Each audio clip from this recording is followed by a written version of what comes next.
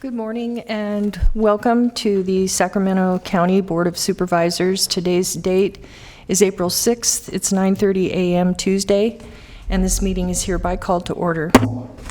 At this time, I'll ask our board clerk if she would please read the roll call and establish quorum.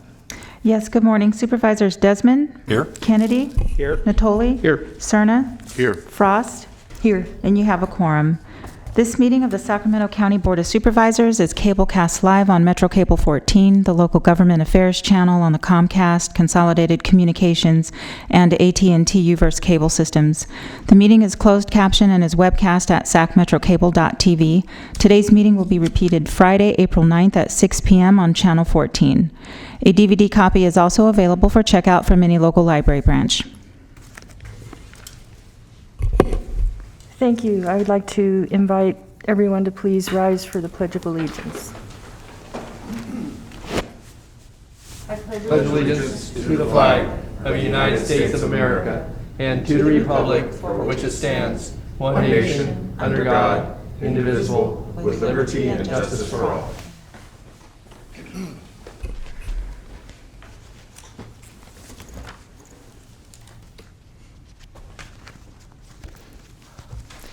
In compliance with the directives of the county, state, and Centers for Disease Control and Prevention, this meeting is live streamed and closed to the public.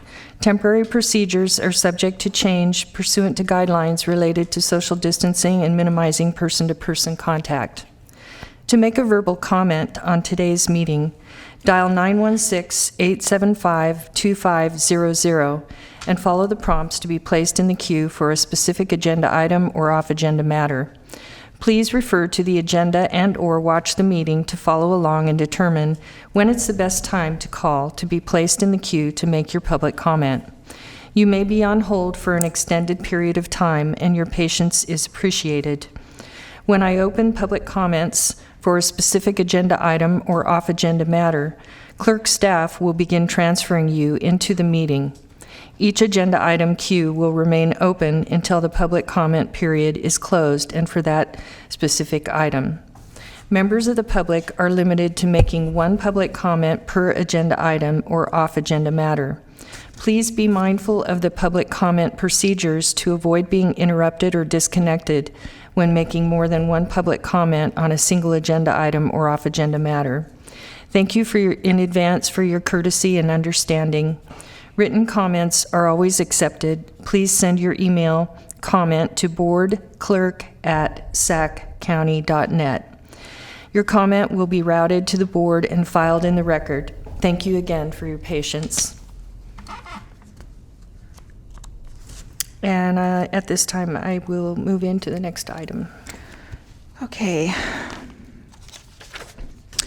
For your consent matters, items 1 through 36, I just have a couple of notes. On item 21, you are introducing an ordinance amending certain sections of Title 16, Chapter 16.95, 16.100, and 16.120 of the Sacramento County Code relating to non-residential fee deferral, affordable housing fee deferral, and waiver and residential fee deferral programs. You are waiving reading on this and continuing to April 20th for adoption. On item 28, you're adopting an ordinance. This is the Sacramento County Transportation Development Fee Program, amending Chapter 16.87 of the Sacramento County Code relating to deferrals of and exemptions from Sacramento County Transportation Development Fee and Transit Impact Fee payments.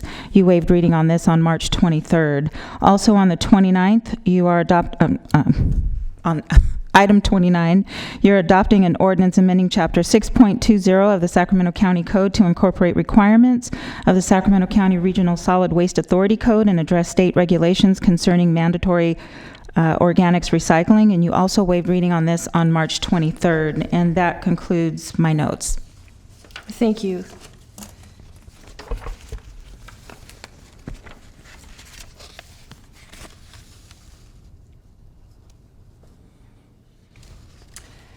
At this time, I wonder if we have any board members who have any discussion for any items on consent.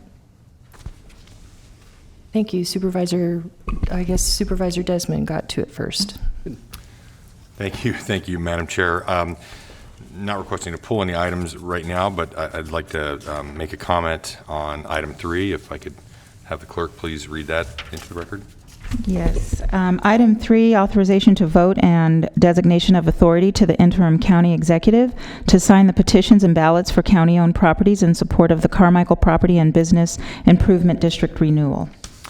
Thank you, and I just want to comment on this. I have been heavily involved with the Carmichael Improvement District shortly after its inception in 2016, and just want to say I live right near the boundaries of this improvement district, and just want to give a shout out to them and their efforts, the executive director, Rachel Taylor, and their board members for doing such a great job in revitalizing this section of Fair Oaks Boulevard.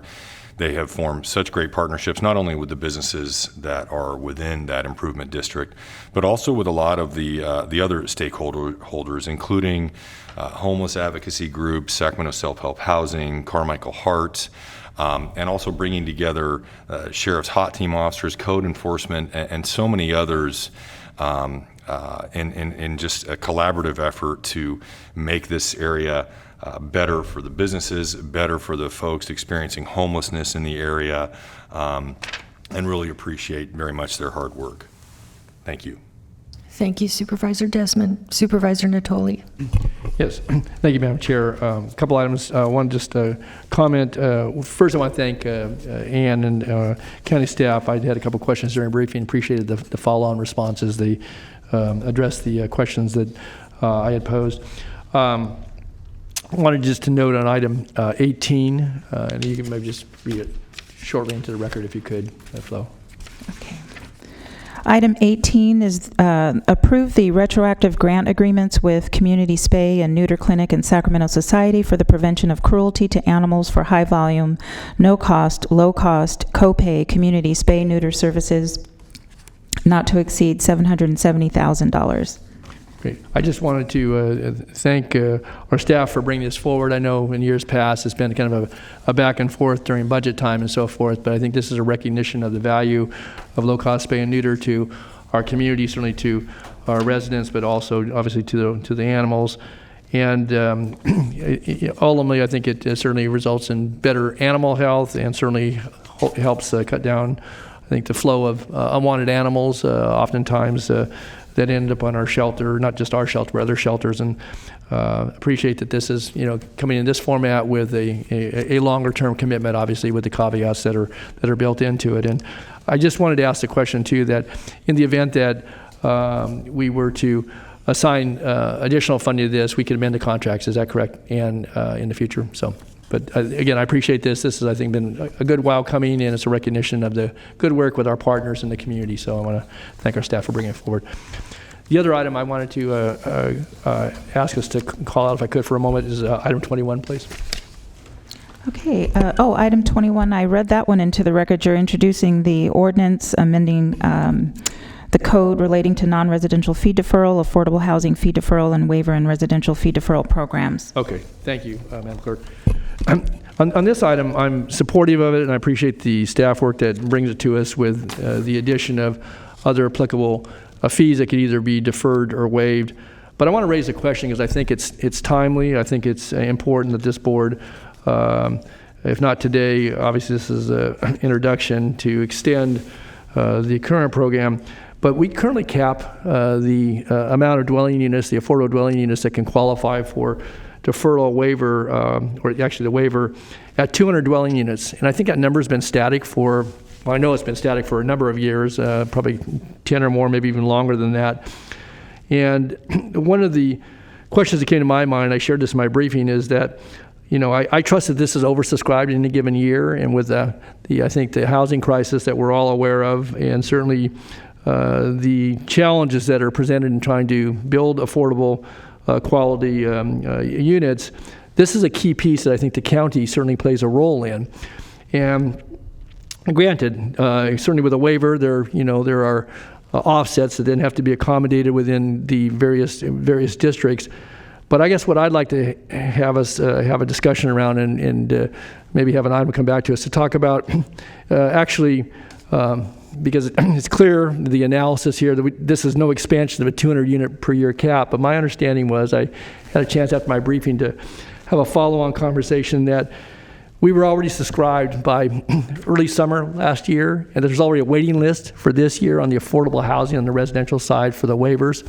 And I'd like to have some analysis around and some discussion amongst my colleagues, and certainly with our management staff, about maybe expanding this cap to, doubling it, or maybe to 500. Again, if we're trying to assist, in the creation of additional affordable units, certainly in the unincorporated area of the county, and where these fee programs apply, and recognizing that we want to make sure the infrastructure is covered in the cost of the development of those areas, I just think it's key that we have a conversation about this number. I think the number needs to be updated, and would like to see us have an opportunity to talk about that. So I don't expect that today, but I'm very interested in us pursuing that and doing it pretty quickly. Yeah, thank you, Supervisor Natoli. Yeah. We have already been in contact with SHRA, and their staff is in the audience, as well as Bob Davison from County Engineering, in case there were any other specific questions you had about this item.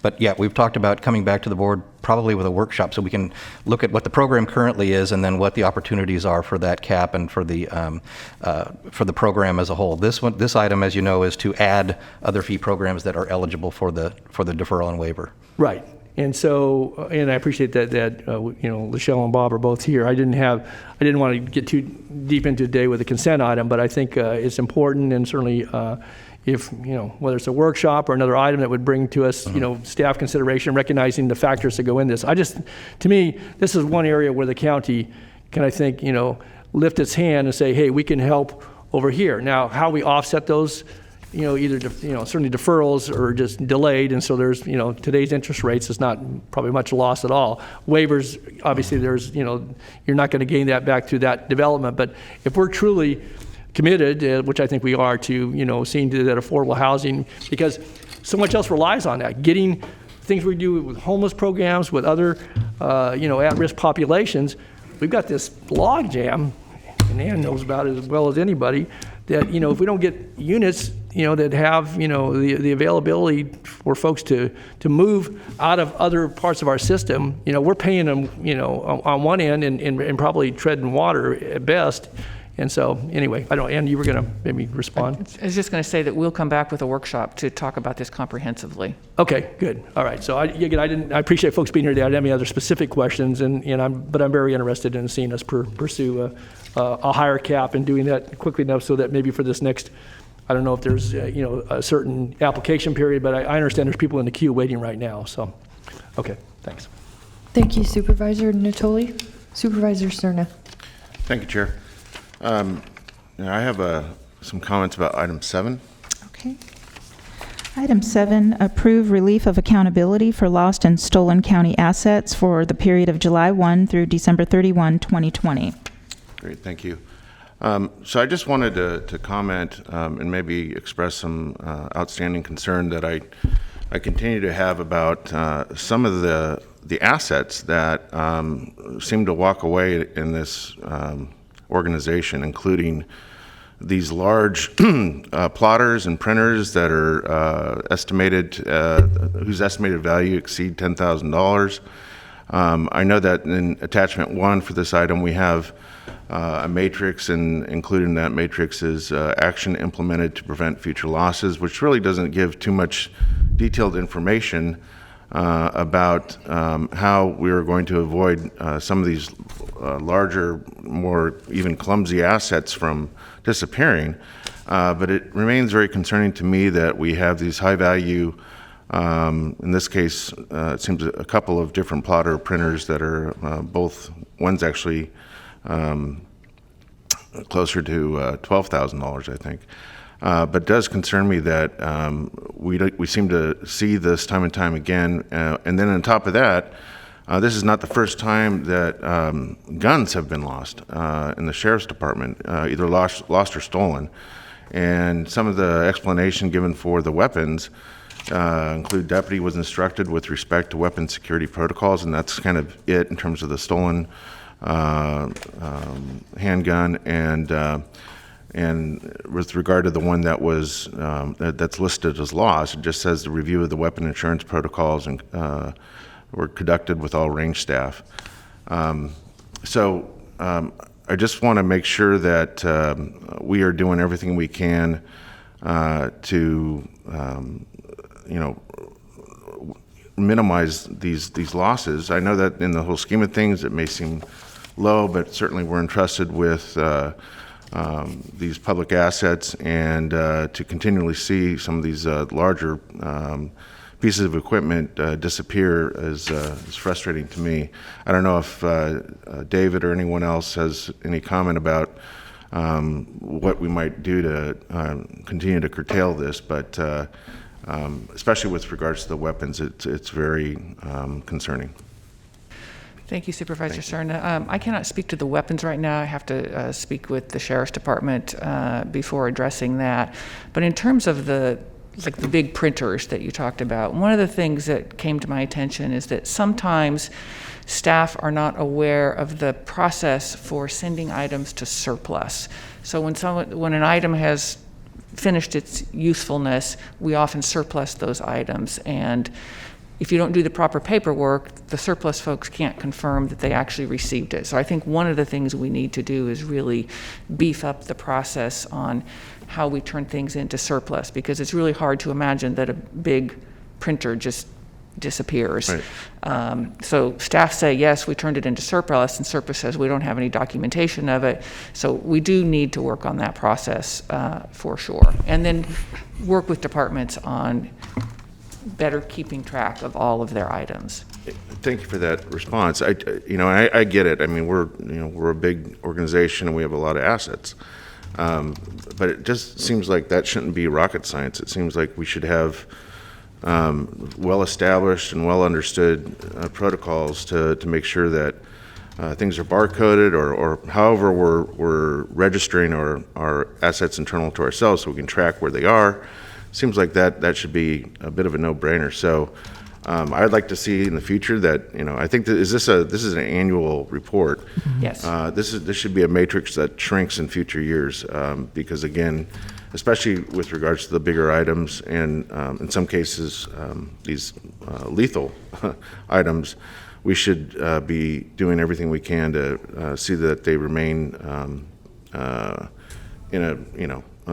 remain in our inventory of understood asset collections. And I don't know if it's appropriate to continue to use the word lost, when in fact what your explanation was, Ann, is that there was just perhaps some misunderstanding in terms of how to surplus equipment, but that might be more informative for the board in the future, so Sure. that we don't jump to conclusions that someone walked into a room and one day and the printer the size of a piano is walked out of the building. So Understood. anyhow, I appreciate the shared concern.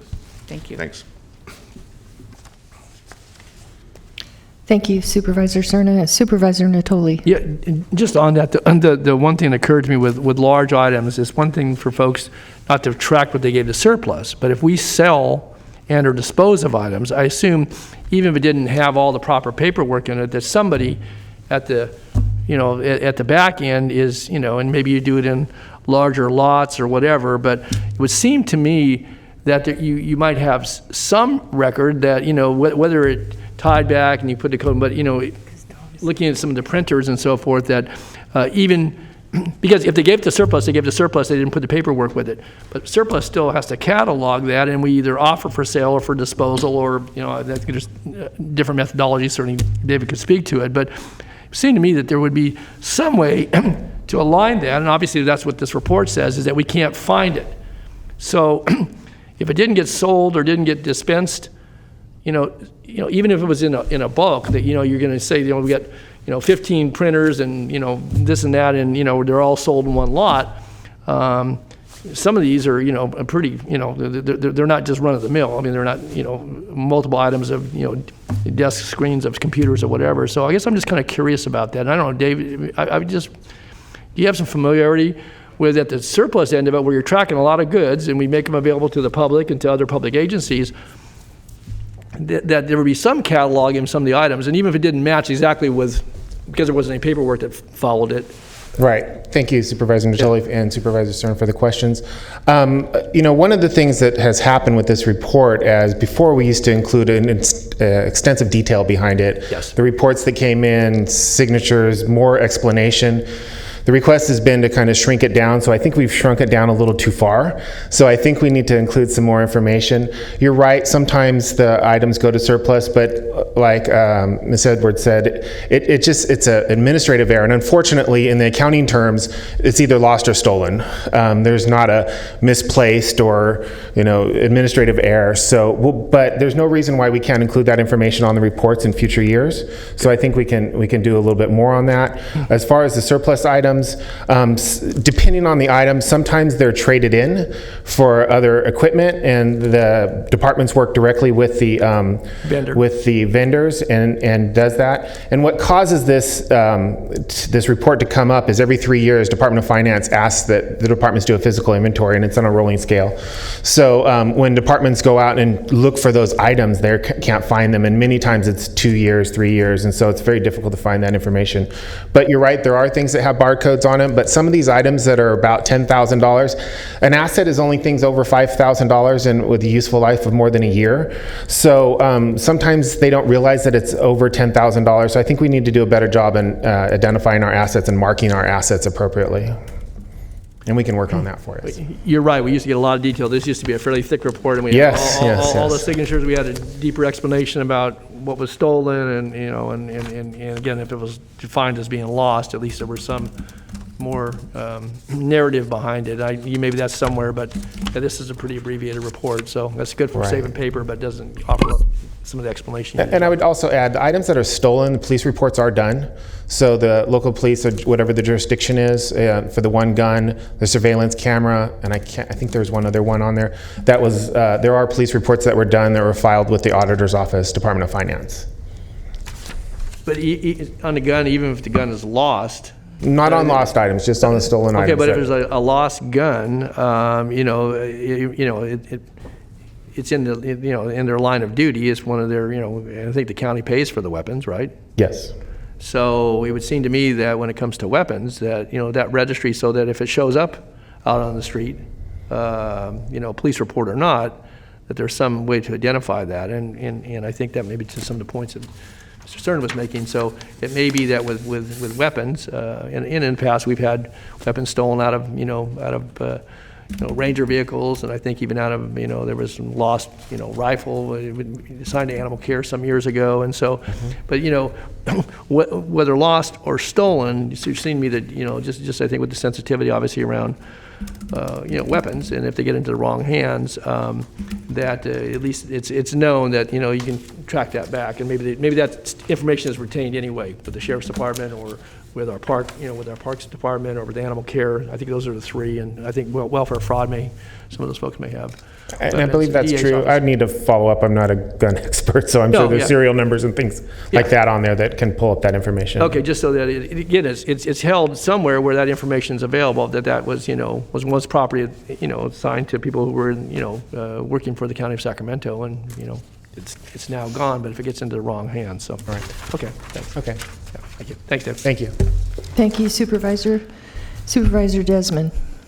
Well, thank you, Madam Chair. David, real quick, first of all, with the weapons, I know that they're entered into the DOJ's automated firearm system, so that all that information is captured. But so it's on a statewide basis, it's very important because Supervisor Stern is absolutely right. Those are, even though the value is relatively small, the impact of a loss of something like that has potentially lethal consequences. So it's a big deal. But I don't know, you said every 3 years, departments in the county only do this inventory every 3 years? No, every 3 years, Department of Finance asks them to do a physical inventory. Every year, according to our policy, the departments are supposed to do what's called a book inventory. Okay, which do their own internal to so their they do it every year. year. That's what I just want to clarify. Yeah. Okay, and I would just add that the lost and stolen assets are over $5,000. Guns aren't over $5,000, but because they're so sensitive and because of the issues that you just recently brought up, that's why they're on this report. Thank you. Thank you. Okay, we do not have any other supervisors in the queue to speak. I wonder if we have any public comments or comments on consent. You do not have any public comments for consent, and you do not have any comments for off agenda as well. So I'll go ahead and close those now. Thank you. And I guess at this time, I'll ask for a call for a vote on consent. I'd move the consent calendar. We have a motion by Supervisor Natoli and a second by Supervisor Desmond. Please vote. Unanimous vote.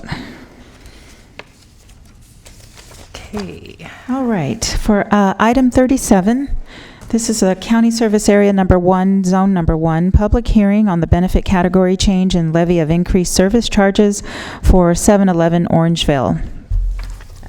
Good morning, members of the board. Dorothy Kodani with the County Engineering Division. As stated in the subject for this item, a 7-Eleven automobile service station and convenience store is approved for the southwest corner of Greenback Lane and Main Avenue.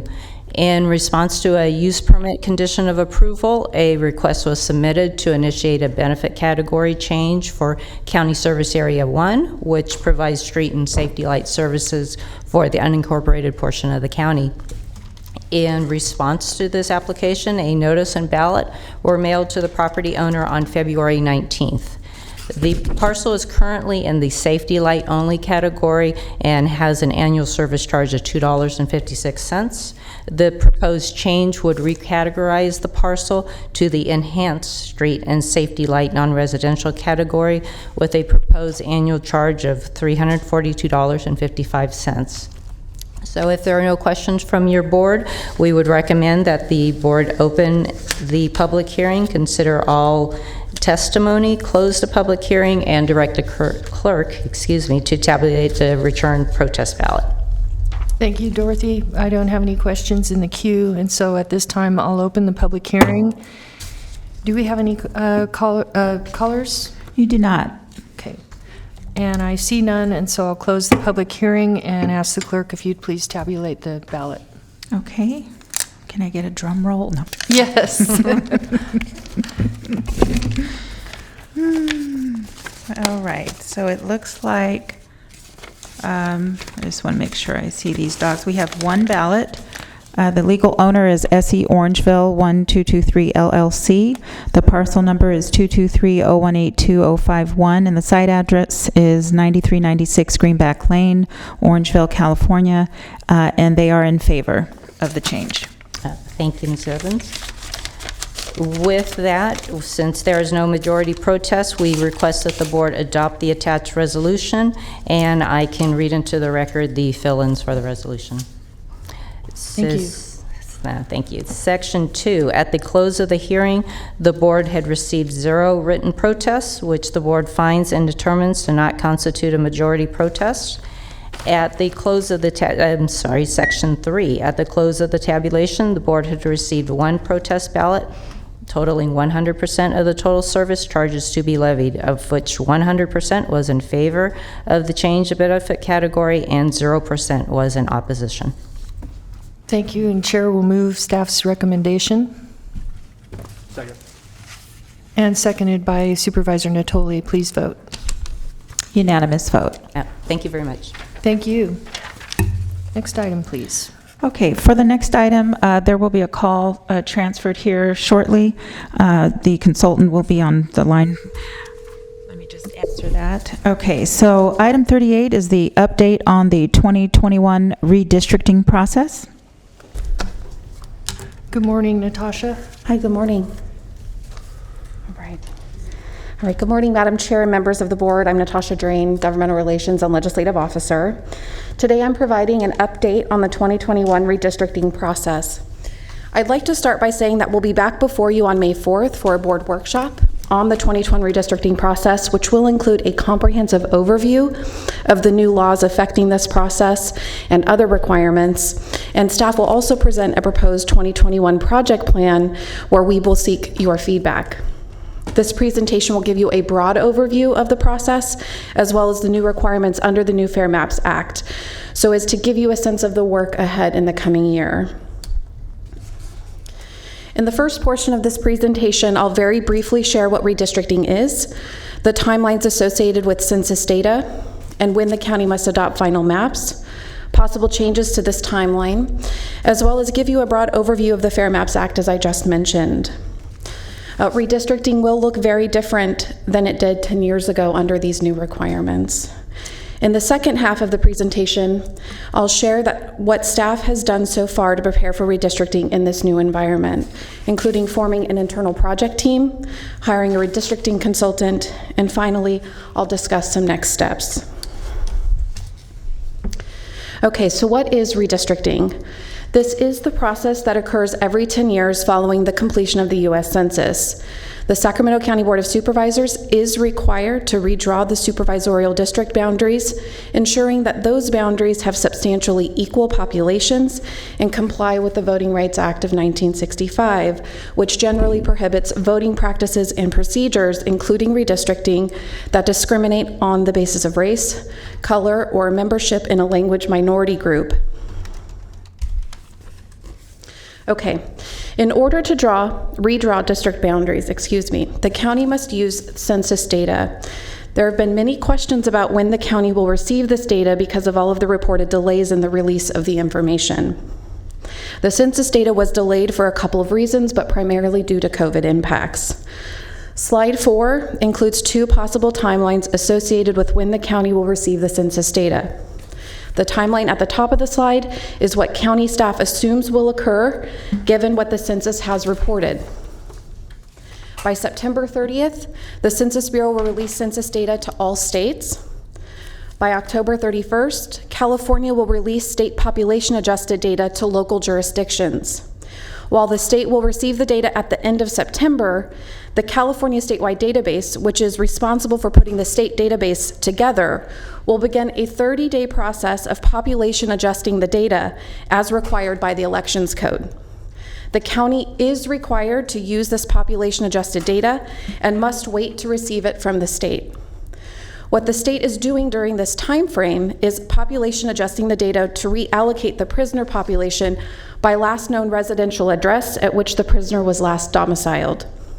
The state will also include historical elections results information to assist the state and locals with Voting Rights Act compliance. Finally, by December 15th, the county must adopt its final maps. This means that from the time that the county receives the state population adjusted data to when the county is required to adopt the final maps is a 6-week time frame.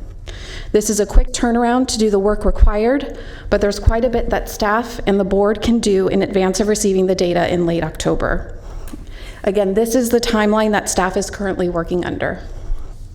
However, the second timeline at the bottom of the slide illustrates how the county might receive the census data a little earlier than expected. We learned last week that there could be possible changes to this time frame. We understand that it is possible that the state will receive census data in mid to late August instead of September, but in a format that's called a legacy format. The statewide database has indicated that if it receives the data in this format, it will take 2 weeks to convert that data into a workable format, at which time it will begin its 30-day process of population adjusting the data. This means that the county could possibly receive the required data 2 to 4 weeks sooner than we anticipated. However, we will continue to work under the assumptions of that first timeline at the top of the slide. But I think the good news here is that there's a chance that we'll receive this information a little bit sooner. We don't know when we'll get the confirmation of whether we'll receive the information sooner, but as soon as we hear, we will certainly let you know. Okay. I also wanted to briefly mention SB 594 by Senator Steve Glazier. CSAC and other county partners are working on amendments to this bill, but in its current form, it would clarify that counties will meet the December 15th deadline if they pass an ordinance by this date. There is some concern that because an ordinance takes effect 30 days after passage, counties would not be in compliance with the December 15th deadline. In other words, the concern is that counties would have to pass an ordinance by November 15th to comply with the December 15th deadline. This bill attempts to clarify that when the county passes the ordinance on its second reading, that passage constitutes complying with the December 15th deadline. The bill would also allow the county to adopt its final maps by resolution as opposed to adopting it by ordinance, which is what cities do. We are supportive of this legislative effort, and I will keep you informed of the process. As I mentioned in the board letter, staff and county council recommend that the board do its first reading by December 7th and its second reading of its ordinance by December 14th. If for some reason we think we need to be more conservative with this timeline, we'll certainly let you know as well. Okay. While the county has about 6 weeks to consider draft and final maps, as I mentioned earlier, there's quite a bit of work that we can do in advance of actually receiving the census data. This other work relates to the new requirements under the Fair Maps Act, which I want to talk a little bit here about. Assembly Bill 849 by Assemblymember Rob Bonta was passed in 2019. It was co-sponsored by the California Common Cause. It's intended to maximize public participation and increase transparency in the redistricting process by outlining specific requirements relating to the county's webpage, public engagement, public hearings, and the maps. I'll briefly share some of these new requirements because it will illustrate some of the work that's ahead of us. Relating to website requirements. First, the county is required to create and maintain a webpage for 10 years dedicated to redistricting. The webpage must include an explanation of the redistricting process and how to submit public comments in all legally required languages. The webpage must also include links to the hearing calendar, notices and agendas, recordings or summaries of the hearings, and draft and final maps. Staff has already begun work, and the county's redistricting website will be operational by your May 4th board workshop. Relating to public engagement, the county must identify local organizations, reach out to these organizations, and provide education information about the process and how to participate in the process. We must also create a sign-up process on our website for those interested in receiving information about the redistricting process. We'll do this through GovDelivery, and we'll tie that into our webpage, which again will be up by May 4th. We must identify all applicable languages in the county as required by the Elections Code. For now, that's English, Spanish, and Chinese in both Mandarin and Cantonese dialects. We must also create a process to receive public comment, including a dedicated web form and email address and a physical address. Relating to public hearings, the county must hold at least 4 public hearings to allow the public to give input on the draft and final maps. One of these 4 hearings must be held outside of regular business hours. We must ensure that all locations are accessible to persons with disabilities. We must provide a 5-day online notice for these required hearings, though that's reduced to 3 days after November 18th.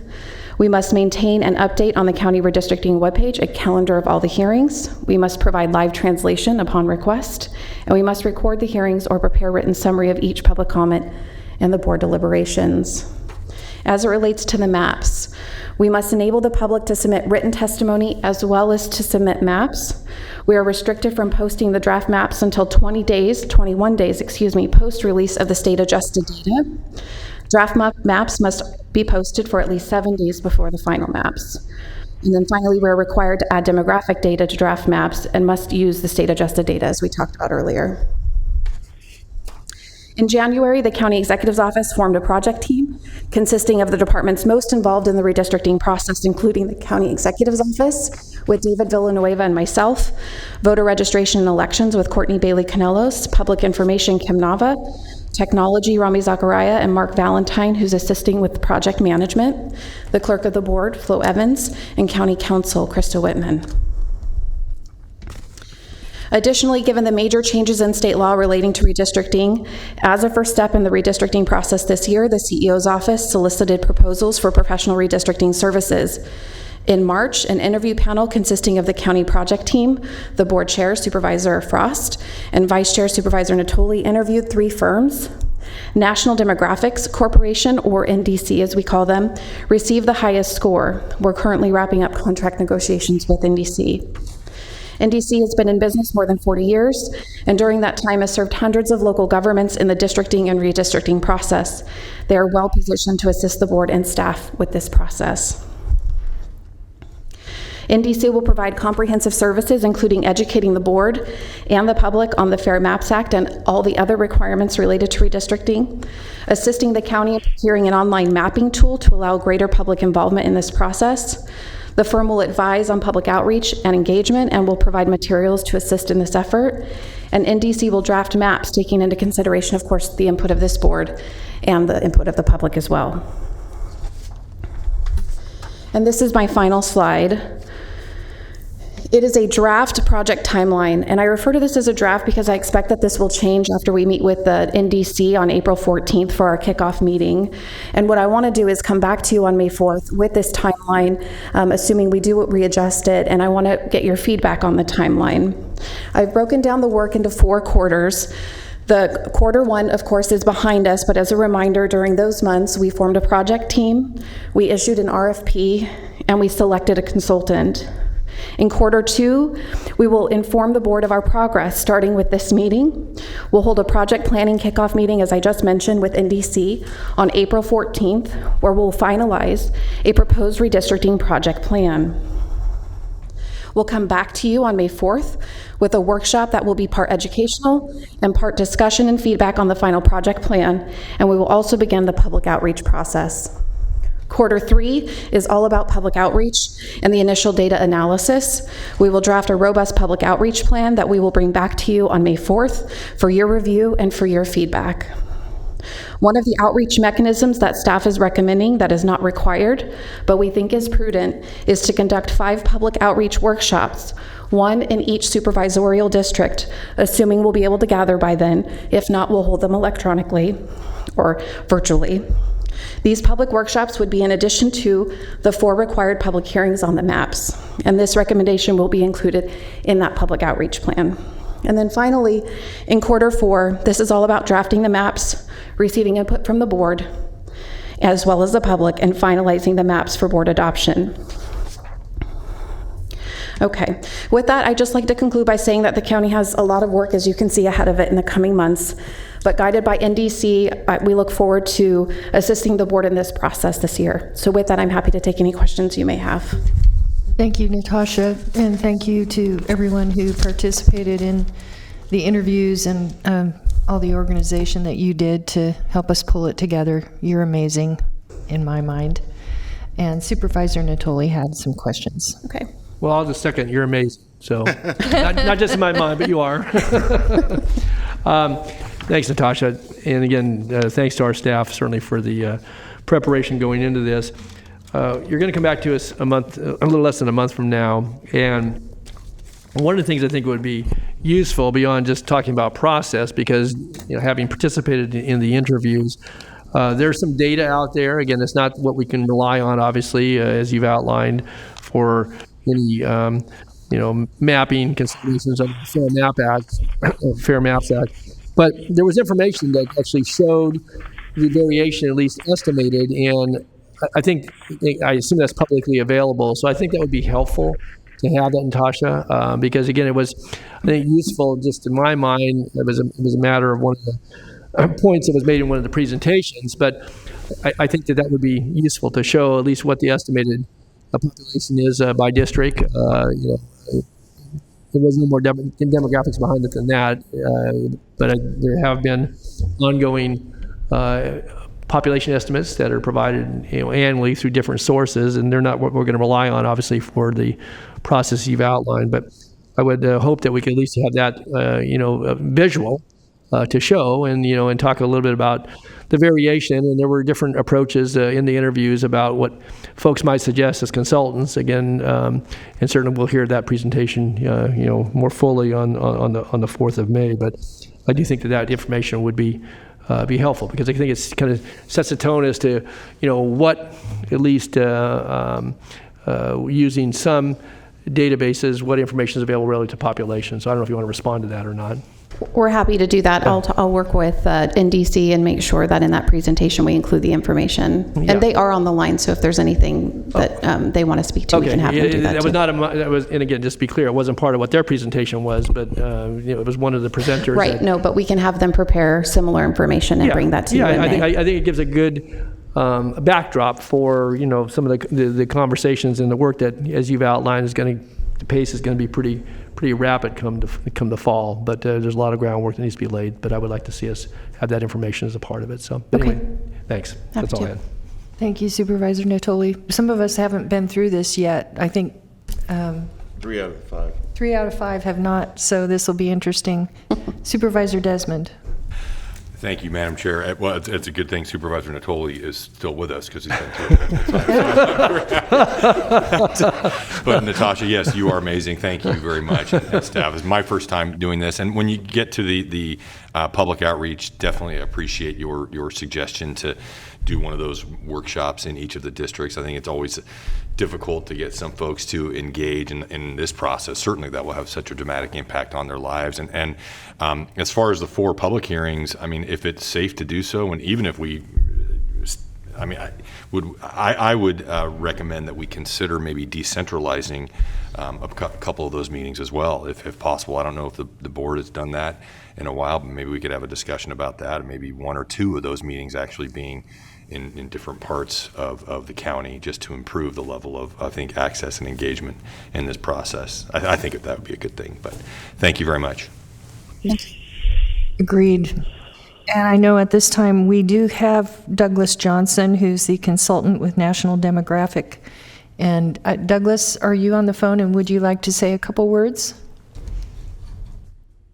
Sure, happy to. And I'm also joined by Justin Levitt and Doug Yoakum from my MDC team.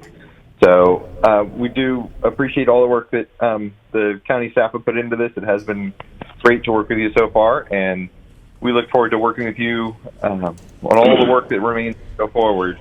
And just on the estimated data issue, yes, we have been actually working very hard for the last about 6 or 8 weeks to nail down the best estimates we can get, and we're very close. So we'll have a whole presentation for you as part of the workshop on that. But we are happy to answer any specific questions you have, but mainly just looking forward to working with you through this process. Thank you. Thank you. And did Justin or Don wish to say anything?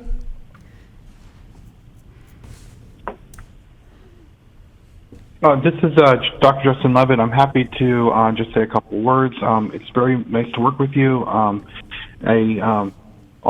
working on the estimates right now and have been for the last few weeks, so I look forward to sharing them with you at our next meeting. Thank you, Doctor. And we do have a question from Supervisor Natoli at this time. Yeah, just kind of piggybacks a bit off of Supervisor Desmond's point. I would just say that in District 5, it's the largest geographically, and to pick kind of a central location, I have we'll have the second largest city in the county currently in the district, but also there are 4 cities and then a fairly large, although certainly population-wide, doesn't come anywhere near the population, the unincorporated area that Supervisor Desmond has, but.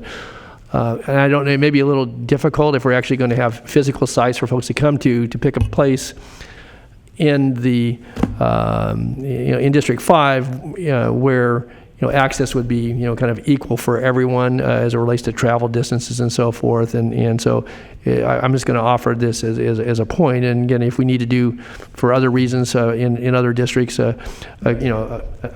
another meeting or 2, I think it behooves all of us, and certainly having had a little bit of experience over time, that I think even with what the law has prescribed, the access certainly via the methods we've been using now in great practice for a year relative to internet and to Zoom and so forth. Those are all great, and people can go to those sources and they'll be retained and archived and available for people at their leisure. But I do think if we're going to do physical meetings, we may want to look at adjusting that. And I do like the idea of maybe decentralizing and having a meeting or 2 or 3 even out in the communities, because this is a very important, not just exercise, but a very important process. It certainly provides the backdrop for where folks will seek to represent, the people of this county and certainly of those districts. And so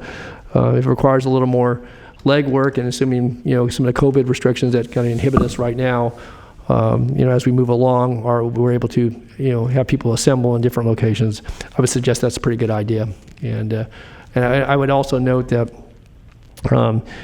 as you go through this, keeping us all informed, because again, even if you're having a meeting in, in another geographical portion of the county, I think there'll be an interest by all of us. And so it may be, and I think we talked about this, that you want to notice those the Brown Act, so that we can hear from other constituents, if we choose to, and all of us can be present, at those locations and when those public meetings are held, or if they're done via, the electronic methodology, that still make sure that we can be there. And I know Flo and you and Natasha have talked about that, but this is going to consume a bit of time, but it's very important, and it will certainly be the backdrop for representation on this board for a decade, or more. Thanks. Great, and I didn't mean to pass you by, Mr. Don Locum, if you wanted to say anything. Ms. Doug. That's okay, I'm good. Can you hear me? Okay, yes, I can hear you. Thank you. Okay. We do not. And we'll work with Mr. Natoli on a location. That's something that, because of the size of his district, we'll need to work out. That was plural locations too, right? I'm hearing you, Supervisor. Sounds good. Thank you so much for being here, and thanks for all the work up to this point. I know we have a lot to do, and I'm really looking forward to seeing what my district's going to look like at the end of this year. It's like a mystery, so we'll work our way through it, and this is a receive and file, so thank you very much, Natasha, for the update. Thanks. Next item, please. Okay, item 39 is a resolution approving the 2021 Transient Occupancy Tax Grant Program funding recommendations. Good morning, Britt. Good morning, Madam Chair, members of the board. I'm Britt Ferguson, the county's interim chief fiscal officer, and every year, as you know, we come before you and recommend that your board award TOT grant program funds to a variety of nonprofit organizations, community-based organizations. On February 24th, we came before your board with an update and progress report, and so I won't spend a lot of time repeating all of the information that was provided to you at that time. Just to note a couple things. First of all, as you know, there is a very elaborate process that has gone through to evaluate the applications. We received far more applications in terms of number and dollars than is available in the $1 million annual grant program. There are subject matter expert panels in all of the various areas that spend hours reviewing the applications and ranking the applications, and then they pass those rankings on to the TOT grant review panel, comprised of 2 board members, Supervisor Kennedy, Supervisor Desmond, and the chiefs of staff of the other districts, which then makes a recommendation to your board. In this case, made a few revisions to the recommendations from the panels, but otherwise pretty much passed them on, and they're before you today. In addition, just note that a number of years ago, the board made the decision to split the $1 million into essentially 2 pots of funding.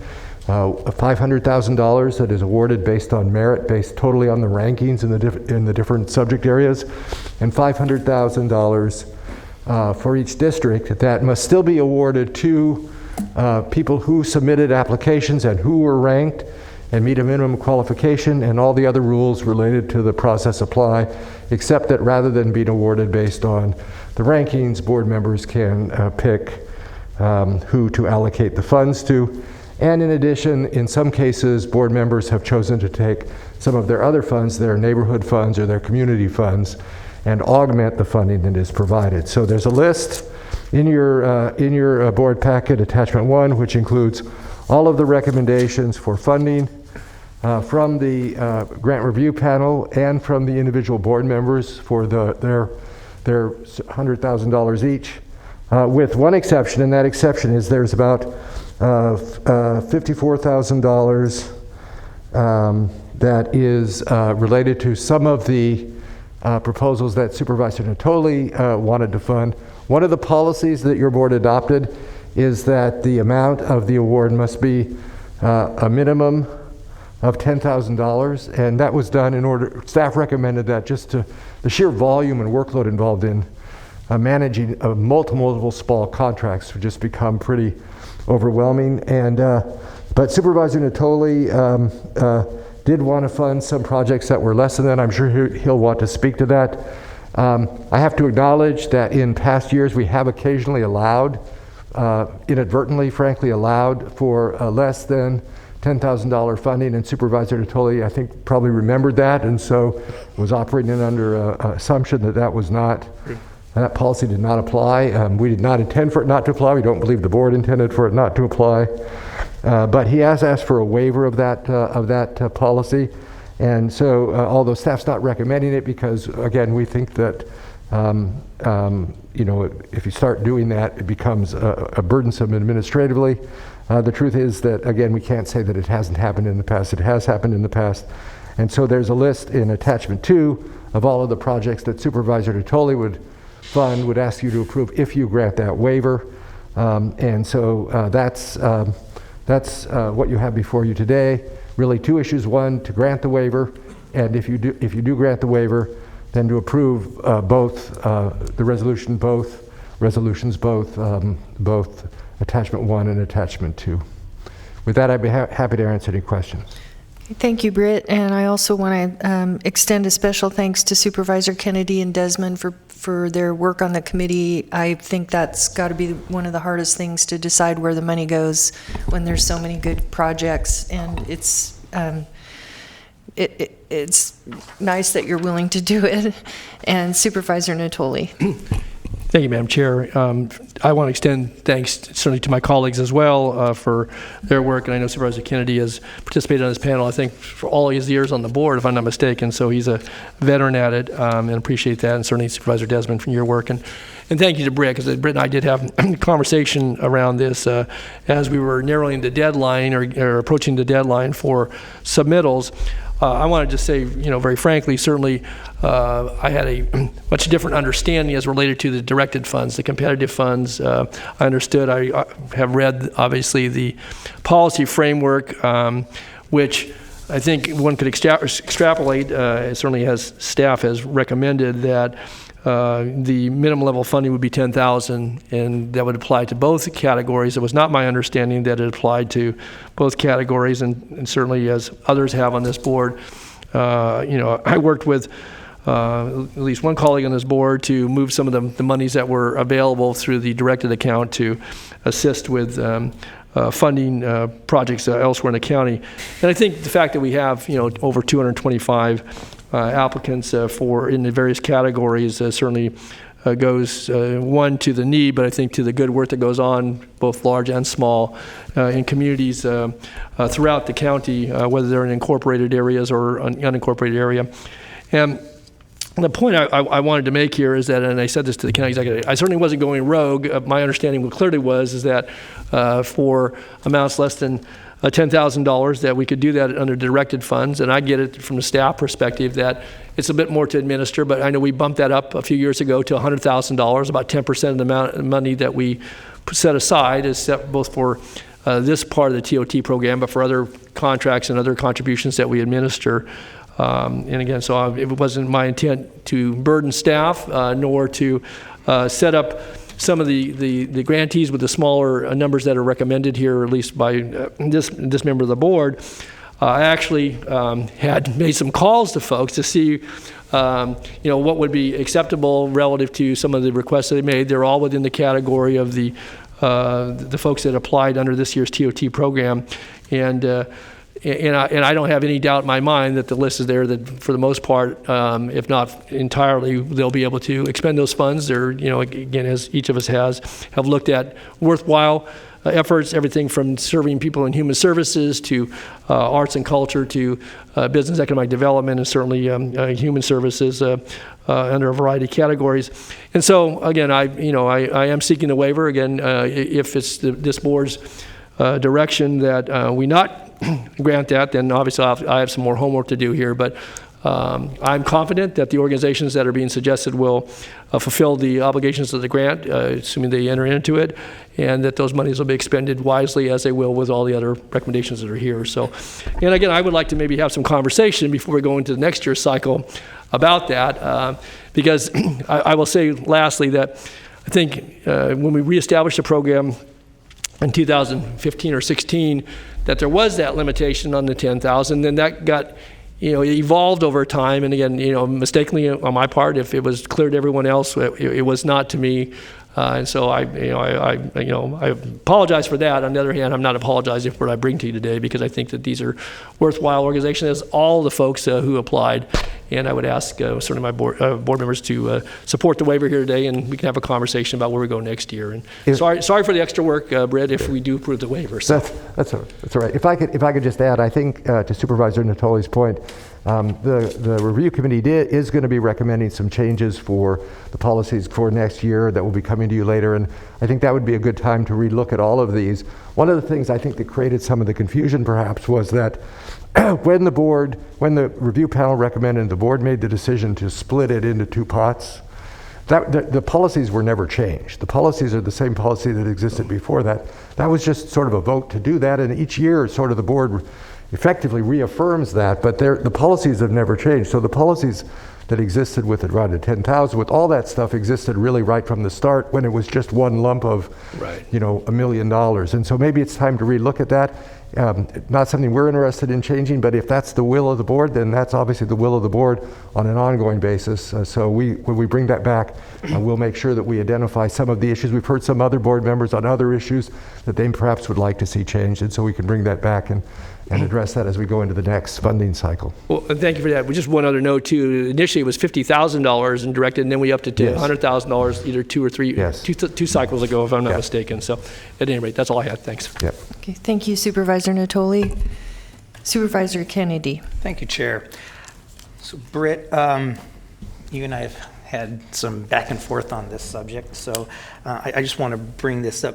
On the board letter, or is it on attachment 1? I think it's attachment 1.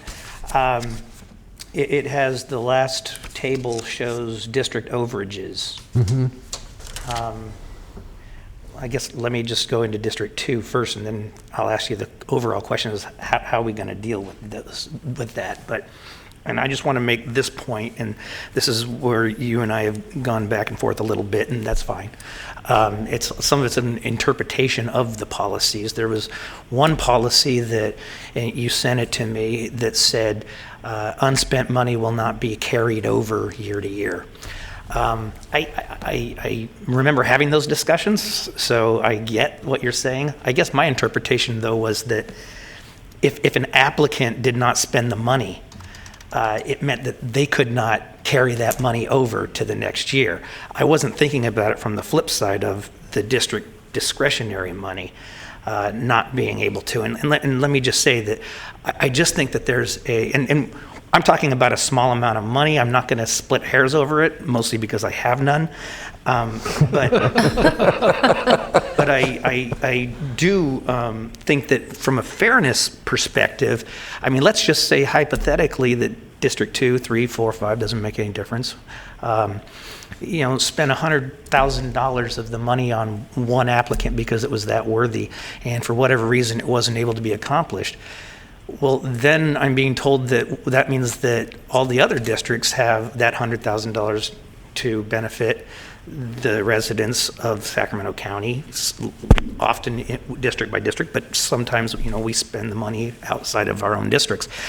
That would be depriving $100,000 for one supervisor that the other supervisors were not deprived of. And I just think that there's a fundamental fairness issue there. I'm not going to, we can address it when we look at the policies, so I'm not going to split hairs. I see right now I'm at, the District 2 is at 8,500. I'm just going to, make your life easier, Britt, because that's why I'm here. Oh, that's good. And so I'm going to actually take the $10,000, because I had an overage of $10,000. In my opinion, it was an overage, because one of the applicants from last year was not able to fulfill it.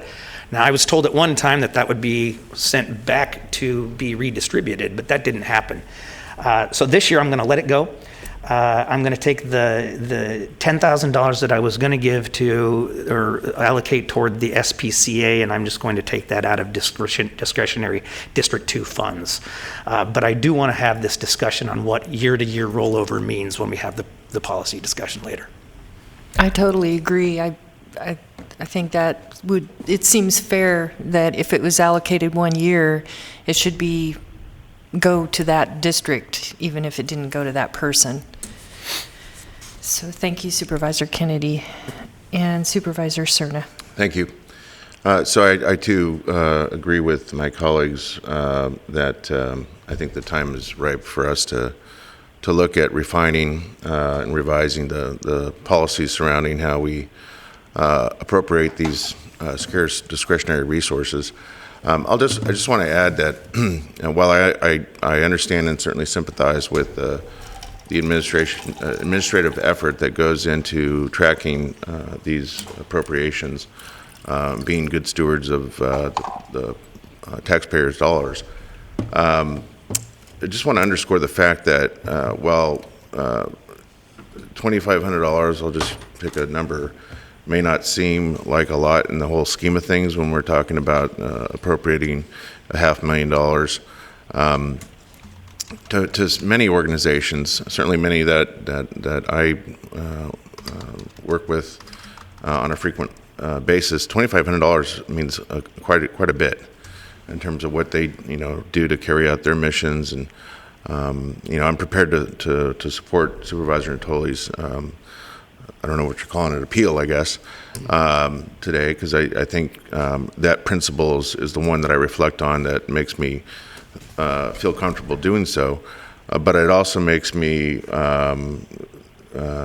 much more interested in perhaps us codifying that a bit more so that we don't have to rely on exceptions in the future moving forward. And I'll just, for the record, state publicly here that I was not under the impression at the time that I was working with my chief to come up with our appropriations, meaning District 1's. And in, I think, a handful of cases, we certainly respected the $10,000 limit, and understanding that limitation, that rule, took funds from other discretionary accounts that we've accumulated to complement the contribution from this year's allocation so that we could meet that $10,000 threshold. So that means that, we've actually restricted the ability for us to provide assistance moving forward because of the use of existing discretionary funds for the district. So I think, again, the time is very appropriate now, because I think we're learning as we go along. And again, you look at the list that Supervisor Natoli's presented, which reflects a lot of, I think, thoughtfulness on his part, and the amounts there relative to the organizations, I think, are evidence that there's nothing magic about 10,000 other than it keeps the workload perhaps more manageable for us internally. But I do think, given the extraordinary amount of nonprofits that we work with and partner with here in Sacramento County, we shouldn't lose sight of the fact of the import of contributions that are less than 10,000. So, thank you. Thank you, Supervisor. Supervisor Natoli. Yeah, again, certainly thank my colleagues for their comments. Again, back to, I think what Supervisor Kennedy was raising, though, is that if the money actually came back, it was there, it didn't get redistributed, it just got rolled back in, I guess, because it didn't show $1,010,000. I guess I would be of the mind, rather than have to eat it through your discretionary funds, that if we need to have a follow-on resolution, again, and certainly, the thoughtfulness that went into your approach, both as a panel member, but obviously in the, in the directed funds, that, again, it wasn't, the money is there, it was available, it came back, and, I'd be willing to consider, maybe we can have something come back to us to, allocate $1,010,000 out of this fund to take care of that and to cover that, because I think clearly, it's a rarity when monies do come back, and I don't know how many, and maybe Britt, you have a handle on that, but I'd certainly be willing to entertain rather than have you eat that out of your discretionary dollars. So I think. So I can say over the years, it's not a huge amount, but I would say, year to year, it's probably in the $10,000 to $30,000 a year doesn't get spent, and every year it just rolls back into the general fund. It's always been $1 million a year, so we've never. Unlike your actual district funds, your neighborhood funds, those funds which do carry over, we've never carried any of this over. So, okay. But yeah.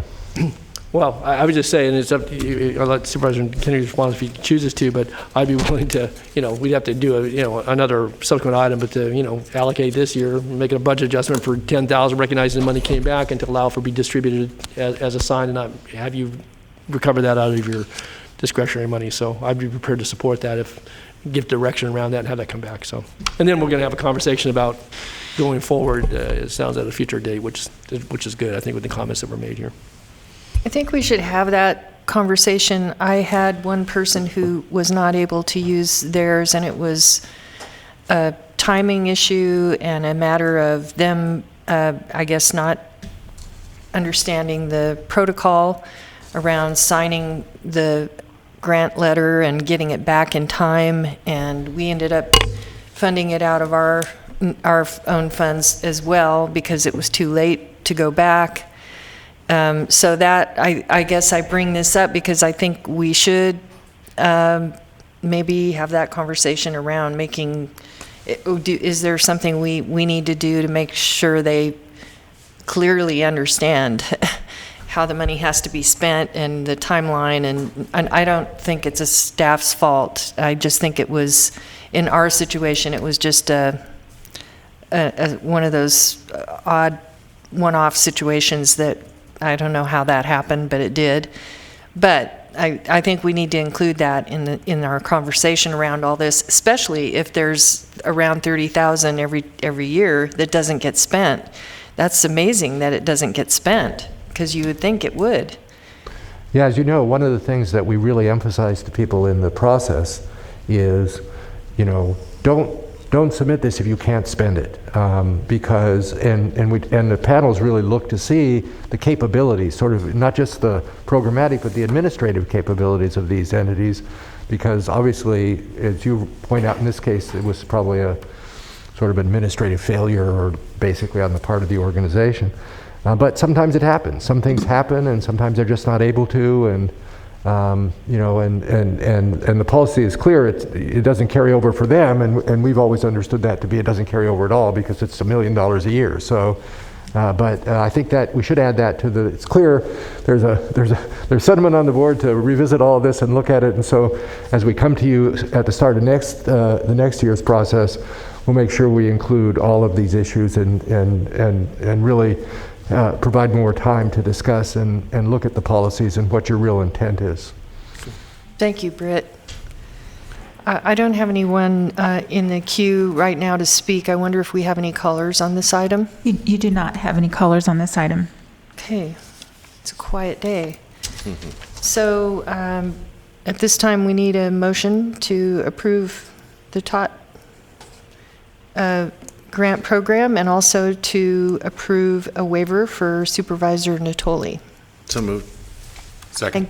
Thank you, Supervisor Cerna moved it, and Supervisor Desmond second. Please vote. Unanimous vote. Thank you.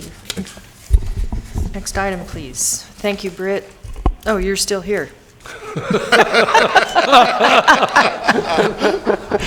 That was the easy. That was the easy item. What if you're not here? I mean, what if you're not here next year? You're making all these promises of things you're going to bring back. Hope you're going to write notes. Okay, thank you. Item 40 is the Enhanced Infrastructure Financing District Metro Air Park. Thank you. Again, good morning, Madam Chair, members of the board. I am Britt Ferguson, the county's interim chief fiscal officer. And joining me in this presentation this morning will be Steve Hartwig, Deputy County Executive for Public Works and Infrastructure, Troy Gibbons, the county's Economic Development Director, and Colin Bettis, the county's Debt Officer. Bob Davidson, our Special Projects Manager, County Engineer, will also be available to answer questions that may arise. The genesis of this agenda item, as many of you know, goes back to early 2019 when some of the Metro Air Park, or MAP, property owners requested that an Enhanced Infrastructure Financing District, or EIFD, be formed for the MAP special planning area. Staff began researching this issue, and on October 20th, 2020, your board held a workshop on EIFDs where staff discussed some of the issues involved in creating such a district. At that meeting, Supervisor Cerna asked staff to return with a resolution of intent, or ROI, to create an EIFD at Metro Air Park as soon as possible. Staff continued to work on this request, and on December 15th, your board approved an advanced funding and reimbursement agreement with the MAP property owners for the initial study and preparation of an ROI for a MAP EIFD. A lot of acronyms here. We then contracted with Kaiser Marston Associates, a real estate economics and advisory firm, to assist us in this effort. And then on March 9th, Supervisor Cerna asked staff to bring forward the ROI for the MAP EIFD by no later than today's meeting. So EIFDs are one of a number of different mechanisms in California that cities and counties can use to pay for the construction of infrastructure and, in some cases, other things using what's called tax increment financing, or TIF. With TIF, a base year assessed value is established, and property tax revenue generated by the base year assessed value continues to flow to the taxing jurisdictions. All or a part of any growth in assessed value above the base year value amount, called the property tax increment, will flow to the TIF entity. In the case of a tax increment district in MAP, the county would likely be the only taxing jurisdictions whose property tax revenue would be diverted. This slide shows a hypothetical tax increment district scenario. You see the base year value in blue and the assessed value increment in red. Typically, the ramp up of increment is more gradual than shown here, although this is a hypothetical scenario. We have shown a more steep progression to illustrate the scenario we think is more likely in the case of the MAP EIFD. The theory behind TIF is that the property tax increment will be used to fund things like infrastructure, thus incentivizing development that would not otherwise occur, and so will pay for itself. If the development would have occurred anyway, however, then TIF would not be cost neutral to the county and would effectively be a windfall public subsidy to developers or landowners. So the key question in our view, in deciding whether to form a tax increment district is whether it is actually needed to incentivize development, or whether it is likely that development would occur anyway. Excuse me, Britt, Supervisor Cerna. Mm-hmm. Thank you. Britt, just before you leave this slide, I'm glad you prefaced this the way you did, which is the slope here of the increment. I would argue is extremely aggressive and optimistic, and probably not terribly realistic. But this does not necessarily reflect, and correct me if I'm wrong, but this does not necessarily reflect what has been assumed and proposed for a while now, which is that 100% of the increment would not be going to back to MAP. What we're talking about is 50%. So wouldn't the more accurate slope be something that is halved here instead of what you've presented? So again, you're right. This is a hypothetical. But we do think, based on what the pace of development, that there will be a very steep slope.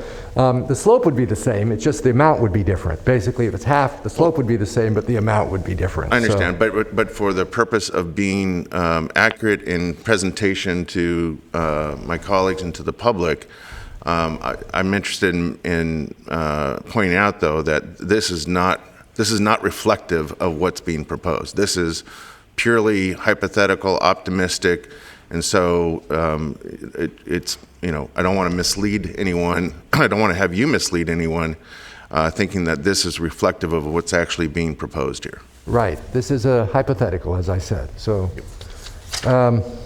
Thank you. oops. Okay. As I mentioned, under California law, there are a number of different TIF financing mechanisms. The MAP landowners have requested that the county form an Enhanced Infrastructure Financing District, or EIFD. Some of the key elements of an EIFD include: it involves the creation of a Public Finance Authority, or PFA, that administers the district. This is a separate entity from the county. The PFA is governed by a 5-member board comprised of 3 members of the Board of Supervisors and 2 public members appointed by the Board of Supervisors. To create an EIFD, the PFA must hold 3 public hearings. The PFA can form an EIFD without an election if less than 25% of the landowners file a protest. If between 25 and 50% file a protest, an election must be held. If more than 50% protest, then the EIFD cannot be formed. Once formed, the EIFD then adopts an infrastructure financing plan after approval by the Board of Supervisors, and can issue bonds with approval by 55% of the landowners in the district. An EIFD can divert both secured property tax revenue and property tax in lieu of VLF revenue, which is basically sort of an equivalent amount. And EIFDs can exist for up to 45 years after the issuance of bonds is approved. So there are other options to an EIFD. One would be to create what's called an Infrastructure and Revitalization Financing District, naturally referred to as IRFD. And in an IRFD, the district would be governed by the Board of Supervisors directly rather than a separate PFA board. Only 1 hearing is required for the formation process. A 2/3 vote of approval by the landowners is required to form the district and issue debt. The increment can only include secured property tax revenue, not property in lieu of VLF revenue. And IRFDs can exist for up to 40 years, and debt can be issued with a repayment schedule of up to 30 years. We are providing information on both EIFDs and IRFDs because there are advantages and disadvantages to each mechanism, and if the board is interested in doing some sort of infrastructure financing district at MAP, it is worth considering both options. Steve Hartwig is now going to talk about some of the recent changes in MAP, and then Troy Gibbons is going to discuss what has been happening in terms of development in MAP and in the region.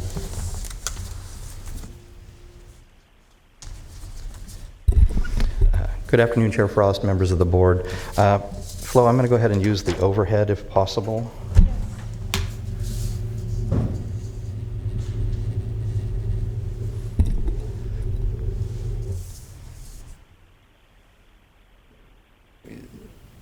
Yeah, that'll work. Okay, good morning again. One of the things that changed just within the last year is your board approved an updated financing plan, and it reduced fees to virtually all the properties by greater than 40%, in the neighborhood of 47%. So that change, and as anybody who's been out there recently has seen a lot of activity. There are a number of buildings now standing where about a year or so ago, a year and a half ago, there was only the one Amazon building standing. So that action by the board has really helped to incentivize what's going on right now out there at the Metro Air Park project. I'm going to cover a lot of the construction activity that's going on. The I-5 interchange, which is down here at the bottom, this is I-5 for reference. The legend is covering up the eastern Sac International runway. So the interchange is nearing completion. It's scheduled to complete in mid-May. There'll be, over the next several weekends, there are going to be nighttime closures of I-5 to do various parts of the project that will get it ready to open. The signage along the highway is going to be worked on, I believe, this coming weekend, and then the weekend after that, another nighttime closure on the weekend to remove the false work from the bridge structure. So a lot of work going on there. It's getting close to being ready to open up that interchange.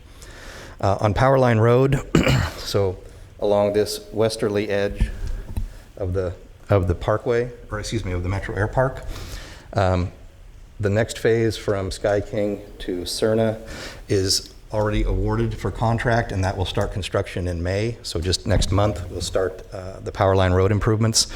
The next phase from here to either to Alba or to Alberta, we're looking at the design is underway right now, and we're looking at that being ready to construct in next construction season in 2022. The I-5 auxiliary lanes, which start off the picture here at the SR 9970 and I-5 interchange to Metro Air Parkway. Those auxiliary lanes also are scheduled to start construction next month. The contract has already been awarded, and that work is already being worked on at this point to coordinate with the interchange contractor and the work that he's doing. Some of the developer projects for road and other improvements, Alba, which is right through here. The westerly piece of this roadway to Metro Air Park is being done by North Point Development, and the easterly piece of Alba between Metro Air Parkway and Lone Tree is being done by the Oates Group. And then from the interchange to Elkhorn, that is being done by the Metro Air Park Owners Group. They are looking at construction for 2022 to add 2 additional lanes. Currently, it's a 2-lane roadway. It'll be bumped up to a 4-lane roadway with a signalized intersection at Elkhorn and Metro Air Parkway.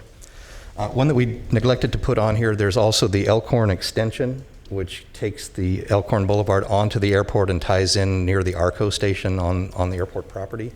That one is in design right now, and we also were able to procure a grant for about $11 million toward that project. So with the combination of the grant and some funding from airports on a portion of it, we were able to take that burden off the Metro Air Park owners. I guess the last piece I wanted to cover is we have in the county, and Troy's going to talk about this a little bit more, there are 13 fast track projects, and those are the ones where the county commits to shorter turnaround times for plan review, more coordination on the construction part of the process, getting the permits issued as quickly as possible.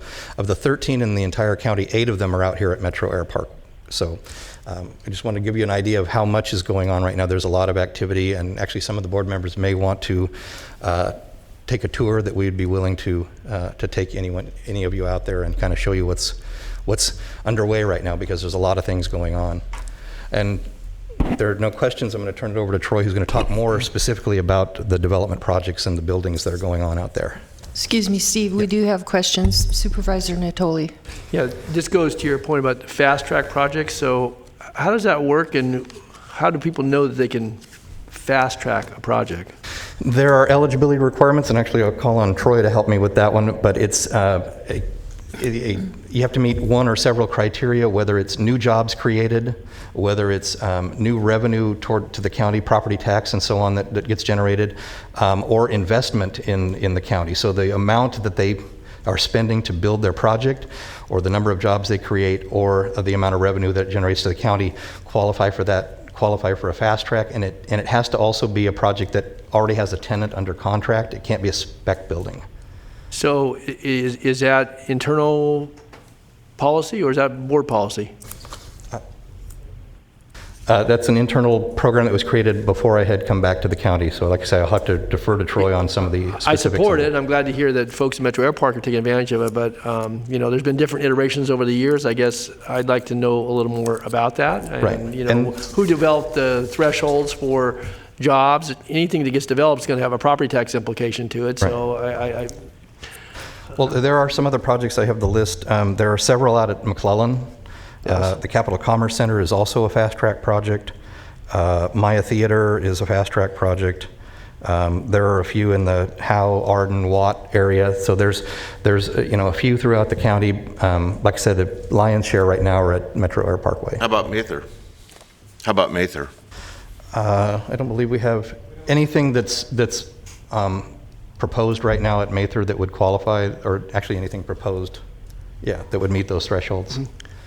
Well, I anticipate we're going to have a report back as we look at maybe some business assistance as it relates to coming out of the pandemic and so forth. And I guess I'd like to know a little more so that I can get get a briefing from all of you. And I'm supportive of it. But again, what thresholds trigger the fast track? Because one thing that goes with fast track is that you can jump the queue, and others wait. And again, we do that because of certain reasons, and then staff time gets dedicated to that, and then other folks wait. And I guess I'd like to maybe in this forum have a little more conversation about that. And if we need to be more supportive, if they need additional resources to accommodate that. But a fast track isn't just a benefit for certain development that we want to see occur with job creation and such.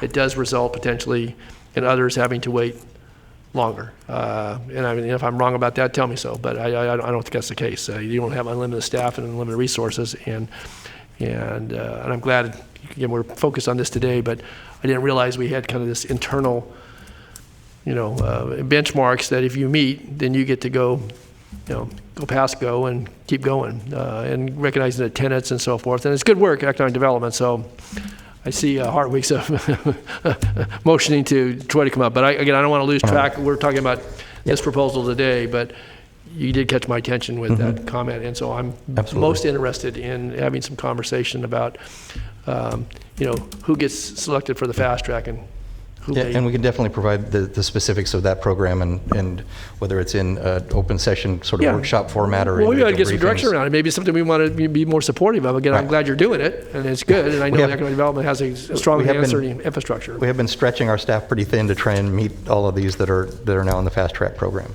I know. Before you go, Steve, I do know that in some cases the fast track is what gets them here.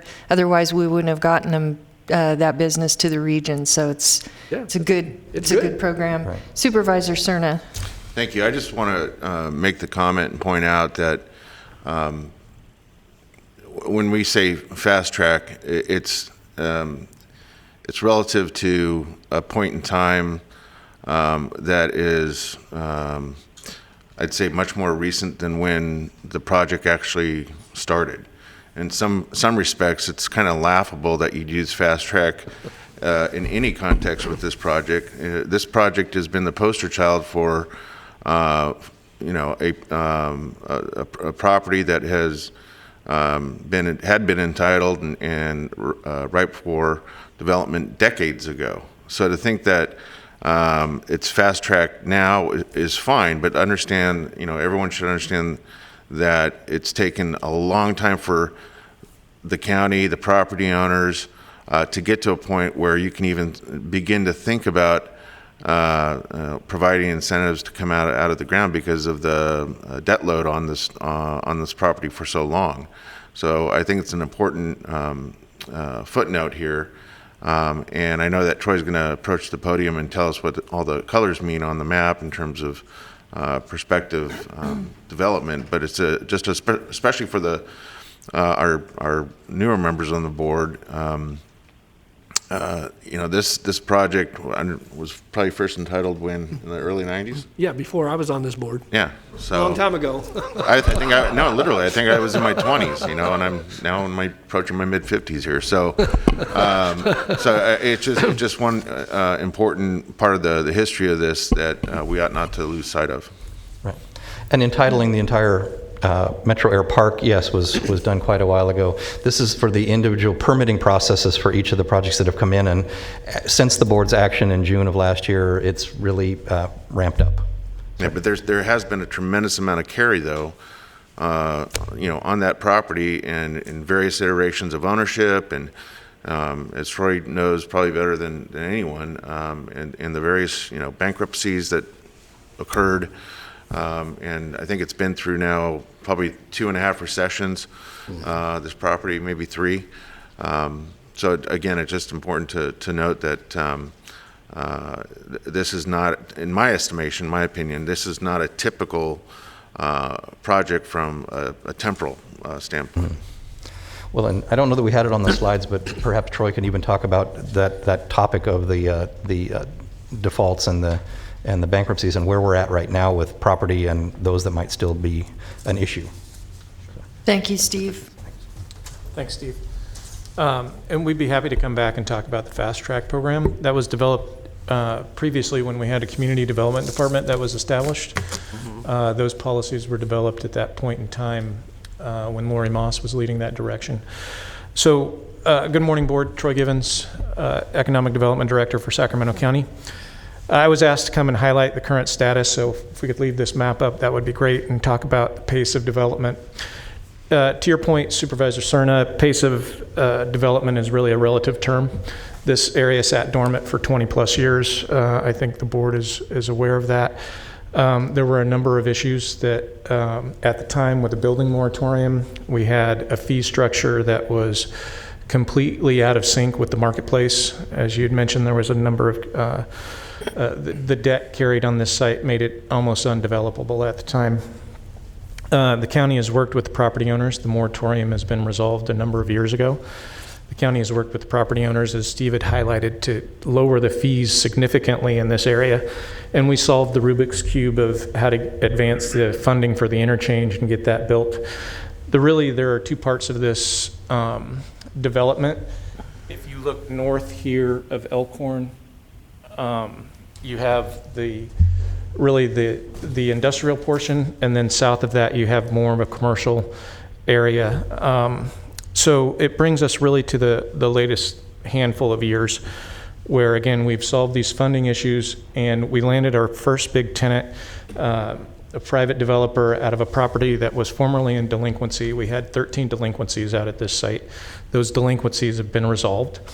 So all of the things that we've worked to help align here have fallen into place, and we've seen a tremendous amount of growth. If you look at this map, the first site I'll point out here is the SMF1 for Amazon. It was the first building that was landed here. It sat there for maybe a year and a half to 2 years before we really sparked additional interest after and that was the time we were resolving the delinquencies out at these sites. So subsequent to that, we have SC Johnson north of that. That building is occupied, as well as the Amazon building, which has at times up to 2,500 employees. We have the Walmart distribution facility here. We have Project Shelby under construction, which we anticipate will be open mid-year this year. We have another building complete up in the upper right-hand corner, which will be occupied by a Fortune 100 company as well before the end of the year. And within the last couple of days, we actually have status changes on this map. The orange are really under development or permits submitted and processed. So this site here was just issued permits a couple of days ago. So it is actually started breaking ground now. Is that General Produce? No. General Produce is located here. Okay. That has not broken ground yet, but permits are submitted. We have a site here, Project Mustang, which was also submitted, was issued permits in the last 2 days. So we're having trouble keeping up with the map, actually. Are these all code names you're giving us? I know. What's that? What does it mean? Project Mustang and... Well, if you notice, there's Project Shelby, Project Mustang, Project Mercury, Project Capri, What is and going to be Project in there? Fiesta. They're all in the Ford family. Oh. So we don't name all of them. Some of them come to us. Some of them we just add on to. Mr. Cerna, what kind of car do you drive? F-150. Having said that, though, we've seen a tremendous amount of growth. So we anticipate that at the end of this fiscal year, we'll be at 20% build out of the site. And by the end of 2022, we'll be at approximately 35% build out, approaching 40 depending on a couple of things. We've had 13% land sales happening with more pending for additional development. And given the macro conditions with retail transitioning to more of an e-commerce format and the geographic advantages of Metro Air Park, we anticipate particularly the industrial continuing at a really accelerated pace. We have another 2.6 million square feet that we're that we know is targeting in on this area that we've been working with prospective developers on. And our challenge has really become availability of land and then some of the zoning, the underlying zoning, because this was, to one of Supervisor Cerna's points, this was planned 25 years ago. The market has shifted more than once in that time frame. And some of the underlying zones that were approved at that time, which were anticipated to come to fruition, like the office market out there and some of the R&D and so forth, are really going to struggle in this area given its location. From downtown, the office market is a completely different market than you have around the subregion of downtown. So as this continues to develop out, we see a pretty, this is, in my 30 plus years here at the county, this has been the most torrid pace that we've seen in industrial development. So if there are any questions, I'd be happy to answer them. Supervisor Cerna. Great. Thank you, Troy, for the summary of what's currently going on out at Metro Air Park. But back to your 30 plus years of experience. Can you speak to the general fragility of the market for the kinds of uses that are out here, especially given the fact that we, in the region, correct me if I'm wrong, we have places like West Sacramento and others along interstate corridors that compete pretty fiercely against Metro Air Park in terms of the kinds of uses and space requirements for various tenants. And wouldn't you agree that just because the market may seem very, very optimistic for Metro Air Park today, that things could turn fairly quickly, and just because we have a trajectory of absorption in terms of the acreage and space out here, the way we've enjoyed for the last, let's say, 3 or 4 years, that doesn't necessarily mean that it's going to be the same over the next 30 years, correct? It is a good indication of what's happening right now. Projecting that out to the future is a difficult proposition. If I could do that, I probably wouldn't be employed here. I would probably be on Wall Street. You'd have a better job. But to your point, I think that we do have several competitors up and down the valley. And we do have unique geography here that is highly prized. So when you look at this geography compared to Woodland or other places, we have 2 advantages. We have our location and adjacency to the airport, and we also have the ability to accommodate 500 to 1 million to 2 million square foot buildings out here, which we just don't have a lot of ability to do that up and down the West Coast. So it is uniquely positioned. At some point that advantage goes away, obviously, as more build out occurs at this site. But so projecting out how far that goes is a very difficult proposition, to your point. Thank you. Troy, one of the conversations that we had around possibly over 25 years, the market, everything's changed, and it could be, the zoning could be possibly changed. If you were to do that, something like that, how would that impact the fees for that we would have plan? Would it be redistributed to others, or is there a way to do it so that it's... We would have to look at the financing plan as well as the rezoning of those properties. If we had, and I do have a zoning map here that may give some context to that.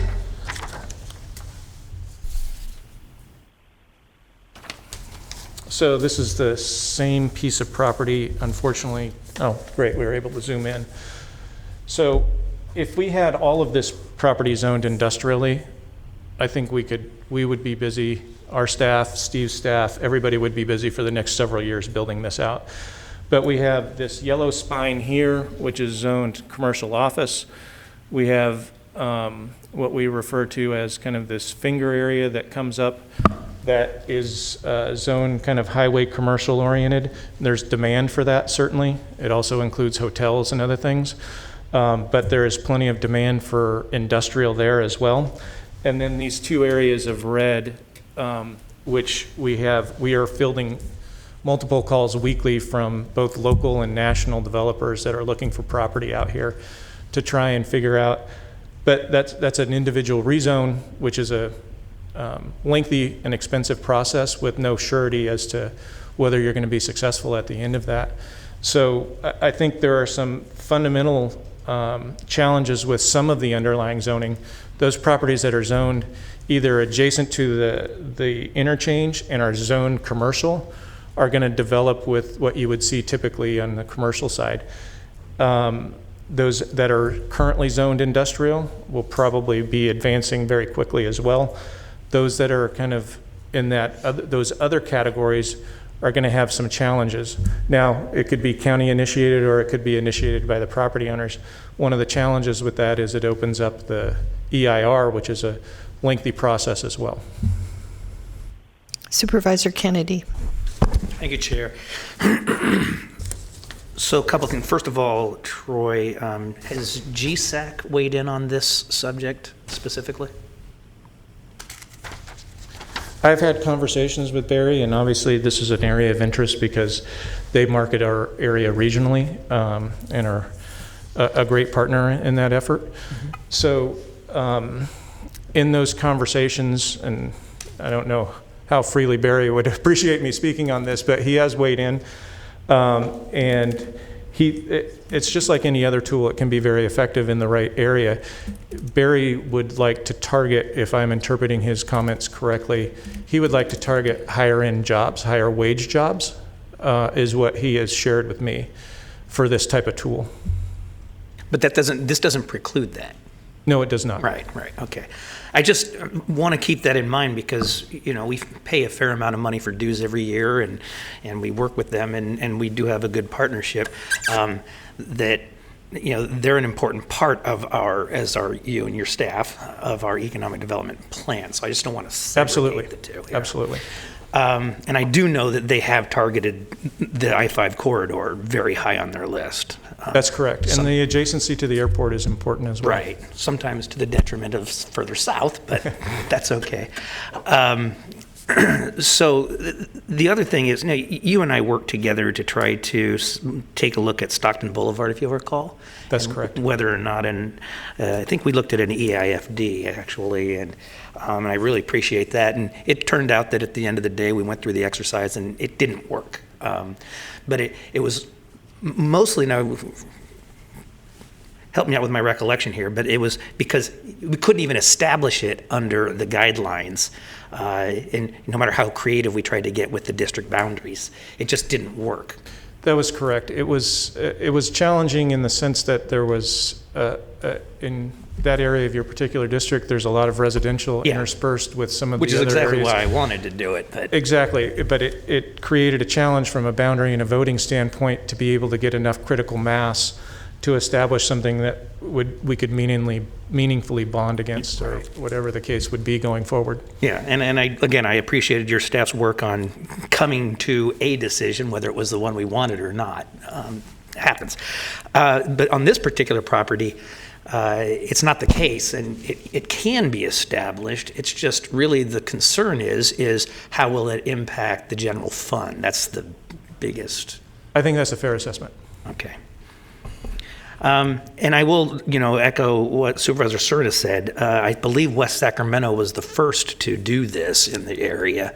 And I don't think anybody's been more aggressive with economic development than West Sacramento has. And you can, it's noticeable if you look across the river.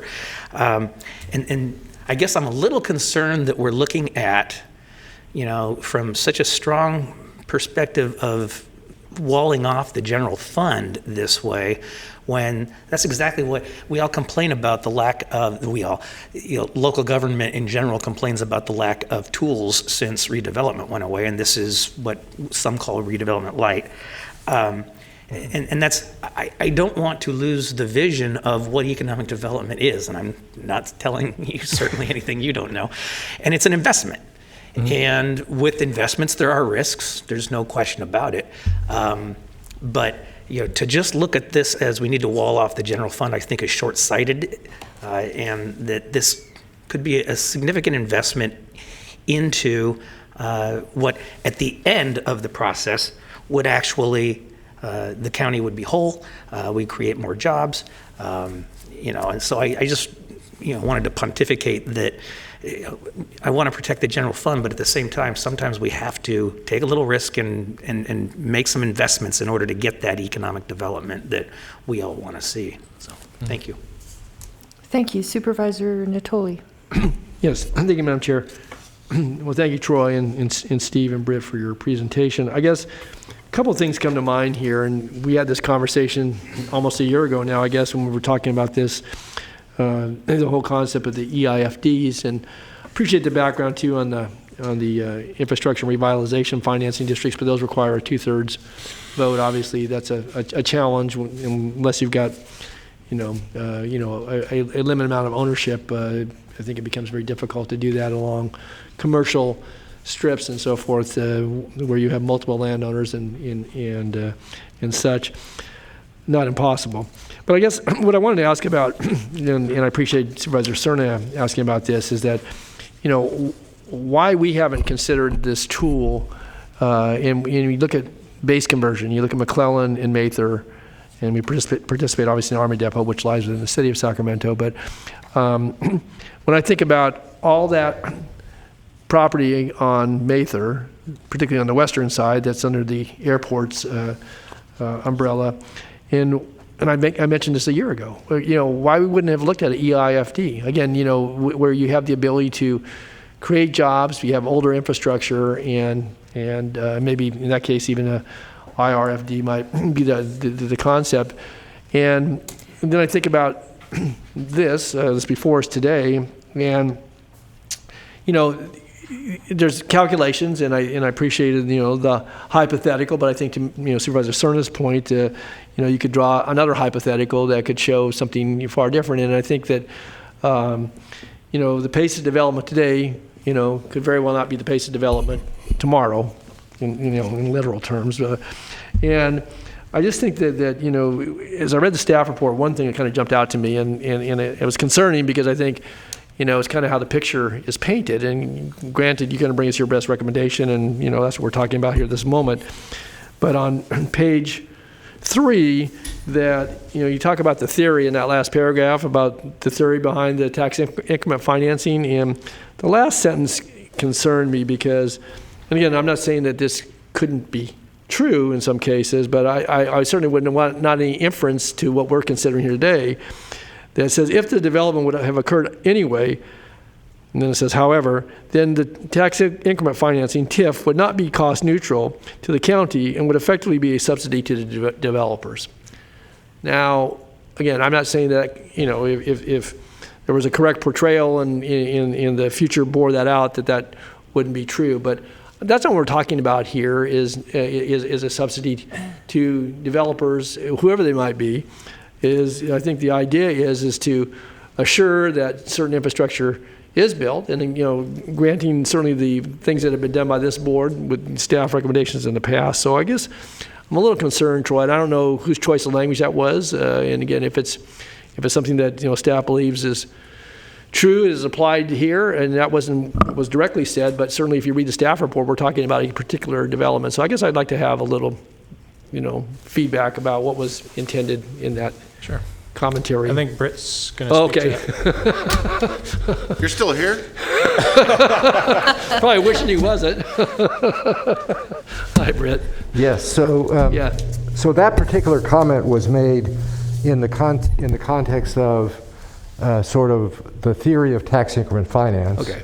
But I will say that it is potentially the case that could be the case here. And if you look at what we believe in terms of the pace of development that's likely to occur there, basically, as Supervisor Cerna rightly pointed out, we don't know what's going to happen in the future, but all the indications are, as Mr. Givens indicated, that there's going to be, we're getting up probably close to, almost assured, close to 40% build out of the area that can build out without rezoning. And the pace, every evidence reason to think that pace is going to continue. And to the extent we do provide a subsidy to the developer, and it's not needed, then it is sort of a windfall subsidy. And this project could potentially be on that road based on what we're seeing in terms of the pace of development out there. So I think that is a real possibility here. Can't say for certain. And it's certainly not anything negative against the developer. I mean, any developer would love to get that. I think the real issue is, and this is sort of, we get into this as we go further here, the real issue is it really needed to incentivize development? And that's really the question. We can't say for certain. All the evidence we see now suggests maybe not. But again, we can't say that for certain. But if it was, that would be the effect of it. So, Britt, while you're there, then, just take you to page 5 on the top of that page, because again, there's another reference here that kind of jumped out to me. It says on the first paragraph, carry over to the top of that page. In the last sentence, it says, if an eifd were to divert all of the tax increment in VLF revenues generated in MAP, it could, and I emphasize could, cost the county over $500 million over 45 years. Right, and that's not what's proposed. The developers are proposing, as Supervisor Cerna rightly pointed 50%. out, 50%. So 50% over that period of time would be about 260, would 250, be, yeah, would be, 255. It would be about would be less than that. It would be about 257 million. Yeah, that's correct. Then the question then, with that backdrop, but do we not, we had the developer request, and obviously, that's part of the consideration that was rolled into the staff report. But do we not have the ability to determine, one, assuming we were to proceed forward, to determine the percentage? It doesn't have to be 50%. It could be something less than that. And I think there needs to be obviously, a nexus behind what would be anticipated and such. And secondly, does it have to be 45 years? 45 years from now, I'll be 111 years old. I know I'm not going to be on this board, but, it's like, so to my question though, can you determine the percentage? And secondly, the amount of years can be shorter, much shorter than that, compressed? The answer to that is yes. And I think there are a couple of options. And actually, we had a further presentation, but maybe just to sort of jump ahead here, there are a couple of options. One is to wait and see, right? If development is occurring at this pace, and we'd have every reason to think it will, there's no reason, you don't need to do it right now. You could just wait and see, and if that development continues, then you would never need to do it, and we would all reap the benefits, and there would be no cost to the general fund. Another option would be to look at something different than that, and you may have noticed in the board letter, we did identify, if the board wanted to proceed with this, we did identify a structure that we would think would be the best structure, which actually has some of those components. We also identified some other things that we can do that have been sort of talked about here, instead of this or before we consider this, such as the rezoning, initiating the rezoning, such as refunding the bonds. We're now at a point where we haven't been at that point before, where we had the coverage to be able to refund the bonds. By refunding the bonds, we can reduce the debt service requirements further out there, and that would be a win-win for everybody. There would be no cost to the county, and there would be further relief to the developers. So there's other things that we can do besides doing this as well. So, and Mr. Bettis is here to talk about the refunding if you'd like, and we can talk about some of the. We can also talk about what's in that resolution to what we proposed if you want to do it. We're not, as you know, we're recommending against doing it, but if we did, that has some of the limitations and really focuses on sort of front-loading some of the development out there with a payback from the developer then for the cost of that over time. But so there are some things you could do. But again, we don't think at this point there's any real urgency to do anything. Things are moving along for a lot of the reasons that have been identified, the change in the fees, the pending completion of the interchange, the changing markets that Mr.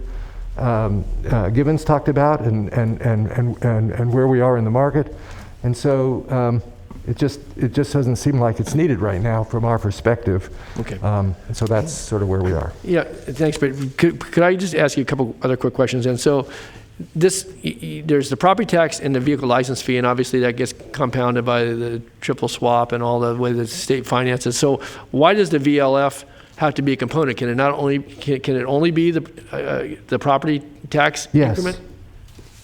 You don't have to do the VLF. You can do the VLF. Yes. You can do the VLF, but Yes. and so that's a part of any consideration Yes. on this as to what components. But those are the two, which again are significant, funding streams for counties. And then, lastly, and again, maybe this was a part of the presentation. I don't want to dive into all, but we got this page upon page of charts and anticipated dollars, and then all the sum totals about what would be potentially diverted from the county. Where is the consideration though for because I think the part of the backdrop, and is what Supervisor Cerna was saying, is that people may see it, things are robust, they're gung ho right now, but the bottom falls out, and so then things languish, and so. Yes, you're going to have certain properties that'll be on the tax roll, but then any income projection as it relates to any growth will be modest or maybe non-existent. I mean, rarely you hit a Prop 8 where you're going to actually see a devaluation in buildings, but it's not just the property tax component. It's the job generation. It's the income that returns itself to the economy. Is there a calculation when you look at eifds that give you some of that valuation of again, Amazon's there with 2,500 jobs at times, and and then you get Project Mustang and Shelby and all those and whatever they bring. So, but if you don't have those, or if they were to not materialize or go away, there's another calculation. I guess it's hypothetical, but I mean to me that's kind of the backdrop by which we, as a board, I think should consider some of this. Because this obviously is the first. This is our first consideration of venturing into this, and so could you just maybe in a short answer, are we going to have that information? Yeah, so we didn't do that analysis. I think the issue comes down again to really whether, to what extent the judgment is that this development is pretty much going to occur anyway, and how much risk in terms of the general fund you want to take to mitigate against that. You can look at that elsewhere in the county too, but this area seems to have a pretty it seems to us the risk is pretty low that this development is not going to continue at a pretty strong pace for the foreseeable future. But yeah, there is some risk of that. And you could look anywhere in the county and make those kinds of judgments. That's why you have reserves. We always talk about reserves in the general fund. You weigh risk, right? Right. And so that's a judgment call. We've come to a particular judgment about it based on a lot of what Mr. Gibbons has said. But of course, everybody has to form their own opinion about that. Okay. Just last point then. So on that though, if this board chooses to go ahead with some resolution of intent, whether it's today or in the near future, that starts a process. I would just say that I think for purposes of at least having information that makes certain assumptions that without again having people spend a lot of time on hypotheticals, but that part of the analysis, and you're right, you could do it any part, any area of the county, pick or choose. This is what the focus is on Metro Air Park and surrounding environs there. And so I do think that if we choose to go ahead, this board members would like to see a bit of information behind that for the record, because again, all the things that are stated here that, I called out a couple of them, and again, I appreciate you responding to them. I think that would be an important basis of information, whatever it shows and whatever assumptions are built into it. I think it would be helpful as the board would, proceed forward with considering this further if that's what we choose to do. Thank you very much. Thank you, Supervisor Cerna. Great, thank you.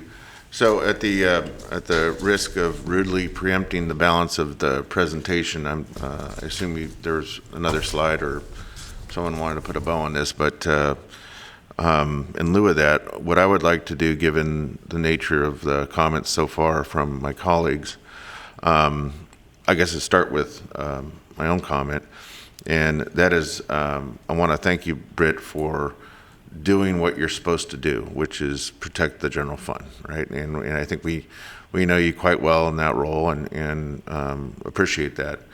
But when I look at Metro Air Park, as I've said earlier, I don't think it's a typical development. I think it's got a history that is unique in terms of the challenges that it's faced for not years but decades. I don't agree with the general premise that staff set out to develop both the draft ROI and the board letter, and I found it quite actually disappointing that there'd be this amount of assumption and optimistic assumption at that what is the condition today will be the condition tomorrow. I think that's actually a fairly dangerous premise to work under when we're talking about a fragile project.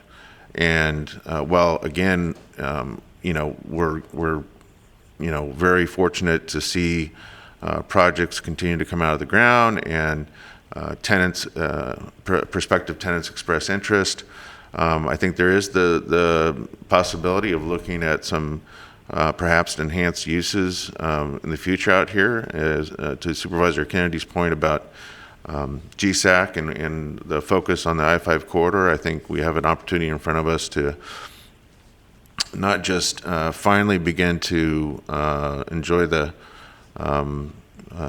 interest in the project, but I think capitalize on it in terms of really making it a project that at build out we can be proud of in terms of not just the number of jobs but the quality of jobs and its overall economic impact to the county and to the region.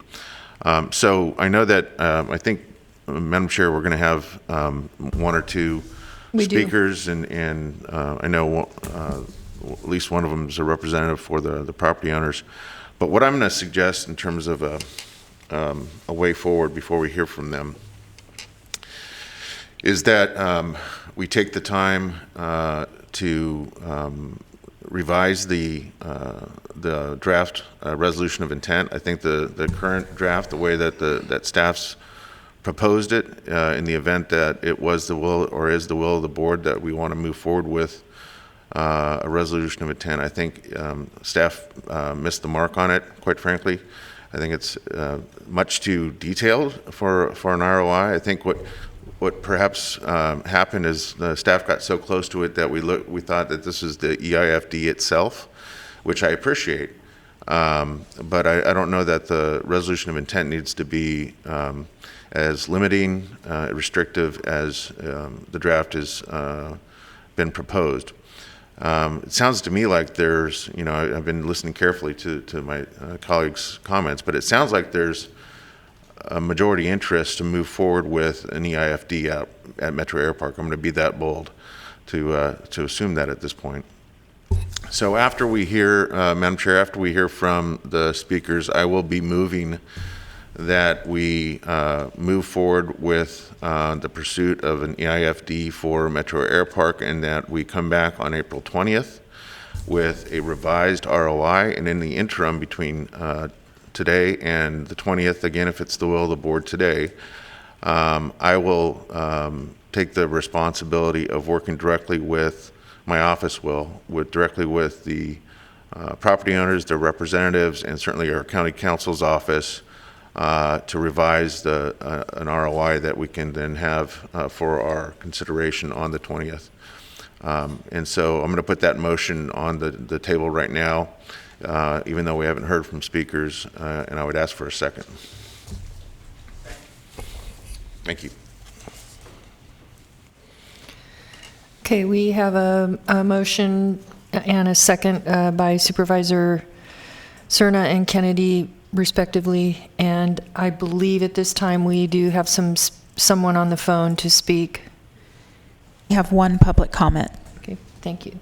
Please transfer the caller.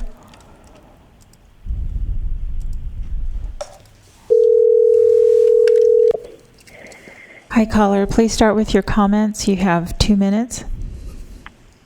Thank you. Chair Frost, members of the board, my name is Tom Ramus, and I represent the Metro Air Park Property Owners Association as their project manager. And wish I could be there in person. Hopefully that can happen someday soon. But first off, I just wanted to say that we, Metro Air Park, support and appreciate Supervisor Cerna offers to assist in bringing forward a proper ROI for your consideration. MAP has had a long history of collaboration with county staff and the board on all matters related to this project. These reports and ROIs before you today, however, were not a product of any collaboration. What has been presented to you here is a false choice of supporting an inappropriately and flawed ROI or rejecting the idea of an eifd to support economic development at MAP. We can do better.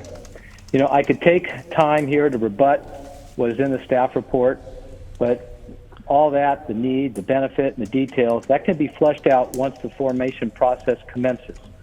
But I think I would like to mention a couple of things. I mean, the 50% tax increment, the freeway funding, the fees, I can all explain why all of those are happening and what they are, but I'll just stick with one thing, in urgency. I saw Mr. Ferguson saying there is no urgency. If things don't work out, we can do it later. If we wait for that, this will not be a successful tool. We are benefiting from a surge in development right now, and that's good for all of us. But that is the opportunity to take advantage of this eifd instrument, in that we can capture tax increment from this surge, and then it can be doled out in the future as needed to fund projects. This is not a static thing in eifd. We set the parameters, and they can be adjusted over time as need arises. We're not looking for a windfall. We're looking to develop a successful project with all parties benefiting. So with that, we think with supervisors' efforts, along with inputs from all parties, a proper resolution of intent can be brought forward to you soon, hopefully on the 20th, and we can begin the real work of creating an eifd that produces maximum benefit for all parties. That's all from me. I'll answer any questions if there is any. Thank you, Tom. I have a question. I'm not sure who it's for. It might be for Troy, or for Britt, regarding moving forward with.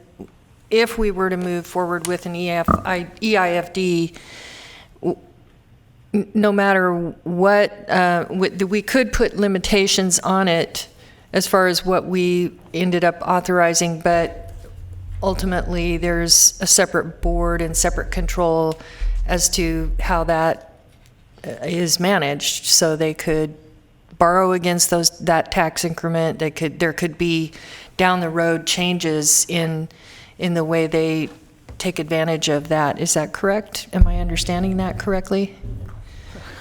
Oh, it touched the wrong button. That is correct. Those whether the funds are bonded against or the tax increment is bonded against and so forth would be decided by that body, which would be made up of 3 individuals from the board, 2 individuals from outside the board. And they would be establishing some of those parameters as you advance. The board could provide direction on that, obviously, on what they would like to see, and there would be 3 members sitting in that process. Would it be 3 members of the board, or a public member, 2 members and a public member? Let me double check on that. 3 members. I believe it's 3 members of the board. Yes, 3 members of the Board of Supervisors, 2 public members. There is also a point in the process in which the board, as the Board of Supervisors, has to make the decision to give the final authorization to divert the county share of the property taxes, and that occurs at a certain point in the formation process. So that'd be sort of the final point at which you would have the ability to say no. That would be after a lot of work and a lot of ways down but you don't really have the ability to control the plan. That's really the eifd board, the Public Authority Board, but you do have that final decision on whether to contribute county property taxes. Okay, so I'm just going to, I just want to just make a couple of comments. I am not opposed to supporting some kind of economic development support. And I'm not sure I'm comfortable moving forward with an intention for an eifd. I would probably be more likely to be excited about revisiting some of those opportunities and seeing how can the county assist in in making that situation better and promoting the Metro Air Park in a different way. Staff listed some of those ideas, but I think at this time I'm just not sure that committing 40 to 45 years of tax increment unless it was a project that we knew there was no other way that we could stimulate it at some kind of development out there. I think I'm just not ready to support moving forward with the EIFD at this time. Supervisor Desmond. Thank you, Madam Chair, and certainly appreciate the discussion. A lot of these things are new to me and difficult for me to figure out at times. So I listening to the colleagues or the comments from my colleagues are very helpful to me. I certainly share Supervisor Kennedy's comments about, this is about maintaining our competitive edge here in Sacramento. We are surrounded by counties and cities, including West Sacramento, as Supervisor Kennedy mentioned, are very, very aggressive in identifying opportunities to spur investment, attract investment. And I think we need to be doing everything we can to make sure we stay ahead of some of these other jurisdictions. And I certainly balance that with the legitimate concern of doing something that's going to negatively impact the general fund, but I do think if we maintain the competitive edge in the long term, the general fund is going to be better off because we will have a more thriving local economy. I'm also very, Supervisor Natoli mentioned several things that I was thinking about as well, as far as the kind of the prescriptive nature of this ROI that was in front of us today. I mean, it certainly seems like there's an awful lot of flexibility in this kind of vehicle. An EIFD, and whether you do 50%, you could even do less than 50%. You could. It seems to me you could. The EIFD board, they could ultimately decide, and I don't know how prescriptive the guiding document ultimately has to be, but you could decide not to use the property tax in lieu of fee. You could decide to start it out for maybe a shorter time period with the ability to extend it if necessary. Am I wrong in those statements, either Britt or Troy?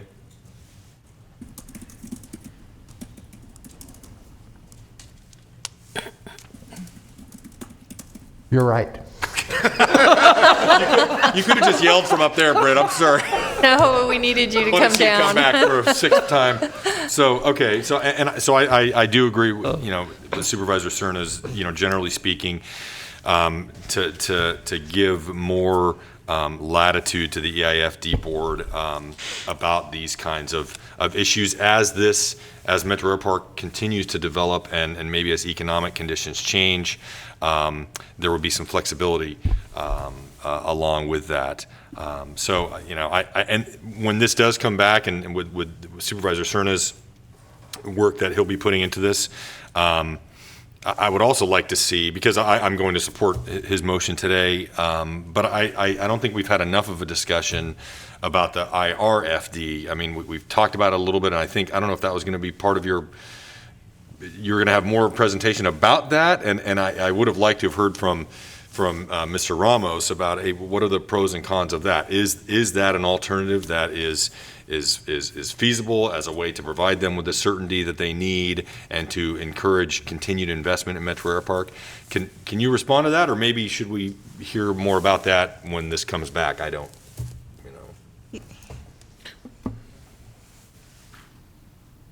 And objective, I also agree. The staff report certainly was, seemed very one-sided, predisposed to be against this notion, and I really want to hear, a balanced, objective assessment of pros and cons of using an IRFD versus an EIFD. Right. So we don't know why. I mean, they proposed EIFD right from the beginning, and so we don't know why they picked that versus, for example, an IRFD. The staff report highlighted what were really the key differences, which involve length duration, maximum amount of bonds that can be issued, governing structure, right, which is, of course, it's the Board of Supervisors directly versus this Public Finance Authority, the ability to use the property tax in lieu of VLF, which the EIFD has, but the IRFD does not have. Right. So, and there's some other more technical differences. So again, why they picked one over the other, that I don't know. We just felt it was important that you understand that there are options and that there are some advantages and disadvantages to the two options. And I understand the structural differences and the kind of the procedural differences that you pointed out. Any word from, and I don't know if Tom is still on the line, would it be appropriate for him to weigh in on, are there benefits to the EIFD that would not be available through the IRFD process? That's what I'm trying to work out. Yeah, I mean, obviously, the VLF would be a major benefit that would be with the EIFD because that. But that's not a mandate in the No, it's not. But either. it's an option that doesn't exist. So it allows you to generate more revenue. The length of time the district would be in existence, particularly the limitation on how long bonds could be issued for. It's 30 years under the IRFD, but for the most part, you're not going to issue bonds for more than 30 years as a realistic option. I do not have to go back and look at some of the technical difficulties. There's probably some differences in the sorts of things that can be spent on, but I don't think for the sorts of things we're talking about here in terms of infrastructure, it's probably much of a difference. So, and then there's the governance structures. How much control does the board as a whole want to keep over this versus not? So, when this comes back, we can bring a more detailed analysis of the difference if you'd like. They're getting Tom Ramos back on the phone for you, Supervisor. Mr. Ramos, are you on the line? Yes, I am. Okay, thank you. Hi, Tom, thanks for dialing back in. This is Rich Desmond, and something I'd like to hear you comment on is, had you considered this other vehicle, the IRFD vehicle, and if not, why do you think that is not a viable option? Well, I don't know if it's not a viable option. I wasn't as familiar with an IRFD. I was familiar with the EIFD concept. I did grow up in West Sacramento, and our business is over here, so I'm very familiar with how that worked and how that process was. And it was a very valuable tool for the Bridge District there, and then subsequently for further economic development around West Sacramento. So that's really what I was familiar with. And then talking with the consultants that we brought on, they were familiar with the EIFD too. I asked the other day are there any RFDs in play now, and if there is, no one knew of it. It's a little different. There's positive and negatives. One of the things that requires a lot of votes for creation as well as bond sales, which makes it a little more difficult. And then with the VLF having that in the EIFD, it can attract more monies sooner at whatever percentage we have in order to incentivize the development and get the infrastructure to happen quicker. So one comment on the 50% and the total amount, that 50%, if you use that or something lower or higher, that's a cap. And that can be adjusted. And at Metro Air Park, especially with the the tax income that could be created, as this EIFD matures, that percentage will no doubt be lowered on an annual basis.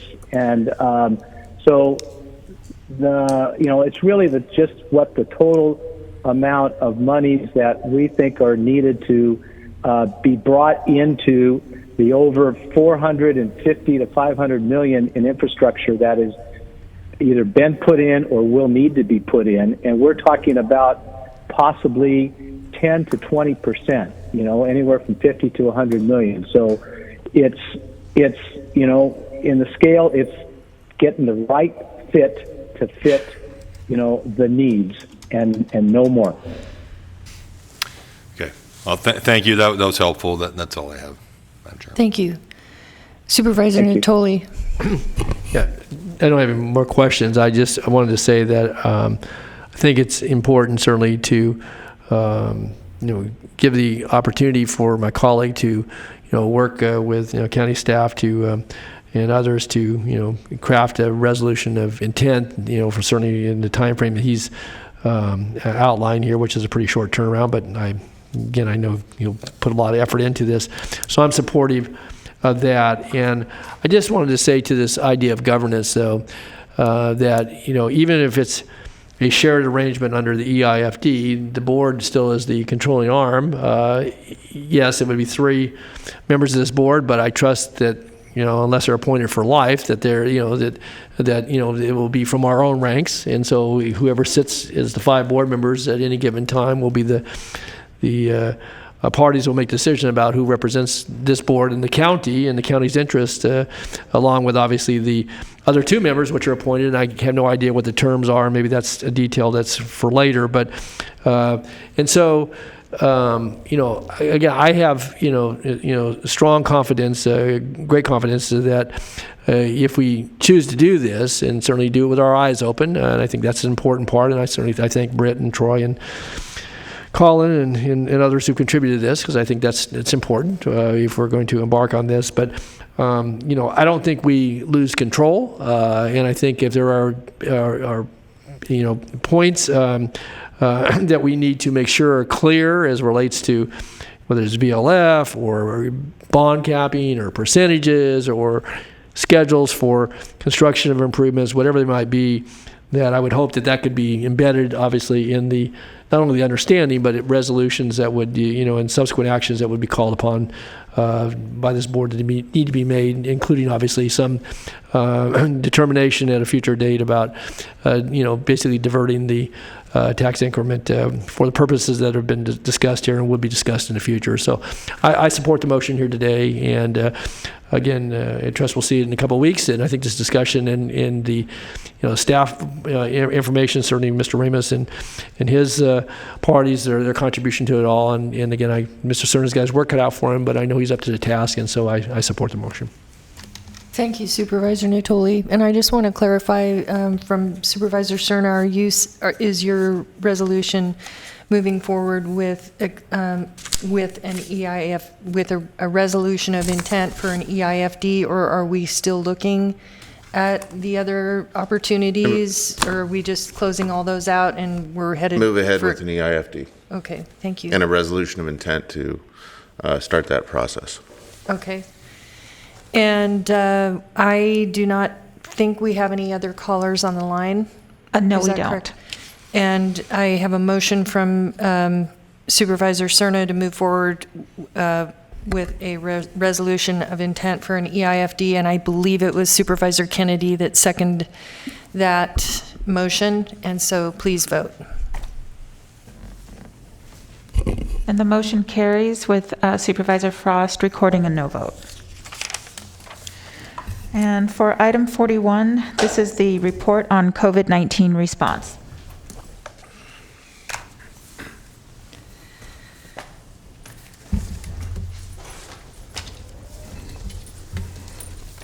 Yeah. Good morning. 1 minute Almost. away. Good, thank you. How are you, Mr. Hunt? Good morning. I am great. It's good to be here with my trusty companion, Dr. Olivia Kasiri, your health officer. Good morning, Dr. Kasiri. Good morning. Mostly good news. Good. Wanted to bring you up to date on where we are, or at least where we were yesterday. This data was taken right off of the California Department of Health's website. And as you can see, we're still well above the cases per 100,000 to get down to the orange tier. But you note my footnote, and guess what? Today we hit that 4 million mark, so the target just changed. And I just want to remind you what I said before, the state targets are shifting sands. So we're closer. We also got some news that our 7-day average was up to 9. A lot of this is due to delayed reporting. Some of it is due to youth sports. But as Dr. Kasiri has said, that actually is not a significant concern because we're able to contact those coaches. We've got the staff to be able to do the contact tracing, get those folks in quarantine, and that's not a major concern for us. So we've got a ways to go, but it's not bad news. Jim, can I ask you before you, Madam Chair, you leave that slide? So again, good news in the sense that, the target adjusts to, I guess, a maximum of 5.9. Yes. We're showing at 7.5. That's the same number we were at when you were here 2 weeks ago. Yes. And so that hasn't budged at all? Is it It's been concerning because it has fluctuated up to 8, maybe about 8.2, and then down to 7, but the average has been 7.5. So we have plateaued. Next week we'll see that raise up to 9. It's going to go down from there. The data that the state is using is about a week old. So we're already down from that 9, and we are cautiously optimistic we'll go down from there. But it will be a few weeks before we hit that 5.9. Okay. So again, that was going to be another part of my question on this then. I know there's, building certainly, I think, some enthusiasm. Obviously, there's, continued frustration with folks too. So without any certainty to it, are we still cautiously optimistic that by end of April we could, meet the numbers for the orange tier? Yes. Okay. There you go. Good. Okay, very good. Some very succinct responses. Yeah, as I said, you must have listened to Britt earlier. She didn't have to come down from the attic. Yeah, no, that's right. Thank you. Okay, that's all I have. One thing, of course, that's of concern is the difference between the equity positivity rate and that for the general population. We have narrowed that, and Dr. Kasiri's staff has done a great job of reaching out to those vulnerable communities. But of course, that's to some degree counteracted by the movement to the My Turn system statewide, where anybody in the state can make a reservation in Sacramento County and come get a vaccine. And the people who use that system, by and large, are computer literate and have access to computers. Many people in our lowest quartile don't. So those are opposing conditions, but we're getting closer. We meet the target, so that's still good news. More good news. The supply of first dose allocations has increased dramatically. And one of the issues I know some of you were concerned about is, are we getting our fair share? The 33,000 doses is 3.84% of the statewide total to local health departments. Our population is 3.88% of the state. So we are so close.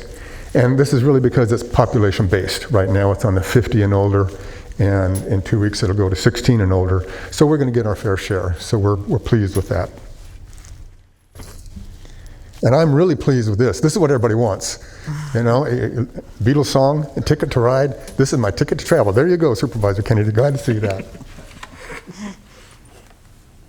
So at the correctional facilities, we continue to vaccinate. Dr. Damiano is doing a great job there.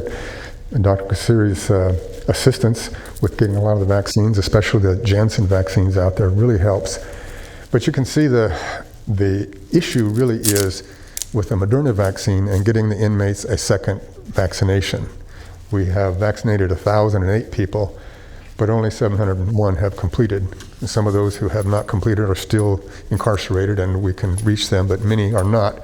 And Dr. Kasiri's staff will have to try and track them down and get them their second dose, or they'll need to voluntarily go in and get their second dose. Excuse me, Jim. Supervisor Cerna. Thank you. Jim, so relative to our incarcerated folks here in Sacramento County, do they get the same kind of card that you just showed for your own vaccination? Yes. And I have to believe that there's probably many instances, especially with regard to the main jail, where they get the first dose while incarcerated and a second dose when they're not. So is there any particular challenges given the fact that you have that split in condition when someone might receive the vaccination while they're incarcerated? Dr. Kasiri? The challenge we have actually is getting them back for the second dose, but otherwise all the doses are entered into a state system. So even if they get the first one when they're still incarcerated, if they show up again and they've lost their card, we can still look up the records and get them vaccinated for the second dose. Got it. Thank you. A particular concern is that more than half of the inmates contacted have refused the vaccine. And again, Dr. Siri's staff will be going back for more education, but that's a concern. You want good news? This is good news. This projection was done by Blue Shield of California, and it is a projection, but they've advertised it widely, and quite honestly, we don't see any need to dispute it. But you can see how dramatically it ramps up from here, from April 6th to the 13th to the 20th, just almost a doubling in 2 weeks. Whether that really happens or not is another situation, but it's very likely. And one of the things that has been a concern is the Johnson & Johnson vaccine, the Janssen vaccine, and the loss of those 11 million or 15 million doses out of Baltimore, whatever it was. California's been, or the U.S. has been getting its supply mainly from the Netherlands. And in all that I've been able to get from the federal government and the state government, they don't believe it will have a significant, if any, impact on allocations. So what's really interesting is this statement that on the manufacturing problem, Johnson & Johnson said it was still planning to deliver 100 million of doses by the end of June, and it was aiming to deliver those by the end of May. So that's just exceptional news. This goes back to something I showed you a few weeks ago, where we've done a great job of vaccinating, unfortunately for Sacramento County residents, because it's based on where you live or where you work. We've been vaccinating an awful lot of people outside of Sacramento County. Now with the My Turn system, on Thursday they're going to implement what they call geofencing, which means for the clinics that Dr. Siri controls, we can fence off our clinics geographically, and when somebody outside the county tries to make an appointment, they will be asked 2 questions. Where do you live, and where do you work? And their addresses that they include in the My Turn application are not verified. So somebody from San Francisco could make an appointment in Sacramento, use a Sacramento address, and we'd never know. But again, even with geofencing, at least it's where we have been, that we will be vaccinating our people as well as people who work in Sacramento County. So we're behind because of that. Supervisor Kennedy had a question. Yeah, Jim, just for clarification on this, so I'm getting the numbers right.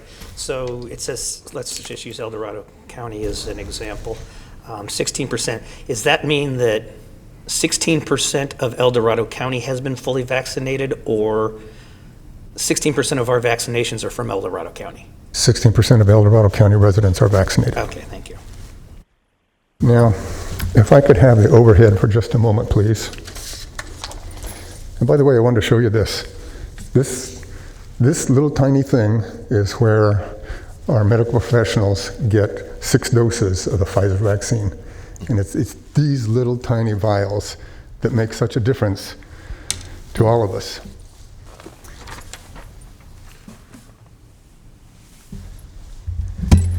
So I would like to take the opportunity to read something to you that was published at 11:04 this morning. California will retire its color-coded pandemic blueprint on June 15th and allow almost all sectors of the economy in all 58 counties to reopen at or near full capacity. Wow. The move signals a dramatic shift in the state's pandemic response.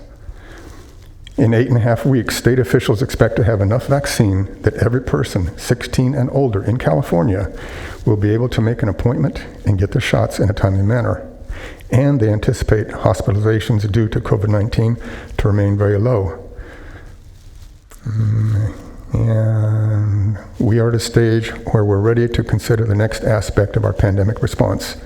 We look at what is beyond the blueprint that has been guiding California since August.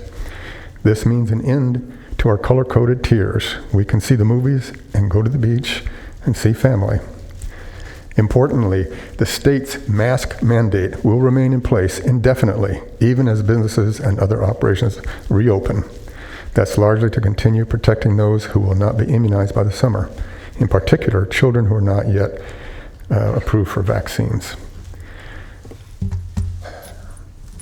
Can I ask? That's big news. Yes, Supervisor Cerna. It is good news. Thank you, Jim. So on that last point, though, about, did you characterize it as a mask mandate will continue? Yes. Okay. I should say that's the words from the San Francisco Chronicle. Okay. So it's not a it's not a strong recommendation. It's still posed as a requirement from State Department of Health Services? Correct, yes. Okay. You want to say that again? I'm sorry, I'm having trouble hearing. Oh, yes. The mandate that we have right now from CDPH will remain in place.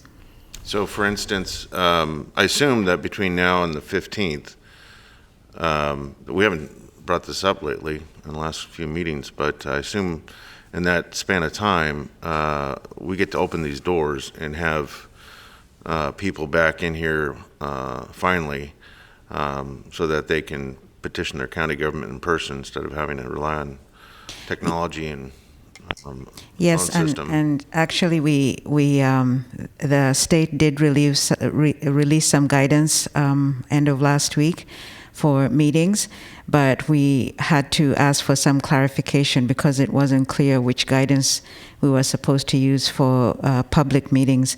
So I'm hoping to have a response pretty shortly, and I'll be able to share it with clerk of the board. But, okay, so I guess what I'm getting at is that I'm trying to envision what life's going to be like after the 15th, and June 15th. Yeah, that's right, June 15th. So we would have people here, but they'd still be masked. We'd be masked. Yes. Yes. Would they be social distanced? Yes. Would we have plexiglass? 3 feet or 6? The 6 feet for adults. The 3 feet only pertains to children in classrooms. So we'd still have a capacity limit in here? Yes, there will be capacity limit, and that's why we're requesting clarification from CDPH, because there are different types of guidance, and we needed to make sure that we were using the correct one. So it's good news, but it's not that we're going to be fully... We won't be back to normal pre-COVID, but it's definitely going to be an improvement from what we have right now. And we need to keep in mind that we're still in the red tier. Yeah. We have ways to go before we get into the orange, and this will happen in June. I asked those questions just because someone watching what you just said could easily make the assumption, that things are going to be pre-COVID on June 16th. Not yet. No, not at all. Okay. Thank you, Supervisor Cerna. That's good clarity. Supervisor Natoli.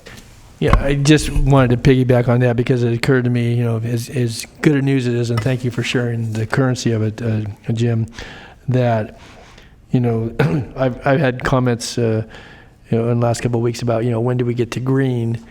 Well, just because that beyond the blueprint goes away doesn't mean we're getting to a full green. It's going to be some muted color of yellow to green in light of what we just described. I mean, if there's still going to be a requirement for mask and for social distancing, for assemblies and so forth, it's a restoration of many things that obviously have been implemented, and is being prohibited, and or guidance offered against it over the last year. It'll be a year and 3 months by the time we get to June 15th. But nonetheless, it's not a full reopening. It's a vast improvement. I wanted to ask, as it relates to that, and maybe this is something that you'll have more information on as the weeks move ahead here. Will this still require then, once that ends June 15th, this colored tiered approach, will it require emergency health orders though, in order to guide activities in this county, or will it be, will it no longer require you, Dr. Kassiri, to issue those health orders. It'll be just a statewide application, irrespective of county or city jurisdiction. The health orders that we have, since they do follow the state health order, will go away. Okay. But as I mentioned, the masking mandate will still remain.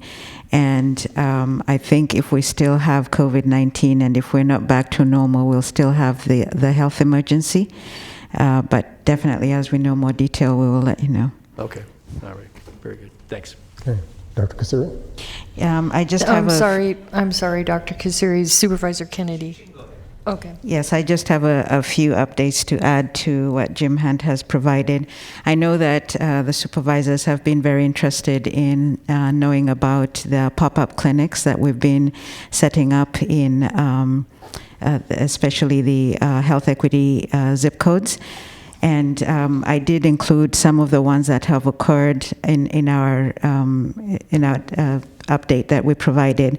But I do have some updates here, and I know probably some of you have received emails already about the upcoming clinics. But in case you are interested in either visiting or getting involved, I just wanted to make sure that you have that information. So I'll read through them real quickly.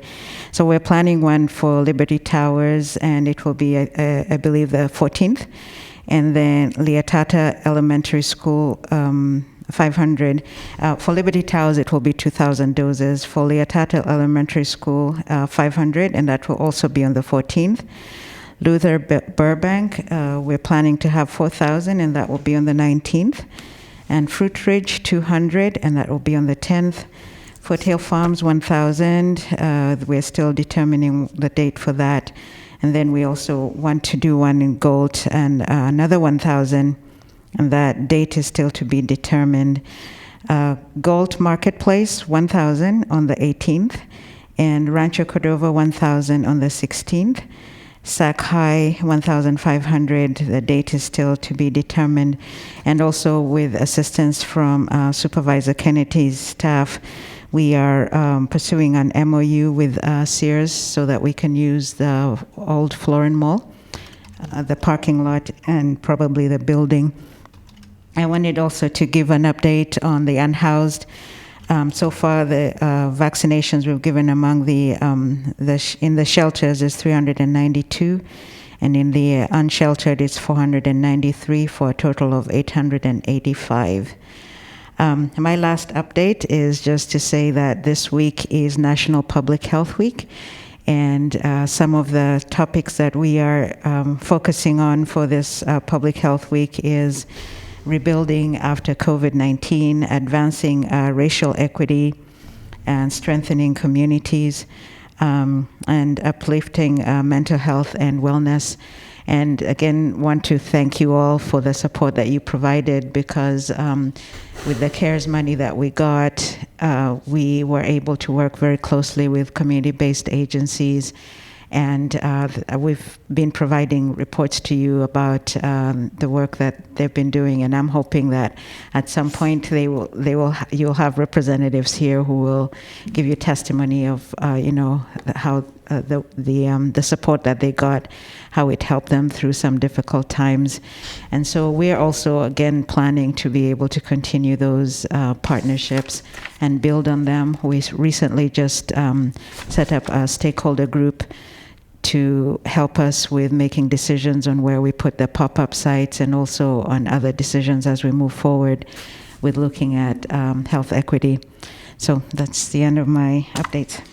I just wanted to make note that June 15 is a Tuesday board meeting. So we may want to have a plan for that day, because I have a feeling there will be a lot of happy public comments. Hopefully happy.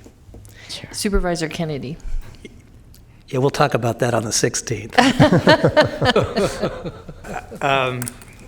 So the couple of questions. First of all, thank you very much with all the help in South Sacramento between Pinnell and I think this Sears opportunity is huge. We have an indoor facility that's vacant and giant, and we can really accommodate. And so I really appreciate your support of that. On the Leatata Floyd, you said there's 500 doses, I believe. Are those going to be limited to the people who live across the street in the two public housing complexes? Yes, we are targeting the people who live in that neighborhood. Okay, because I think there's like 750 or something like that, so it's still short. So that's why I'm hoping we do, because it will also go a long way to help us with our health equity criteria. So. Right, and it won't be the last time, but sometimes, and probably you've noticed that for some of the clinics, the capacity varies. For some it's 4,000, others 2,000, 1,000. It's all depending on the space and also the capacity and also the resources to support. But it doesn't mean that if we do it once, we won't do it again. Also to point out that with these, we're actually using the Johnson. Okay. So one dose, we're very appreciative that, we're getting more of that. And there's been a very good response from the public. They all just get one shot, they're done with it. So it's quite popular. Okay, thank you. Thank you, Supervisor Desmond. Thank you, Madam Chair. Thank you, Dr. Kay and Jim. I appreciate everything you're doing, and especially getting these clinics up and running in Foothill Farms. I'm still beating the bushes to find locations in North Highlands and West Arden Arcade. What I'm finding is, even though we have that clinic in McClellan, which is right there, next to North Highlands, a lot of folks in those communities, they want one in North Highlands because obviously the mobility issues, the access issues, and just the comfort level, I think makes it really important to have one closer to home for them. So we'll keep working with your office, and Mike has been great in your office, so really appreciate that. When it comes to the unhoused, you mentioned 885 total. Correct, yes. So, I know we're working with your office. We sent Carmichael Presbyterian Church that works very closely with Carmichael Heart, and they're kind of an epicenter for homeless resources out in my district, in Carmichael anyway, and we'll continue to follow up on that. But boy, aren't the projections that we have, maybe we're at about 10,000 unhoused individuals in Sacramento County. Any thoughts on what you're going to do to improve on those numbers? Because I imagine it's a very difficult population to get vaccinated, of course, but can you tell me a little bit about your plans going forward with the homeless population? Yes, thank you. So a couple of things we're doing. One is working with the homeless service providers to do the outreach. We are also going to have nurses that will also go into the different shelters as well as going to the unhoused, to be able to provide education, because what we've found is sometimes it takes more than one visit to convince them. And so we'll have nurses to be able to do that and be able to go as many times as possible.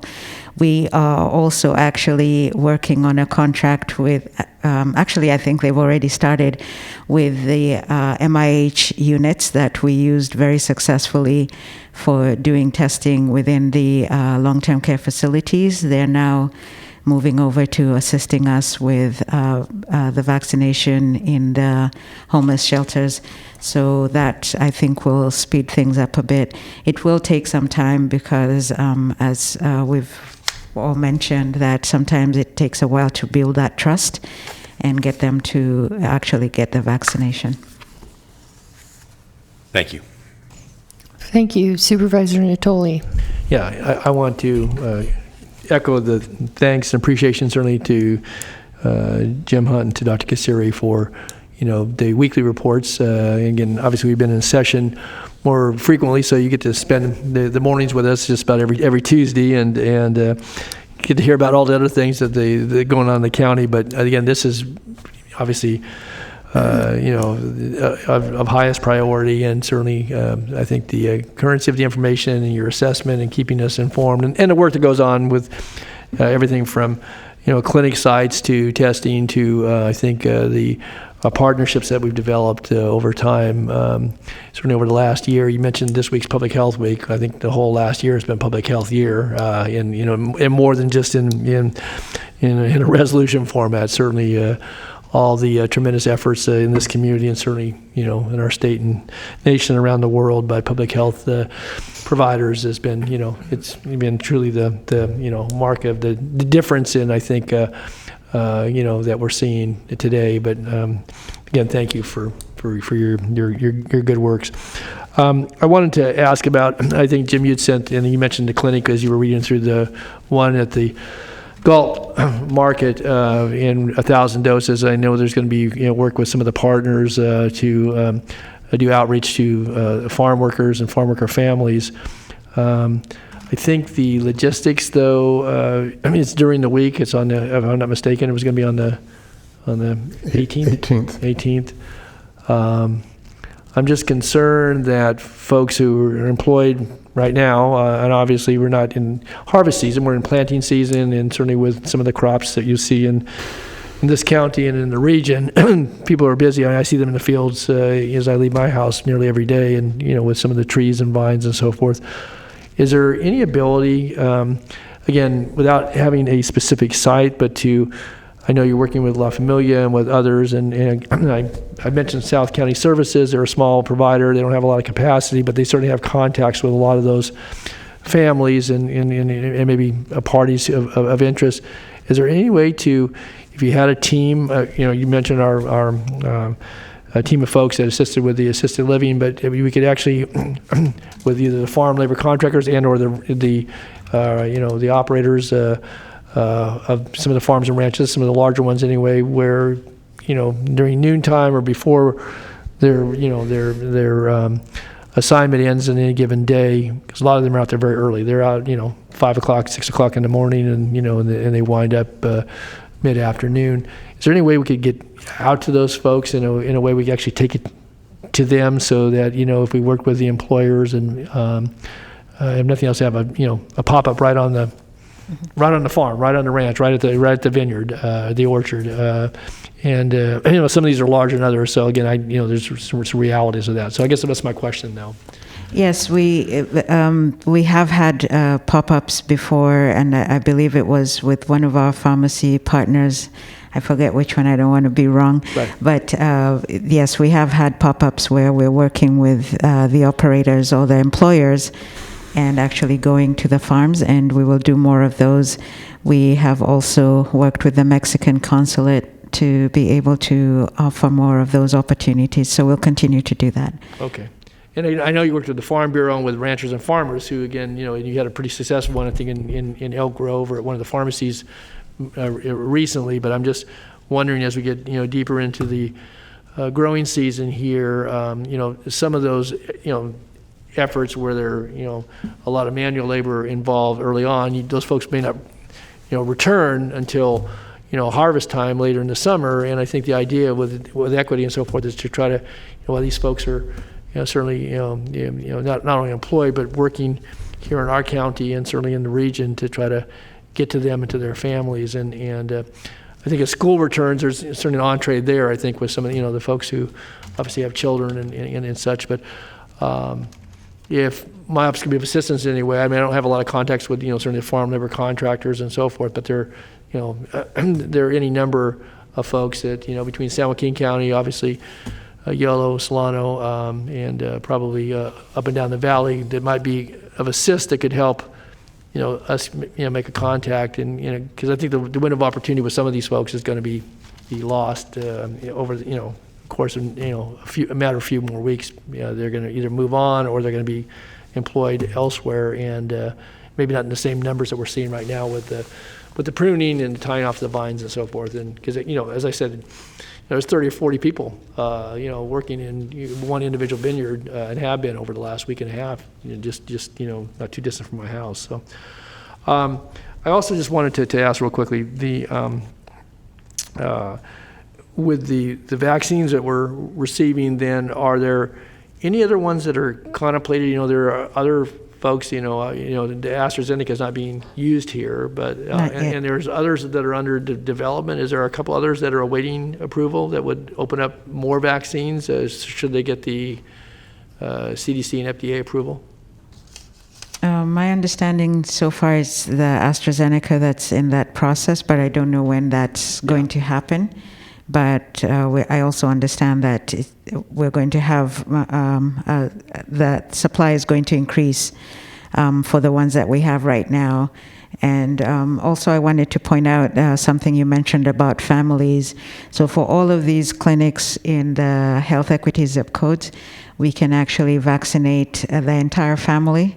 That's an exception that was made for Medi-Cal, so we don't need to wait until next week to be able to provide it to anybody over the age of 18, which since we're using Johnson, we can only go down to 18. But otherwise, yes. Okay.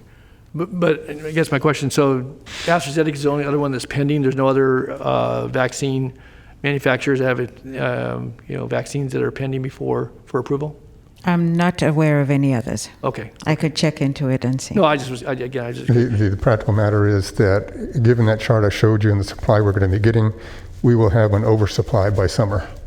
And so we're not looking for any other vaccines. And it will take a good effort for us to ramp up to actually administer the volume that we will be getting in the coming months. Right.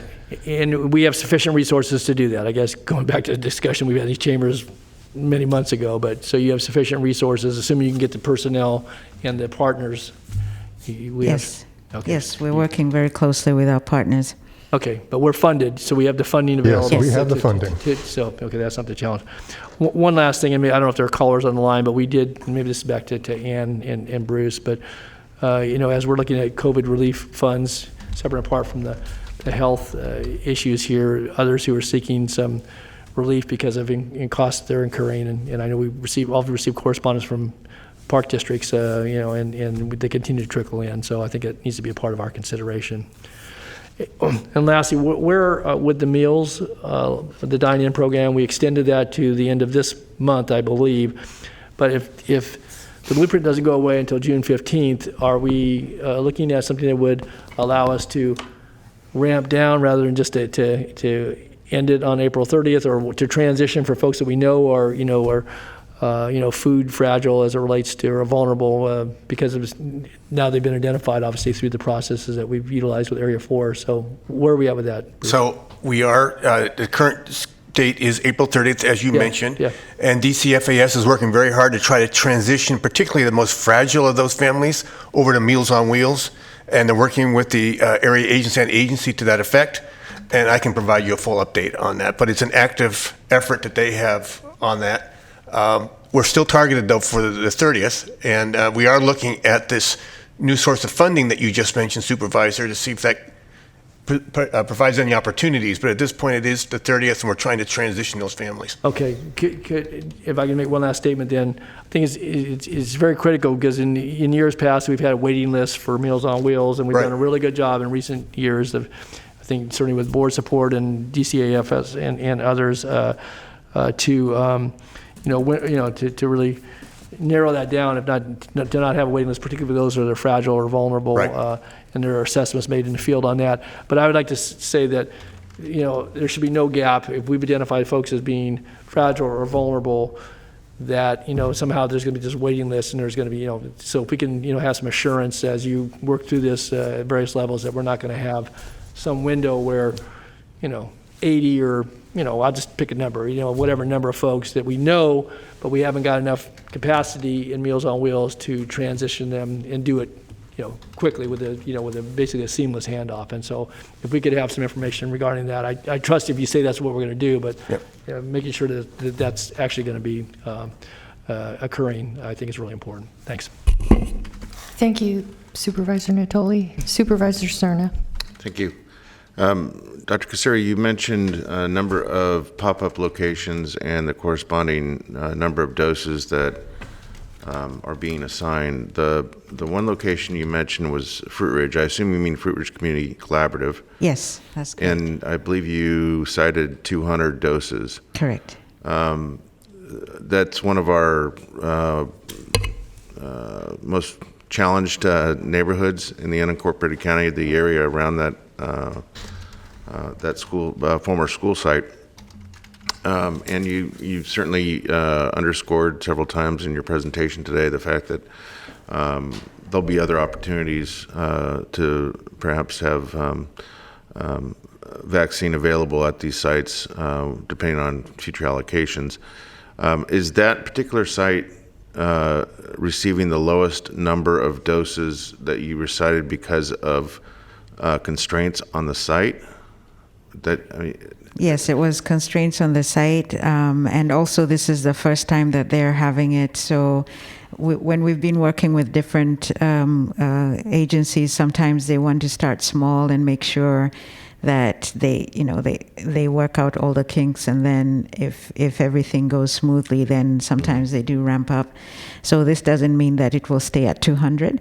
Okay. It's just that that's what they wanted at this time, but we'll definitely look at how it goes and then make adjustments. You and I and my chief of staff, Lisa Nava, the three of us talked, I think it was 2 Mondays ago, about my office helping to sponsor something at that particular site. Yes. So I just want to say publicly that I'm still very interested in doing that. I know that the one that you're referencing was planned before I think you and I talked about it, but assuming all goes well on the 10th, when that site will provide vaccines, I'd like to see us do what we can to stay focused on that site. And you'll recall during our conversation, that's one of our birth and beyond sites. I think we should be looking at all of our birth and beyond sites and all of our family resource centers as places that we should be offering the vaccine. So I'm hoping that there's strong coordination with the right personnel to see that we take advantage of those sites. Yes, we have been working with them, and also the Black Child Legacy. So those are, and that's how we came up with some of these sites actually, and they're providing the resources to be able to make sure that everything runs well. Very good. Thank you. Thank you, Supervisor. Supervisor Kennedy. Thank you. This is probably for Ms. Edwards.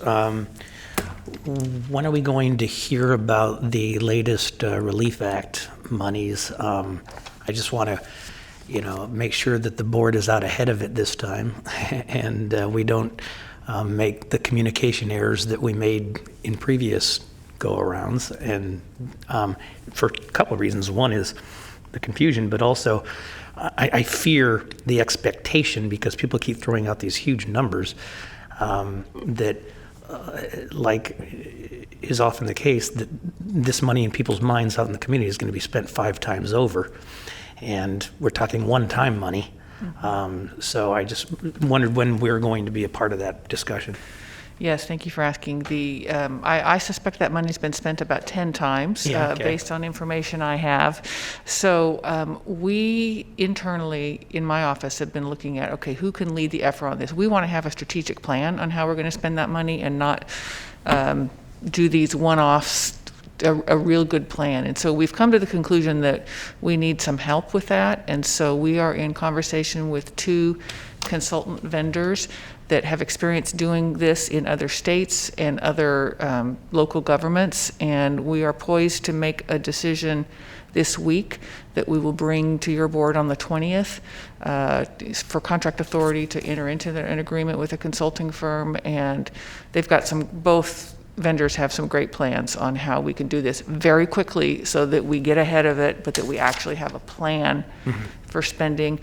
Understanding it is one-time money. We do have a longer period of time to spend it. We have until 2024, but it is one-time money, and so we will bring that to you on the 20th. Thank you. I appreciate that approach. You know that the word plan is one of my favorites, so I do appreciate that. Thank you. Thank you, Supervisor Kennedy.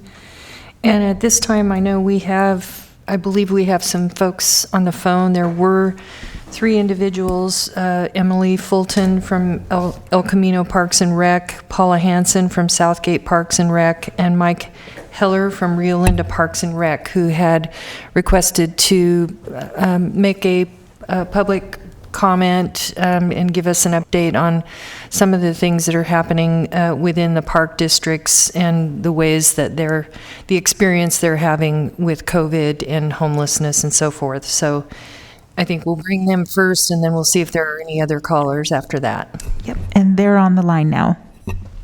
Okay, great. And good morning.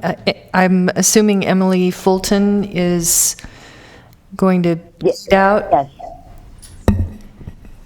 Yes, thank you, Madam Chair and Board of Supervisors, for allowing us the opportunity to speak with you today. My name is Emily Ballas, and I'm the General Manager of Fulton El Camino Recreation and Park District. I'm joined by my colleagues Mike Heller of Rio Linda Alberto Recreation and Park District and Paula Hanson of Southgate Recreation and Park District. And we represent the county's recreation and park special districts and are here to discuss the impacts of COVID on our agency. Recreation and park districts have experienced what I like to call a COVID trifecta. It's the loss of revenue due to closed programs and rentals, exponentially higher expenses due to our parks seeing record use, while at the same time being left out of all COVID relief funding. Recreation and park districts have been at the forefront of welcoming residents to our parks, providing an oasis from the pandemic. When Governor Newsom invited people to go to parks as a respite from the lockdown, our districts answered the call and we stayed open. And we continue to provide diverse services during this unprecedented time. We've expanded our affordable care, child care services and educational support. My district has a police department that partners with 9 other districts for patrols throughout our county footprint, ensuring our parks stay safe.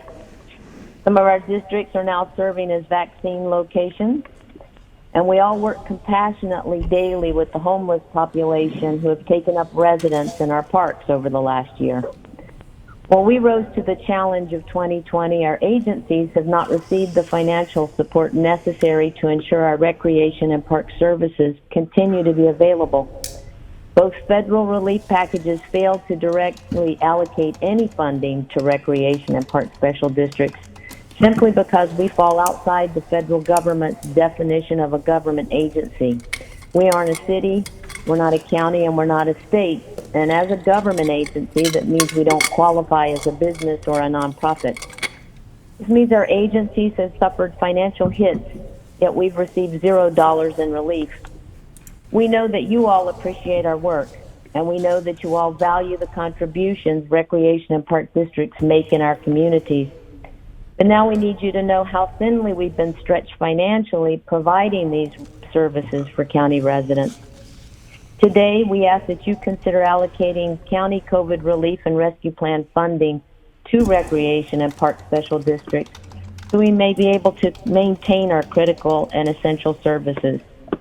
I thank you for your time and attention to this important discussion, and I'd like to turn it over to my colleague Mike Keller of Rio Linda, Alberta.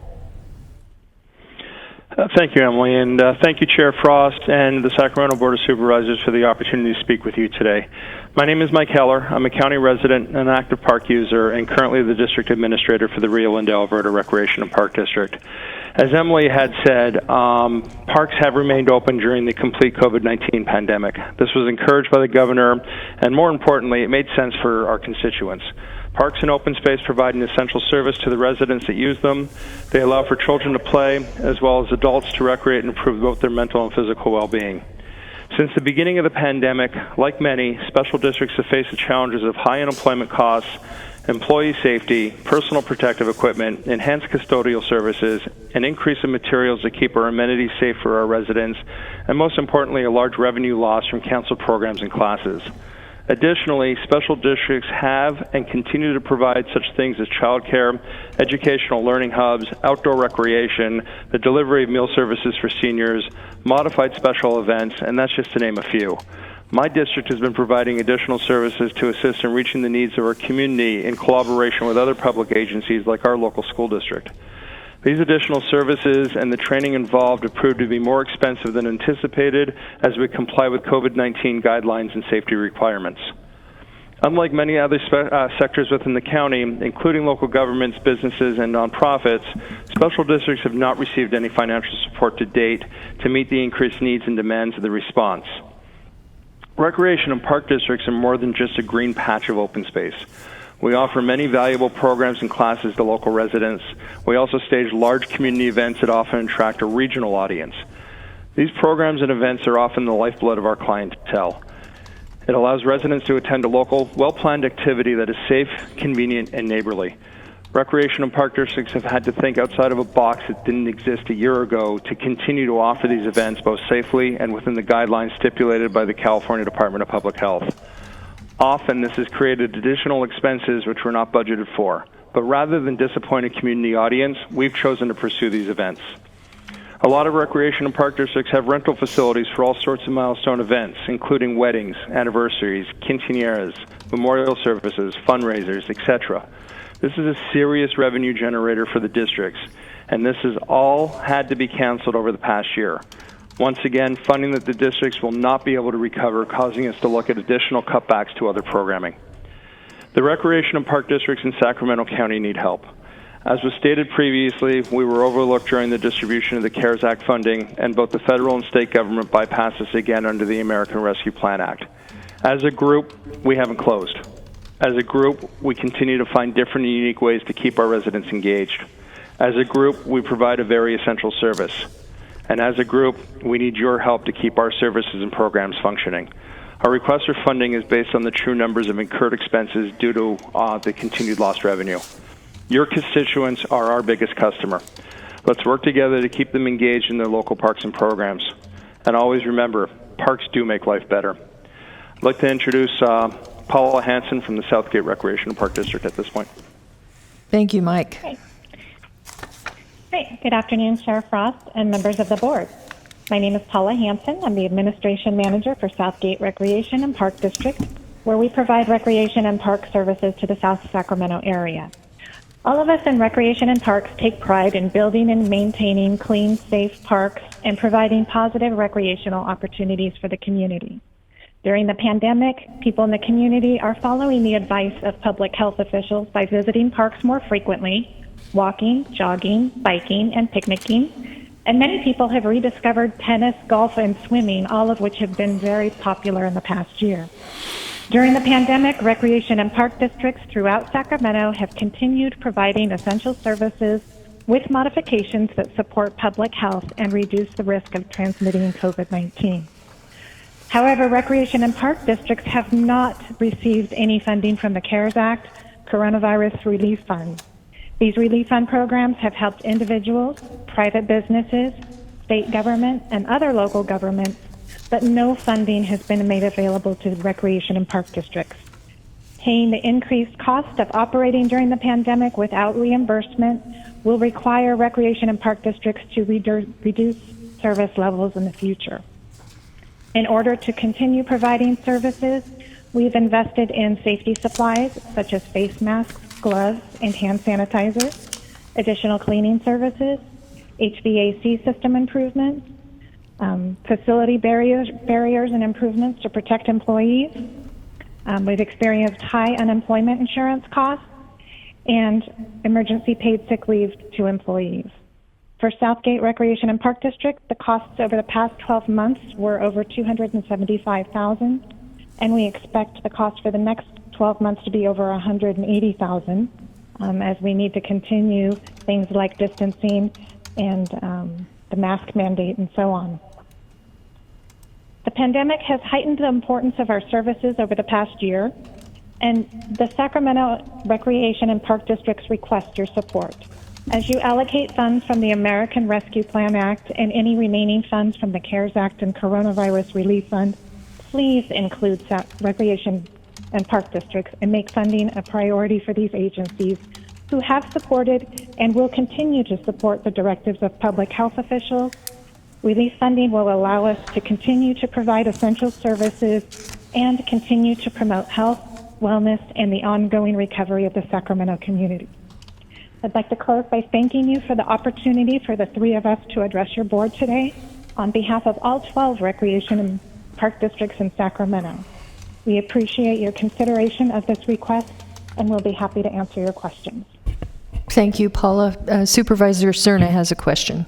Thank you, Chair. I just want to make sure that the three speakers understand that the noticed action today is simply to receive a report that we get at every board hearing from our public health officer and our director of health services here.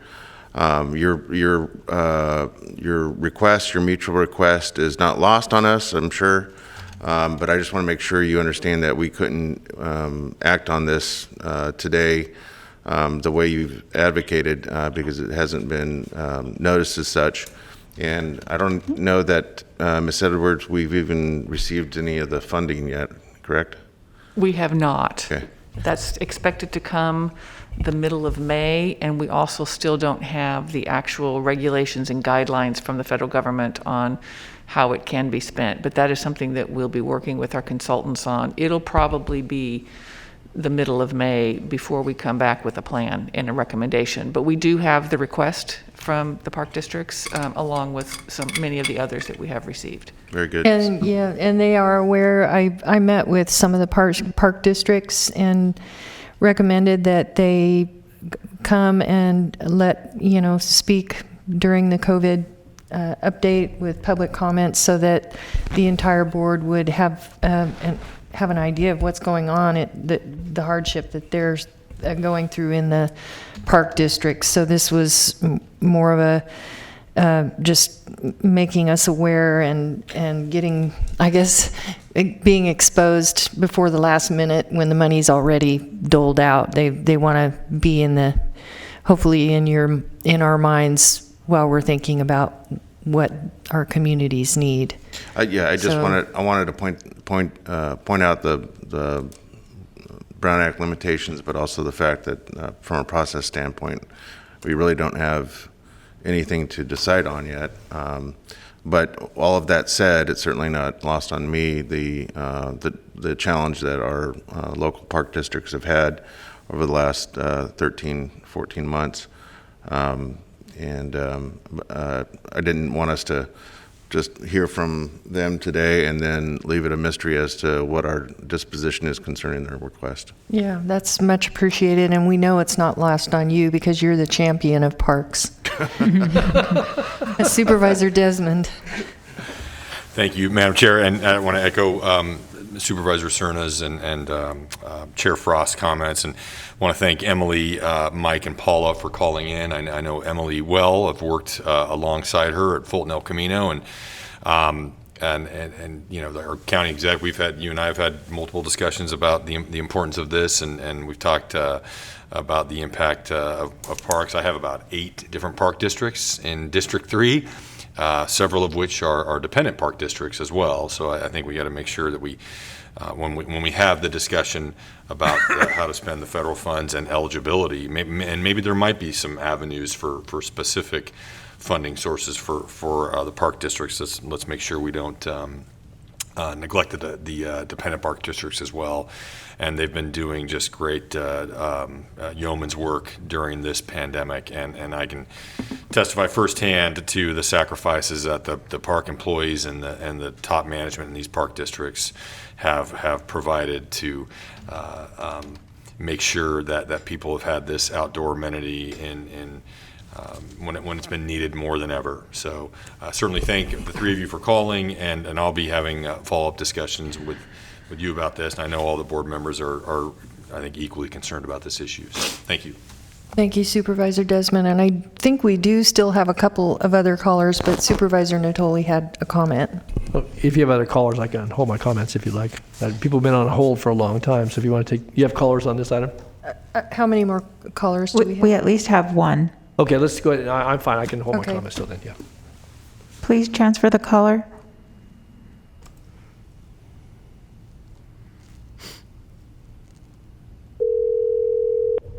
Hi, caller. Please start with your comments. You have 2 minutes.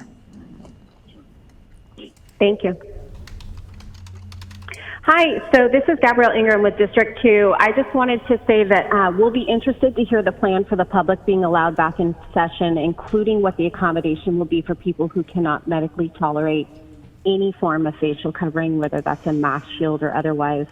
Obviously, the board does not have an answer for that now, but whether public health proposes a solution or not, this is a county public building and private property cannot be cited. The CDPH guidelines have stated before, though I don't know what they say currently, that masks are for when social distancing cannot be attained.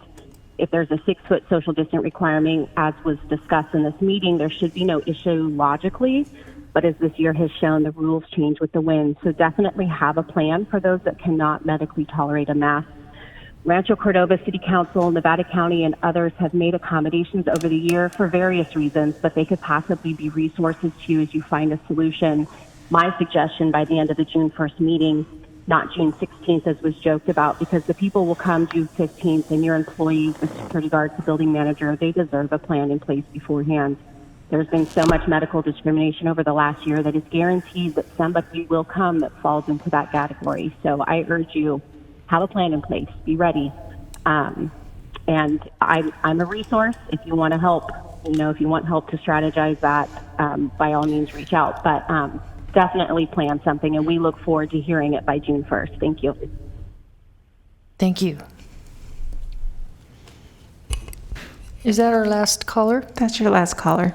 Okay, great. Supervisor Natoli. Yeah, just real quickly, as you look at Park District, I know that we have 3 county service areas, or 4 county service areas that provide services as well. I don't know if they've incurred costs. The county staff supports those in some of our more rural outlying areas. And so if there are considerations for any increased costs, again, there are park facilities that have been utilized as appropriate over time as well. So, and I wanted to thank Dr. Kassiri and I don't know how much Jim had involvement with, but certainly in recent times.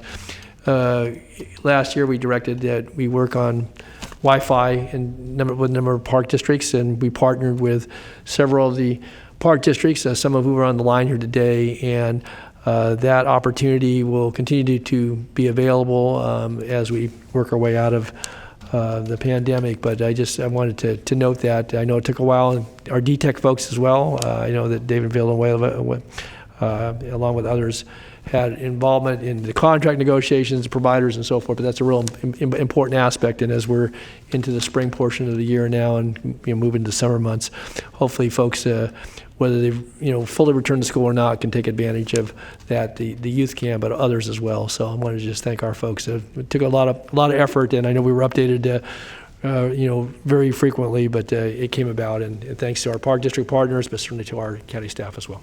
Thanks. Thank you, Supervisor Natoli.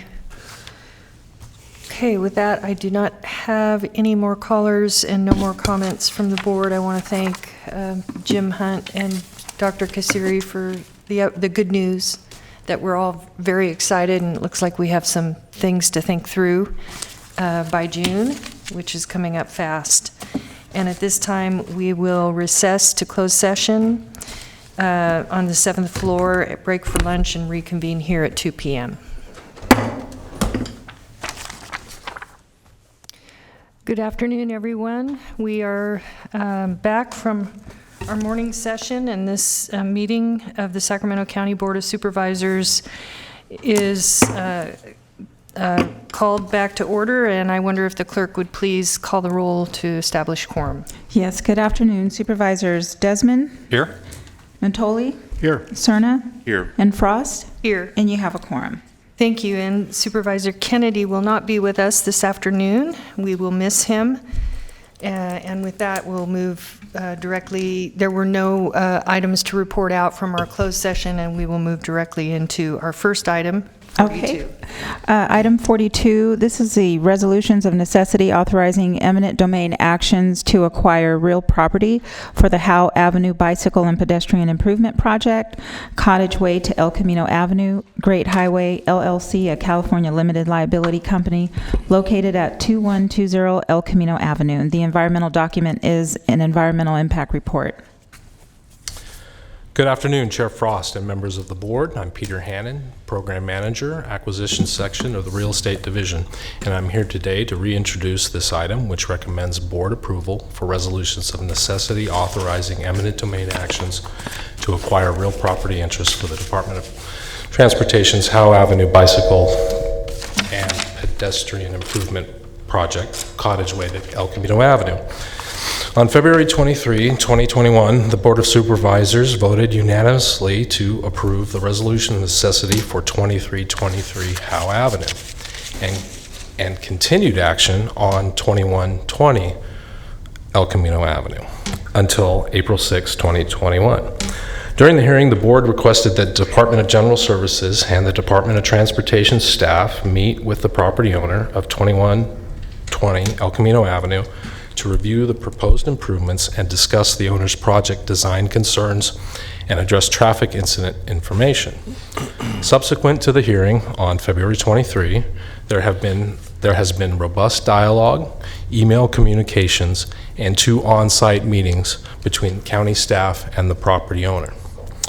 The first meeting, on-site property meeting, occurred on March 5th, 2021. County staff from DGS and Sacramento Department of Transportation met with the property owner on site.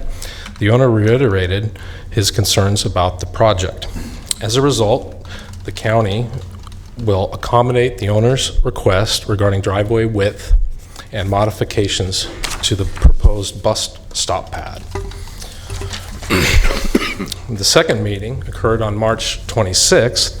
County staff from DGS and Sacramento Department of Transportation met a second time with the property owner's representatives on site to further discuss design elements, measure and mark the property's affected driveways. During the meeting, the owner's representatives asked for a 1-foot wide curb along the back side of the sidewalk and additional parking bollards to be placed. The county has agreed to add additional curbing to the project improvements. The Department of Transportation staff are still currently analyzing the owner's parking bollard request. The next item that the board asked staff to discuss with the property owner was the traffic incident information in the area for the property. Over the 2-year period covering the calendar years 2018 and 2019, there were 40 reported collisions on Howe Avenue between Delma and El Camino. 9 were injury collisions. This translates to a 2-year average accident rate of 10.9 accidents per million vehicle miles, which is more than double the county-wide average for similar roadways.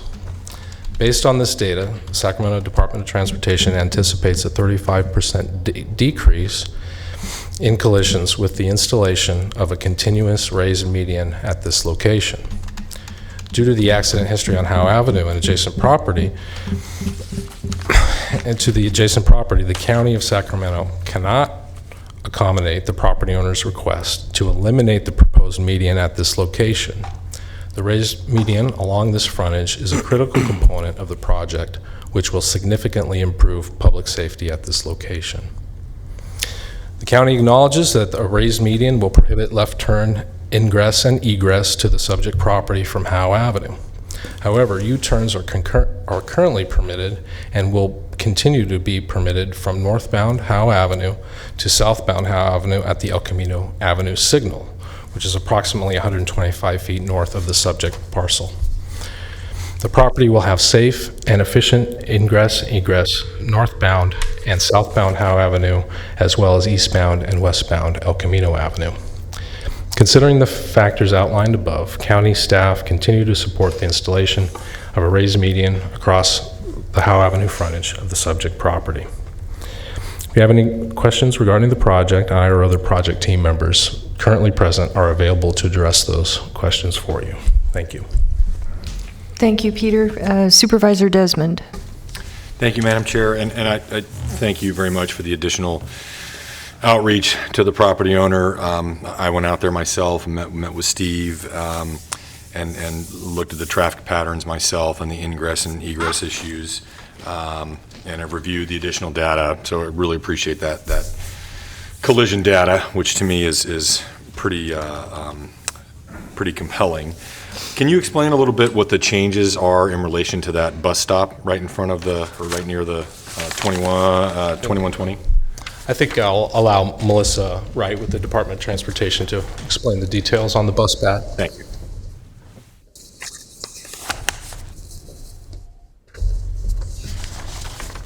Good afternoon. Good afternoon, Melissa. Okay, it's gonna work.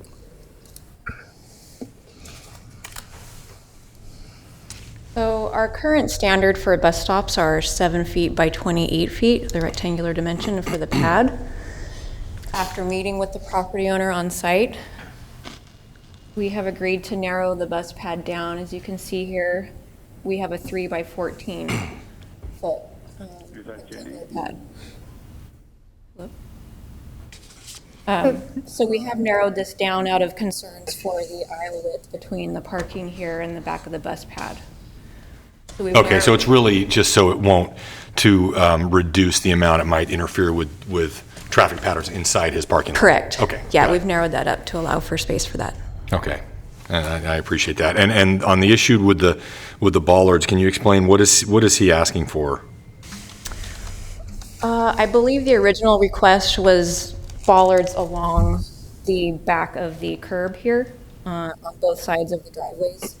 So we're going to be working with him on how the best design for that. Okay. Okay. Thank you very much. I'll have some more comments after. No problem. Whenever you want to talk, you can talk. Thank you. Supervisor Natoli. Yeah, just a question for Melissa. I appreciate the additional data and certainly can look to Supervisor Desmond's leadership on this issue. But I wanted to ask about this collision summary report that we received. I found it at least noteworthy that in every case in this list that sobriety had not been determined, and secondly, that there was never a cell phone in use. Now, is that data based upon what you're given from the CHP, or is this pending their investigations? Because, again, ever the severity of the accidents, and I think you certainly have made the case, and we're not talking about near misses here now, we're talking about actual collisions. But I guess I'm asking about this data. First time I've seen it in this format, and I think it was, helpful to understand, what you certainly have put forth as relative to the number of collisions. But do you get a final report? Because again, I think that certainly when you're looking at correctable accidents, if there's a sobriety issue, then that certainly I believe it gets accounted for a little differently than if it's something correctable in the sense that if you have a center median, it prevents left turns. So I'm curious, Melissa. So is this just very early information that never gets updated in our system, or is this all we get from the CHP? I'm curious. I believe all of this information comes from the CHP traffic collision reports. Whether those get updated, if there's updates by the CHP to these reports, like you say, as if there's sobriety factors that are discovered after the initial report is filed, I'd have to research that with our traffic section that handles the reports. Well, because if you're looking for correctable accidents, it's either has been not determined or impairment not known. That was the statement that if you're going to actually validate that accidents are correctable, then you need to know something about why the accident occurred beyond that two cars or more hit each other or a pedestrian got hit or whatever. And I guess I'm asking that because, again, this is a major effort, and obviously we're looking at this location, but having a little bit of familiarity with requests for stop signs and other things, and we look at correctable accidents in a certain period of time, that if sobriety is really not taken into account, it's just if you're running into each other, when does it become too much? And so I'm curious, and I see Steve coming down here. So not that it changes anything any opinion I have about this matter, but this was helpful. I've not seen it in this format, but it also seemed to be very preliminary in the sense that there's really no update provided here. This is what, I guess if somebody was taken away and they were at the scene, but they're still presumed innocent until obviously there's some other determination made through sobriety, but that must get entered into somebody's system, right? So typically when an accident is deemed correctable, in this case, most of them are being deemed correctable because the movement that they were actually making during the accident will be precluded by the project. So just by the nature of the project, they won't be able to make the movement they were making during the accident. So it'd be a little bumpier ride. Correctable. It'd be a little bumpier ride across the median. If they were impaired, people, you've seen stranger things in your career, I'm sure. That is true. And I'm sure Mr. Desmond has too. So, but again, to your point, then I'm going to take you back to the stop sign because I get it. Well, we don't have at these rural intersections, and it's still a real point of interest with me. Mr. Hartwig's heard this, and so has Mr. Bakari. That we look at this period of time, we don't have the same volumes and so forth, and you're always looking at correctable accidents, and yet when we had one where we actually had a either speed or an impaired driver, and somebody got killed, that wasn't enough to basically justify a stop sign. And so the reason I asked is severity. There's some accounting for that in here, property damage, somebody complaining of injury and so forth. And do we keep this data then for all of our locations? Do you get this? We do. I don't know if we have a sunset where we get rid of it.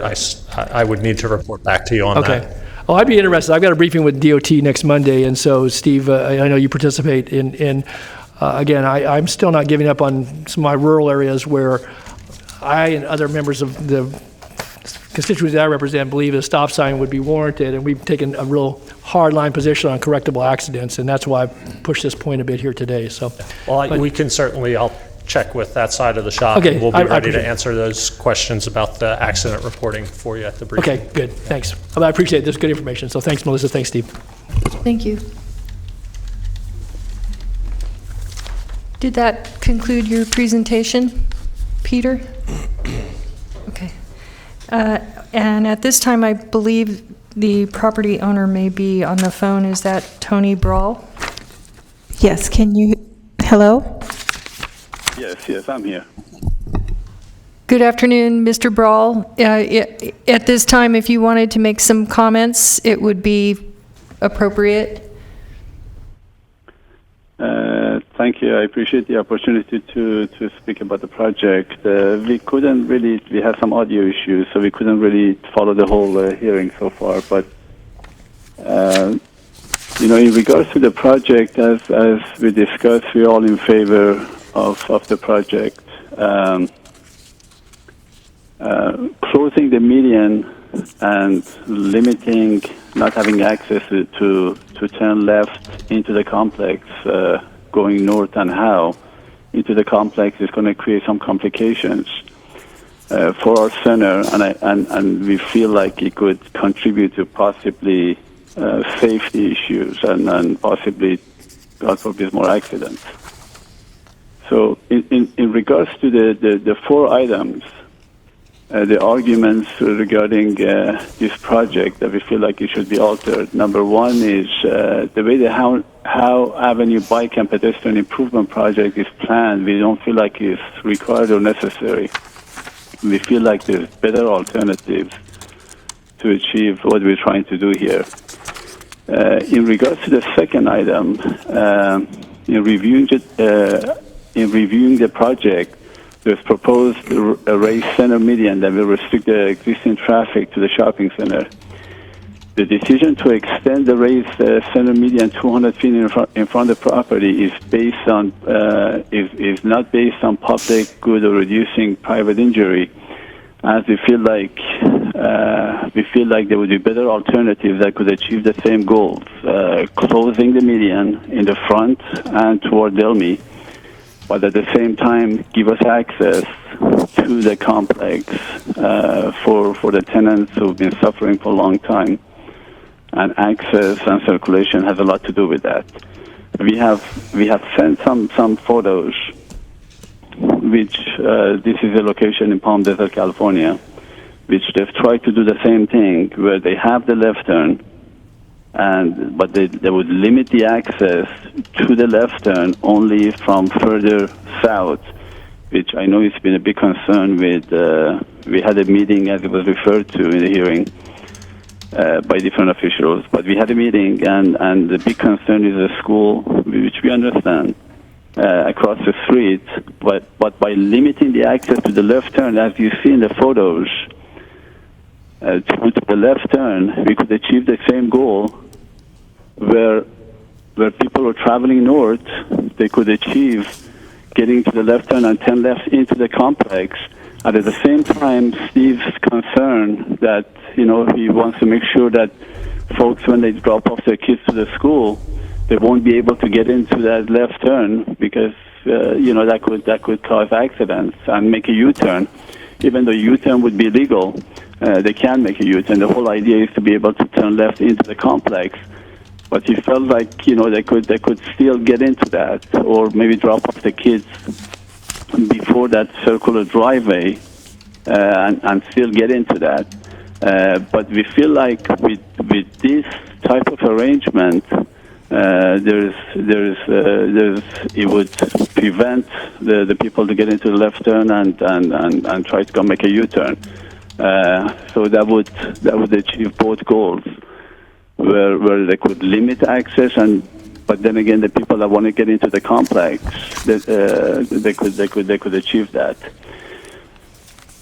Also, number 3, county cannot justify a 200 feet center median extension is necessary for the proposed project. Okay, Steve, can you? Yeah, I can read the one. Yeah. Okay. Yeah. So we don't feel like the county has been able to justify that. And also, in regards to the appraisal, we feel like there's a value. There should be some allocation due to loss of access due to putting up the median. The existing appraisal, as it is, has 0 for allocation for loss of access to limiting the access left to the complex.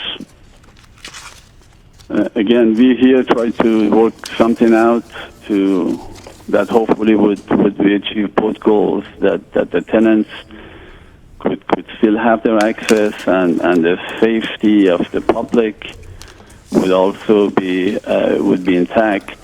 That by limiting the left turn to a certain area, so people just can't come into the left turn, and it would be basically to limit that for the folks that want to get into the complex. So the tenants who have been relying on this access and circulation could still enjoy that, and still we preserve the public safety. Thank you. Thank you, Mr. Brawl. I'm not sure I'll defer to Supervisor Desmond. Thank you, ma'am. Was that it for public? I believe that. Were there any other public comments?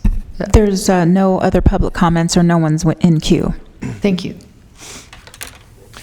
Okay, thank you, Madam Chair. So I thank you, sir, for commenting. I mean, I certainly don't take this decision lightly, because there's no doubt about it that it will interfere with the ingress to that parcel if you're heading north on Howe. There's no doubt about that, but it is true. It's a very easy U-turn on El Camino there. And going out there, spending some time out there, in addition to going out and meeting Steve and Melissa there, I went out a few other times just to watch the traffic during school, during drop-off hours, during pickup hours at Howe Elementary School there.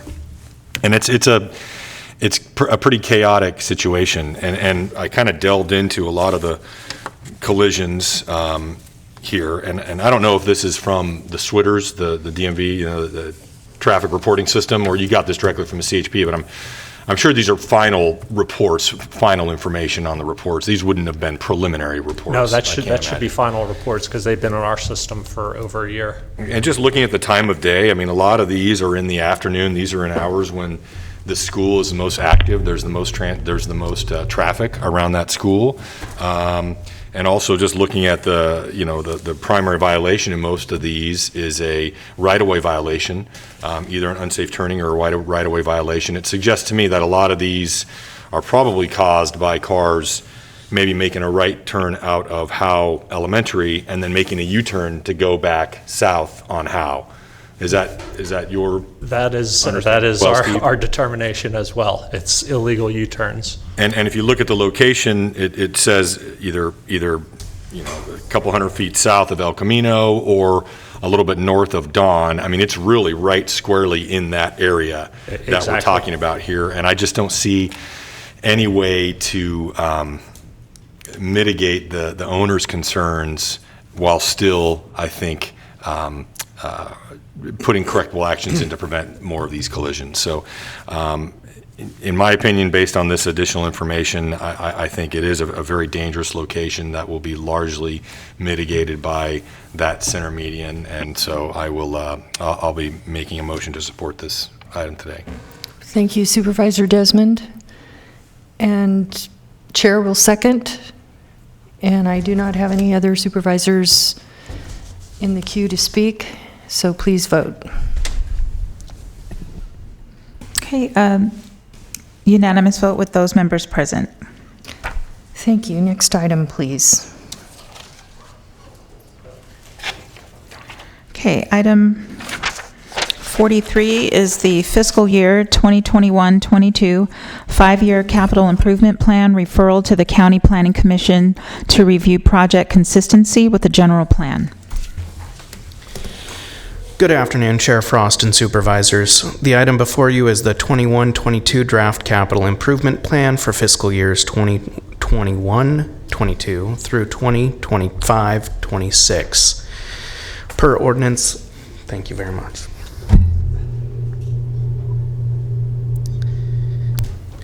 Per Ordinance 21.15, the Capital Improvement Program document is to be developed by the County Executive and transmitted to the Board.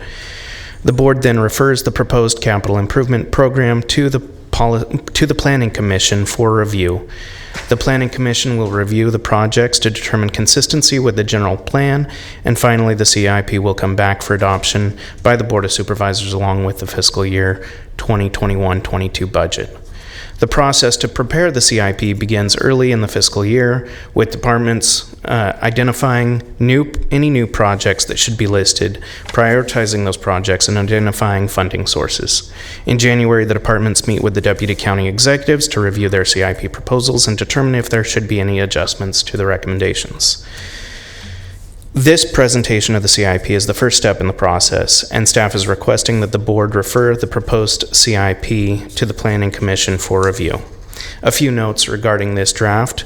As the COVID-19 pandemic continues, various departments have taken into consideration the impacts of COVID-19 on their resources available for projects, as well as the timing and demand for certain projects. This is especially true for the Department of Airports.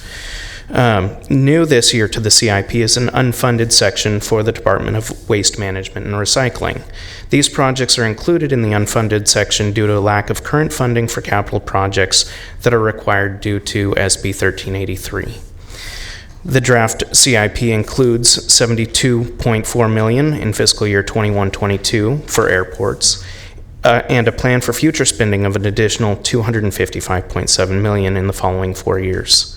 Excuse me, Colin. Yes. Supervisor I'll Mitchell? wait till he's done. Okay.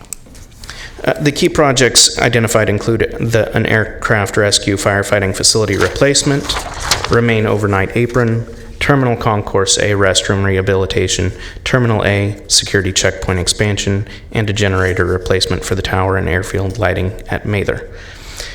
County buildings and capital construction includes $28.4 in fiscal year 21-22, and a plan for future year spending of an additional $59.7 million in the following 4 years. Facilities that will have significant levels of funding include the B.T. Collins Youth Detention Facility, the new Administration Center, Old Administration Center, Office Building 3, and Rio Consumnes Correctional Center.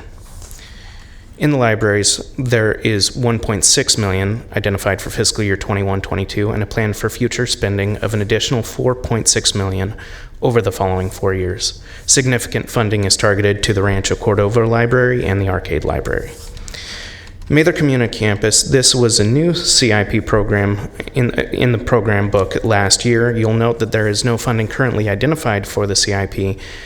However, that's primarily due to the timing of the development of the book. In February, the Board approved a project with grant funding that will show up in the next version of the CIP book. Regional Parks, $5.9 million in fiscal year 21-22, and an additional amount of $2.1 million in the following 4 years. Key projects include Discovery Park picnic shelters and the American River Parkway trail improvements. In transportation, $99.2 million in fiscal year 21-22, an additional $358.4 million over the following 4 years. As noted, some projects were delayed due to the delay of the availability of funding sources. Major projects include ADA improvements, widening and construction of pedestrian, bicycle, and aesthetic improvements on several major county roadways, including Hazel Avenue, Elk Grove Florin Road, Alberta Road, Madison Avenue, and South Watt Avenue. Construction of upgraded interchanges at I-5 and Metro Air Parkway, and Highway 50 and Hazel Avenue. 8 new bridges to replace existing bridges. In waste management and recycling, there's 22.9 in fiscal year 21-22 with an additional 71.7 million over the following 4 years. Again, as mentioned, there's the unfunded section, which includes 33.4 million in projects that require either rate increases or the issuance of debt in order to finance the projects. Water resources drainage, 11 million in fiscal year 21-22 with an additional 22.3 million in the following 4 years. A couple of highlighted projects include the El Camino Avenue Verna Way Storm Drain Improvement Project and the Elder Creek Elk Grove Florin Road Bridge Improvement. Water resources water supply, 57.3 million in fiscal year 21-22 with an additional 296.1 million in the following 4 years. A couple of highlighted projects include Sunrise Boulevard, Douglas Road, pressure reducing valve stations, and the Arden service area water main and meters, phase 2B. The recommendations are staff recommends that the board direct the county executive to submit the capital improvement plan program to the Planning Commission for review with the general plan and direct the county executive to report back with a recommendation for the approval of the fiscal year 21-22 capital improvement plan. Department directors and representatives are available to answer any questions related to specific projects should you have them. Thank you, Colin. Supervisor Natoli. Yeah, thank you, Colin. Appreciate the presentation, and obviously a lot of that was covered in the written staff report. I know there were some large attachments, and we had a chance to review those, obviously, as that this works through the process. I wanted to, certainly note, and I appreciate you pointing out that Mather Community Campus was added, and the project we did obviously was largely redevelopment monies that came through the redevelopment agency to replace some very necessary, I think, HVAC systems, and so appreciative of that being added. I guess what I wanted to draw attention to, and may sound like a bit of a broken record to some of you who've heard this obviously over the last couple of years, but as I look at the CIP, and I want to be fair, recognizing there are enterprise funds that particularly when it comes to airports and some of the utility enterprises that have dedicated funding sources. But the contrast for me was that we have $1.6 billion in programs that are outlined over this 5-year projection, including fiscal year 21-22 funding. And of that, and you highlighted them in your outline, libraries and parks, total projected 14 million, less than 1% over that course at the same time. And certainly parks is largely dependent upon either general fund for operations and support, some maintenance, but relies almost solely on grant monies for any capital improvements. That's been an issue, and one I'm going to continue to point out. In libraries, again, both of those are important to external users, to our constituencies. Not that these others aren't, because they serve the public. They're sometimes almost unapparent to folks. But if they don't work, if the drainage system doesn't work, or airports doesn't function, or the roads are in bad shape, then we're gonna hear about that. But if they're kept good repair and the projects are important. But I point that out because what it says to me, and then the item we're going to hear next, where we're going to talk about some of our needs in information and technology, which again is important, key to critical operations for monitoring, for collection, for service delivery.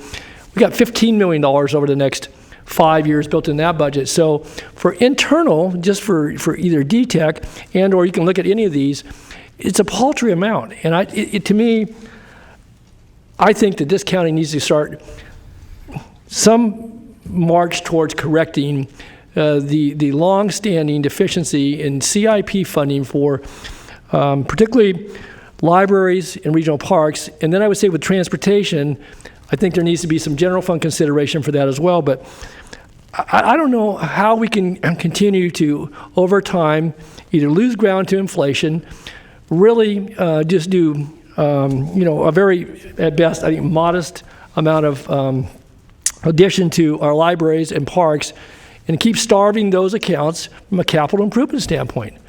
To me, again, it's not a decision that necessarily rests with staff. You're going to bring us your recommendations, but I think we as a board need to wrestle with that, because if you have less than 1% of your CIP budget going to parks and libraries, that says something about the priorities this board puts on some of those resources that are available to the community. And they serve a broad constituency, people of all ages, from all walks of life, and I think are just key to quality of life. And for too many years, I think those have taken a backseat to either enterprises that have dedicated funding sources, or those that are larger departments that have the ability to generate through fees and other revenues to support those, and again, may not get a very big amount of general fund, but those are key services. And I think if we've learned anything, we've learned many things over the last year with the pandemic, but how important our libraries are, how important our open spaces, our parks are, and certainly all these other things are important backbone infrastructure that I don't mean to in any way diminish. But I'm going to say it because I'm going to say it again when we get into budget discussions, when the CIP comes back to us in the budget context. I believe we need to find a way to show more robust contribution over time to the capital improvement programs for those amenities. Otherwise, we just continue to lose ground, and I think we do a disservice to the people of this county in not putting more resources towards parks, libraries, and our roads in good part as well. So that's enough for today, but I'm just going to tell you right now, when I look at the next item and look at $15 million and then a deficiency for a larger project of $30 million, those are going to get the call because they're always going to be critical. These, we just tell people, well, that's the best we can do. I think we can do better. That's all I have. Thanks. Thank you, Supervisor Natoli. And I do not have anyone in the queue. I wonder if we have any callers on this item. No, we didn't. And when you had opened the... Oh, no, I'm sorry. I'm on a different item. No, we don't have anyone in this queue. Sorry. No problem. So on this item, staff are asking for direction. And I just went dark on my computer. Direction for the county executive to submit the CIP to the Planning Commission and direct the county executive to report back to the board after the Planning Commission. And so, is everyone good with that? Madam Chair, again, giving direction, I'm prepared to make that motion, but again, for purposes of our budget preparation discussion, I would like to have some more opportunity. Again, we have opportunity anytime we're in session, but to focus in on where we are with parks, where we are with libraries, and certainly general fund contributions to roads. Again, recognize there are myriad of needs, and certainly Ann and her leadership team, have a lot of things to juggle. But I just don't think, again, I think it's a disservice. And I'd like to have that opportunity again, but once this begins in the process, then you have to go back and do amendments and so forth. I'm prepared to send this document forward for consideration, but I certainly want to have more discussion, and I trust we will. And I don't know if there's any other guidance along that, but the commission, basically, they just look at it for compliance with the general plan, and I guess they consider it, and then they approve it and send it back to us, and so it'll come back in a more formal format than what we have here today. But how do we amend, say, the CIP to put in money? Say we want to do projects on parks, for example. Say we want to put, $5 million every year for the next 5 years, at least we budget year by year, towards parks. Or we want to do more in libraries, or we want to put more in roads. How do we get that built into this consideration, I guess? I'm going to ask that question before I make the motion to direct this. So maybe, Ann, could you help with that? Well, being very new to this CIP process, I think I'm going to ask if Britt can help me on that one. And my point is, I want to see as we're building budgets, those considerations there before it comes to us, and then, then we're having to pull it away from somebody again. Thank you, Britt Ferguson, County's interim chief fiscal officer. So fundamentally, and just to your point, Supervisor, so it is true that we spend a relatively small amount of money on capital projects for things like parks and libraries. And as you point out, we do have a lot more funding in those areas where there's dedicated funding. And so it's not so much that those others take a back seat. It's not like we have a choice. We can spend airport money on parks. We don't have a choice. You have to spend airport money on airports. You have to spend money in waste management on waste management. You have to spend water money on water. There's just not a lot of choice there. The other issue that has limited our spending on things like parks and on Mather, for example, is that they're not part of the use allowance that we charge all departments for county facilities. And they haven't been really for a long time, and some ever. And so there is a funding source that goes to things, to regular county buildings, that is not available. Those departments don't pay into it on an ongoing basis, something we've been looking at. I think to answer your specific question, as you know, when we brought you the budget policies a while ago, one of the things we identified was starting to build capital reserves, recognizing that there was a significant need in the airport, in the area, for example, of parks, in the area out at Mather and other areas. Your board did not adopt those policies. You'll see when we come back to you with the budget study session, we are going to continue to try and focus on identifying funding for capital projects, because we do think it is a priority, and finding a way to set some money aside for capital projects. The truth of the matter is, and you know this well, the way that you have money to spend on capital projects is you don't spend it on something else. And so that's really the challenge, is what are the other things that you're not going to spend it on if you're going to set it aside for capital projects. And in recent years, we've done a number of growth in a number of areas, whether it's buying body cameras for law enforcement. Not that those are important. They are important, but that's money that's not available to spend on parks. It's money that's not available to spend on libraries. There's a whole variety of areas. We funded a substantial amount of growth, but it was not in those areas. And so we do think it's important to address some of those needs, and we will be talking a little bit about that in a general way when we come back at your budget study session next week, and how we're going to do that. But in the end, it just comes down to spending it on those things and not other things when we have the money available to do that, or setting it aside for that, because that money is not necessarily available. Sometimes you have one-time money, and that's perfect money to set aside for capital projects. Specifically, in answer to your question, as you know, the CIP will go to the Planning Commission. The Planning Commission will issue an opinion with regard to consistency with the general plan, not just for those projects that are funded, but also for those projects that are unfunded. So everything in the CIP will be reviewed by the Planning Commission for consistency, and you will have the ability to, and we may in fact recommend some amendments to the CIP when we bring it back to you for consideration at budget hearings. Well, thank you, Brett. And again, certainly you give a very straightforward response, as I would expect. I guess what I would say to one of the points you made relative to the capital reserve, I get it when you're trying to accumulate, and we'll talk a little more about that on the next item, and it was brought forward in your discussion before us here a few weeks ago in recommendations. But when I look at the unfunded list, I don't have it down here before me today, but certainly I've looked at it year after year, and I see in parks, tens of millions of dollars in unfunded projects. I don't think, in my view, you don't have to have a capital reserve. You could put $2 million a year in base budget for parks just to begin to whittle away at that. Similarly with libraries, and similarly with roads, and again, you've been helpful over the years. We have a very modest contribution, general fund to the roads now. I think it's $1 million or $1.2 million this year. But you don't need to stash money away. If we were so, in such a good position that our infrastructure was in great shape, I'd say, yeah, you want to start looking to when it's going to wear out. I mean, it's either worn out or we're so far behind the curve for a variety of reasons. I'm not pointing a finger at anybody. So I guess my view is that maybe we ought to start from a different base on those areas where we don't have these funding streams. And yes, you could still have a conversation about capital reserve. There's plenty we can do if we had $20 million available every year going forward for the next 10, where you could, spend that money legitimately. It's in our CIP, but it's unfunded. And so, and not everything competes equally. I get that. And so I guess that's my point. And I know we'll have that conversation coming up in the spring and so forth, but I just, I feel very compelled because, again, I just see us getting further and further behind in these areas.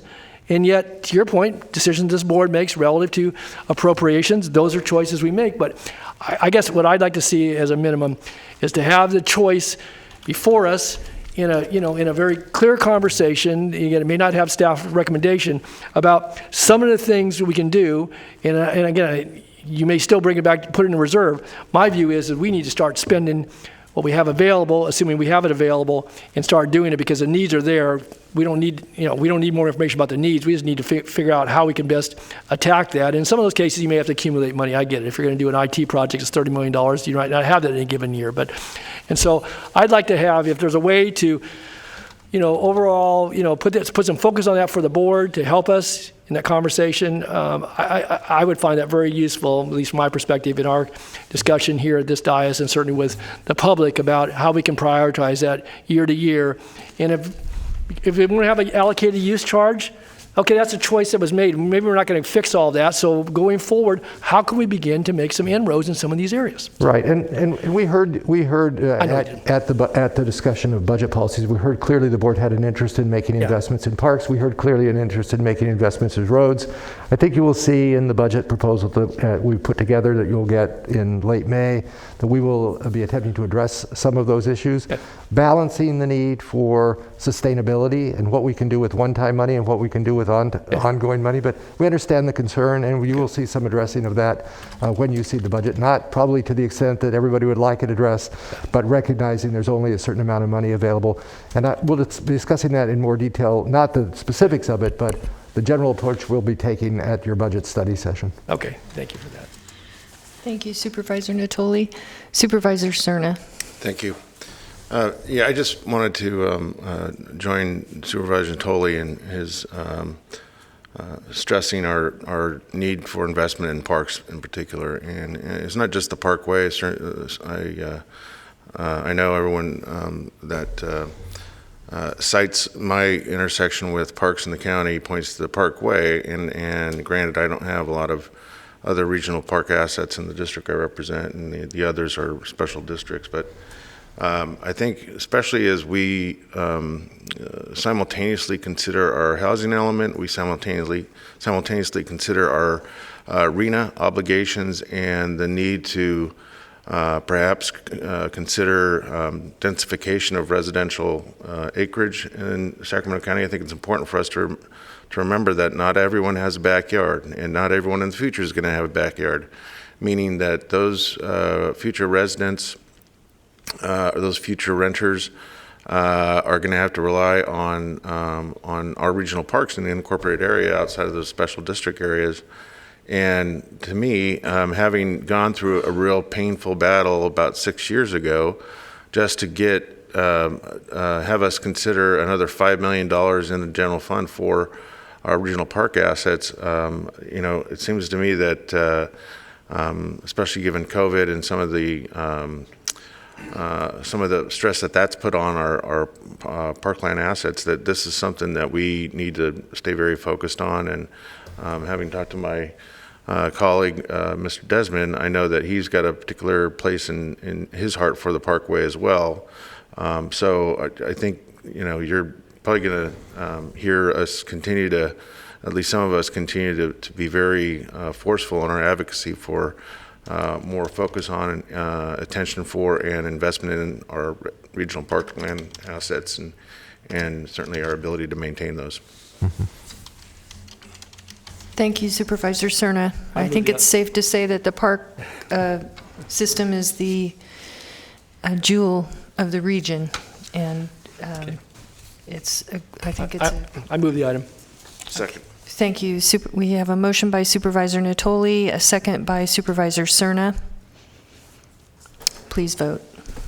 Unanimous vote with those members present. Thank you. Next item, please. For item 44, this is the fiscal year 2021-22 5-year technology improvement plan for review and approval.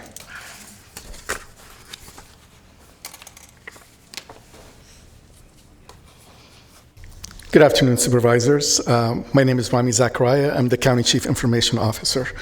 Every year, the Department of Technology works with county departments to identify information systems that are reaching end of useful life and develop a plan to replace those. It's important to mention that the county keeps all information system and IT infrastructure for its full useful life. In today's information security challenges, It's very important that we take a very proactive approach to updating our information systems and keep them up and running. Also, the pandemic in this last year has really kind of changed the way that we work. On average, we have more than 2,700 employees that are working remotely on a daily basis. The 2021-22 technology improvement plans include 6 projects. The first project is the Correction Health Automated Medication Dispensing System. That project that RFP was awarded in December of 2020 to a vendor, and implementation is underway. The Sheriff Department is working on replacing the current jail inmate management system with a new project. That project also is scheduled to go live next year. Environmental Management is working on an RFP to replace their case management system. And the Department of Human Assistance is working on a major project to replace the welfare case management system with a new state system. The County Regional Radio Communication System is working on a project to replace the network microwave. And finally, Water Resources is working on replacing the asset management system. We have 2 projects that are unfunded, and I've mentioned those in the past, at least the first one. It's the property tax system. And we have a new project that we want to put before you. This is really kind of scheduled for 2025, is that Microsoft is changing the way that they license their products. So instead of purchasing the Office suite every 10 years or so, we're going to have to shift it to an operational type expenses, where we would have those expenses happening on an annual basis. That's kind of in summary the technology improvement plan. I'm happy to answer any questions that you guys may have. Thank you, Rami. I do not see anyone in the queue to speak. I wonder if we have any callers on this item. No callers. Okay. And so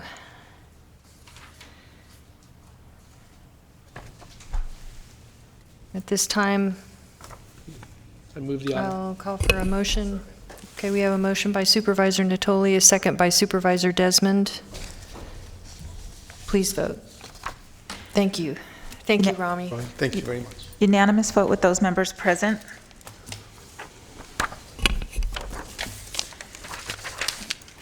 Next item, please. Item 45, this is the authority to execute a retroactive amendment to contract to increase compensation and extend term for the lease of one loader for use at Kiefer Landfill with Holt of California. Good afternoon. I'm Tim Israel, Superintendent with the Department of Waste Management and Recycling. We're seeking your approval on amendment to a lease, a full-service lease for a loader at our Kiefer landfill.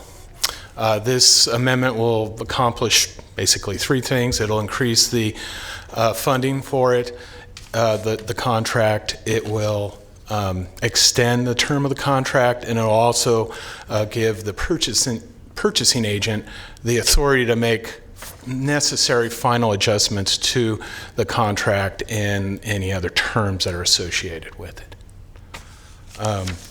This contract expires on the 10th of April, so we are unable to wait any further on a decision on this as far as moving it forward.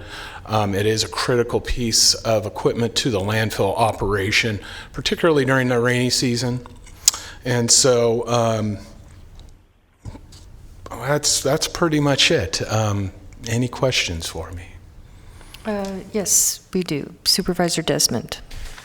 Thank you. First, just a comment. Thank you, and thank you for making this a timed matter so we can have this discussion and have this, I think, continued additional scrutiny on waste management issues, especially in light of the recent rate increases and the impact to the taxpayers in Sacramento County. And I appreciate, we all received a little bit of information about some of the unforeseen operating damages. So just to be clear, so typical normal wear and tear items would normally be included in the lease agreement, is that correct? Yes, things like a bushing on a suspension, for example, that didn't wear out because of operator abuse, for example, or some accident. Those things are included. Consumables like tires, for example, are not. Okay, right. But if we get a dent in the side of the loader, we're going to have to pay for that. A good example, I was looking through the list of repairs that we had done on this lease over the last 4 years, and the ladder to get into the cab had been repaired literally at least 5 times. And it's just low-hanging piece of equipment that in the nature of the business we do out there at the landfill, it's going to get damaged. And that's a great segue, because I mean, obviously you have a lot of unforeseen things. I just took another load to NARS the other day, and I know a lot of things happen out there. What I'd like to see at some point from the department is going back, maybe looking back a few years to see where these unforeseen expenses or damages to pieces of equipment have occurred. You know, and this kind of, I think about the discussion we had today, and Supervisor Cerna talking, and Supervisor Natoli talking about the lost property. I mean, these are things, when you put them all together, this is a lot of money that we're talking about. And I'd like to see specifically what steps, what measures are taken out there to avoid these kinds of, we know it's going to happen, but what measures can we take to try to prevent some of these things from happening? I'd appreciate a report back at some point about that. Well, we'd be happy to do so. And it just so happens that there's another item that you'll hear next month, most likely, on these leases yet again. And it's mostly cleanup work similar to this, in that we're adjusting and making sure that the leases end at the right time, and that the purchasing agent has the authority to go ahead and make these changes, so we don't have to bring them back to you. So we can report back to you, but I can assure you that our operations folks are very aware of damages that occur to our equipment, and we do a lot of follow-up with our employees to train them to avoid that, and if necessary, provide discipline for equipment damage. And so it's a big deal for us. Okay, thank you. Yeah, thank you. Thank you, Supervisor Desmond. Supervisor Natoli. Yeah, good afternoon, Tim. Just kind of to your last point, I'm not so sure that I don't want the board to see, some of those things, because again, it gives us the opportunity to have this conversation. If we never see them, all we see is a lease every 3 to 5 years, then not that you have to see every purchase order. I get that. I mean, obviously we trust the administration to you and to Doug and to the folks that are given that responsibility. So I guess if you flag that item when it comes before, we'll talk about that, I guess, a month from now, if I understood you correctly, what you just said. Yeah, I think we're tentatively scheduled for the 18th of May. Right, no, I'm just saying, but if I understood you correctly about what wouldn't be coming back to the board any longer, you just, by way of not bothering us with it, I'm not, and that's kind on your part, but I'm not so sure that, I think in light of some of the discussion we had today, not on your item here, but related to lost property and to, and so forth, I think it's important. We'd be happy to provide you that information. Oh, I know you would. Yeah, I just, but in, I think in the effort to be more efficient and not bother us with such mundane things, but I don't think there's so mundane, and I don't think you were inferring that. But I wanted to ask you about this outside normal wear and tear. You mentioned the ladder on the loader getting damaged. Okay, but when you also mentioned the response, and again, I thanked Ann for this earlier this morning. I'm sure you or somebody else provided it. You mentioned the bucket pins, cutting edges, related quick couplers as being areas that have not outside normal wear and tear. But who's making the determination what's normal wear and tear? Is that the supplier? So you buy it from Caterpillar, and they make the call, and are we able to negotiate for things where we know they're fairly normal?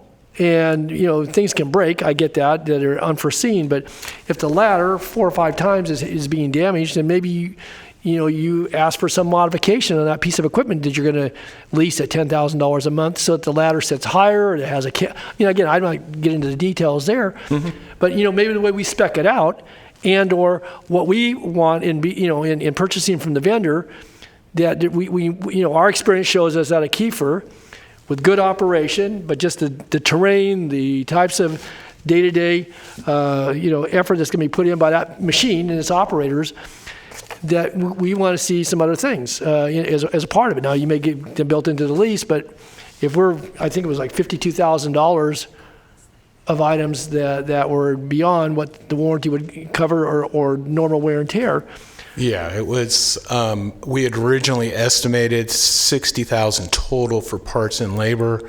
Yeah. And the total as of the writing of this report was at around 112. Okay. So there's that increase there. And then addition, we need to get an extension for additional lease payments because the delivery of the new equipment that will replace this one has been delayed. Okay. But $112,000, I guess is that over the 4 years? Yes. Okay. So, I mean, yeah, okay. Yeah, So it's not. Obviously, it's significantly less, for example, than what you saw us bring to you Yes. 2 months ago on the loaders at NARS. And again, that is indicative of the type of duty cycle these pieces of equipment go through.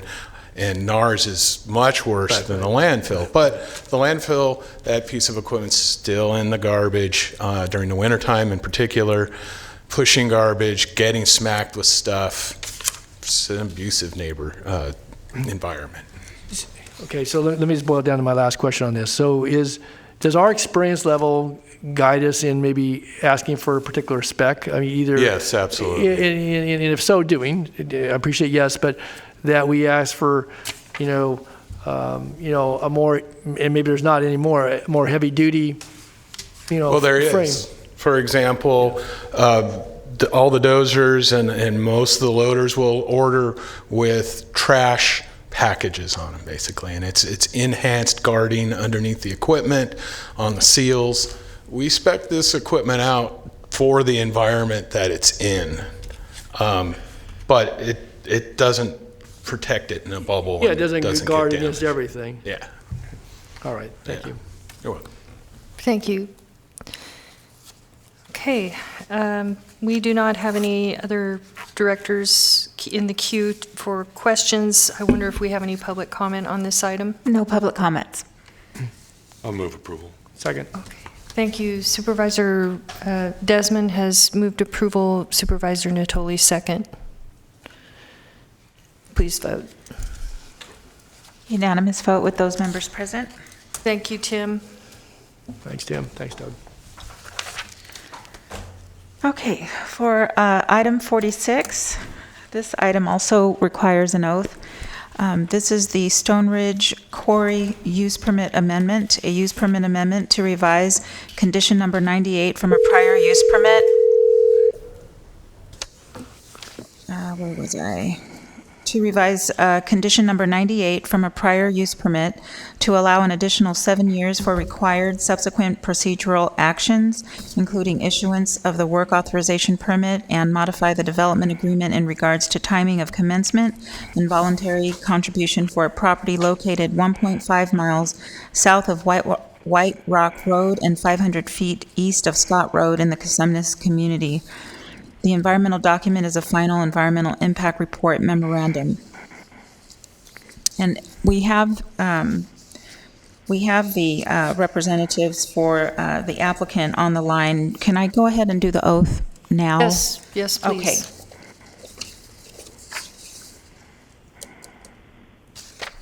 Okay. Okay, Mr. Thatch, Mr. Sokopoulos, are you here? I am. Okay. I am. Okay, thank you. We're going to do the oath of office now. Please raise your right hand in the appropriate response as I do. Do you swear that the testimony you're about to give this board is the truth, so help you God? If you do not swear, do you so affirm? I do. I do. Okay, so go ahead and state your name for the record and the statement, I have been sworn. Yes, this is Gregory Thatch, and I have been sworn. This is Angelo G. Tsakopoulos, and I have been sworn. Thank you. All right, this is Leanne Moffitt, representing planning and giving the staff presentation today. And I do have a short PowerPoint for our use today. So this is the Stone Ridge Quarry item, and the clerk already read the location in. So the board originally approved this quarry project back in Excuse me, Leanne. Yes. We're not able to see the PowerPoint. Do I have the vote? Is there something on your screen? Yeah. Oh. Sorry to interrupt you. No problem. I just wanted to see it. Absolutely. Yes, it is helpful. Okay, so the original quarry was approved back in early 2012, late 2011, early 2012. It is one of 2 approved quarries out in the East County area.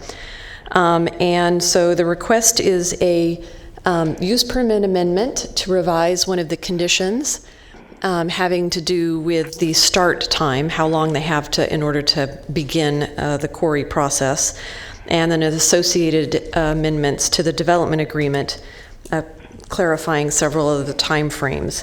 The approval documents have these time frames where they have to start in order to sort of vest the entitlements, and due to a variety of reasons the applicant could probably speak to, including the economy, they haven't gotten underway yet. And so staff had previously administratively approved one extension, but at this point we needed to come back and get the board approval for that. Here is a graphic showing where the site is, the larger site out in the East County area. And so the applicant is requesting a 7-year extension through March 30th, 2029 in order to complete all the procedural actions required under the use permit, including issuance of a work authorization permit. But there are no other changes to the project. There are no changes to conditions or the project that they are requesting. They are also, this also includes some commensurate changes to the development agreement so that the term of agreement and the special voluntary contribution sort of match the use permit part and are clarified. So again, there are no changes to the project. The amendment to the development agreement clarifies the timing of commencement and the payment schedule.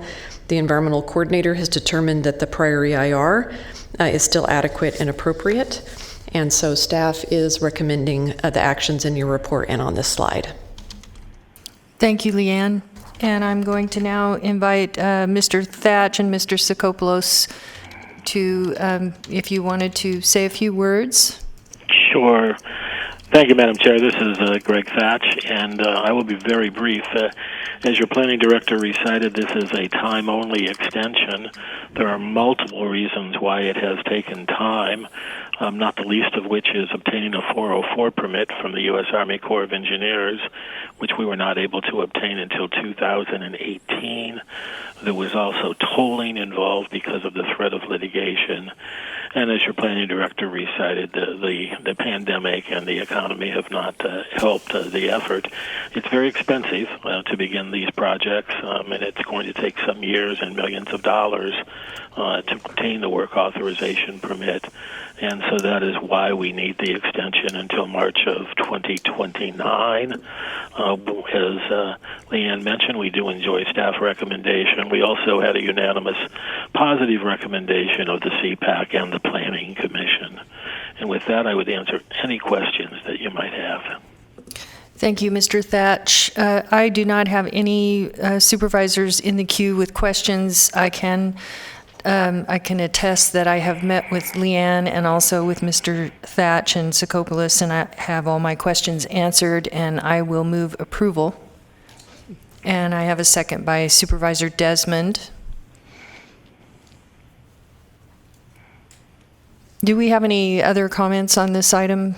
We do not have any public comments on this item. Okay. Please vote. Okay, unanimous vote with those members present. Thank you, and that was the easiest one all day. Well, thank you. Thank you. Thank you very much. You're welcome. Okay, I'm going to disconnect that call now. Okay, for our next item, I do want to point out that we have several folks in the public comment queue. We also have some applicants that are going to be transferred in, and I'll start reading this into the record. And also, this requires an oath, so I'll have to do that every time we have a public comment. Okay, this is the Ingle Road office building conversion, a use permit, variance, special development permit, and design review to convert an existing office building into an 18-unit apartment building in the business professional office zone for a property located at 4748 Ingle Road within the Mission Oaks Neighborhood Preservation Area in the Carmichael Old Foothill Farms community. Good afternoon, Chris. Good afternoon, Chair Frost, board members. Chris Bahuli with the Office of Planning and Environmental Review. Wanted to provide a few staff remarks for the Ingle Road conversion project, office conversion project. Staff has reviewed the public comments for this item and has discussed the issues and concerns with the applicant team, and staff is requesting that the board drop this item from the agenda. Staff are unsure as to when the item will return to the board, and therefore we are not requesting a continuance, but rather we will schedule and notice the project when it is ready to return to the board. This recommendation is based on staff's communication with the applicant team and the desire for additional time by the applicant to evaluate and make revisions to the project description and project design to address community concerns and board input. This additional time will also allow our environmental staff to review the applicant's modifications as well as the prior environmental analysis and perform the appropriate level of environmental review. I should note that that following modifications to the project, the item will return to the Planning Commission for a new advisory recommendation. That concludes my remarks. I should note that the applicant, Mr. Kevin Wang, and as well as perhaps members of his team are available on the line. Thank you. Supervisor Desmond. Thank you, Madam Chair. Thank you, Chris. Appreciate those comments.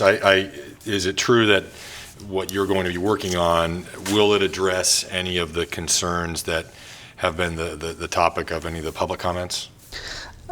I believe it will address some of the concerns. I don't anticipate that all of the concerns will be resolved as a result of perhaps some modifications, but perhaps some concerns may. Okay, and I wanted to, before I make any other comments, I was a member of the Carmichael Old Foothill Farms CPAC, and this came before us when I served on that advisory body, and I'm looking at it today with a fresh perspective, certainly. I'm very interested to hear, some of the public comments. I know this is an issue that has generated a lot of controversy in the neighborhood, a lot of very, passionate opinions about this project.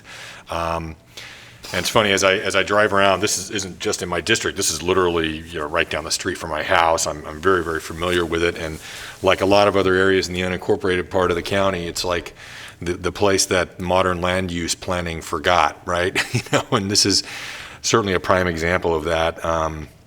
Where you have zoning that was put in place decades ago and no longer reflects the current character or use of the community. And this, for instance, American River Hospital was there. I think it closed, 20 years ago or so.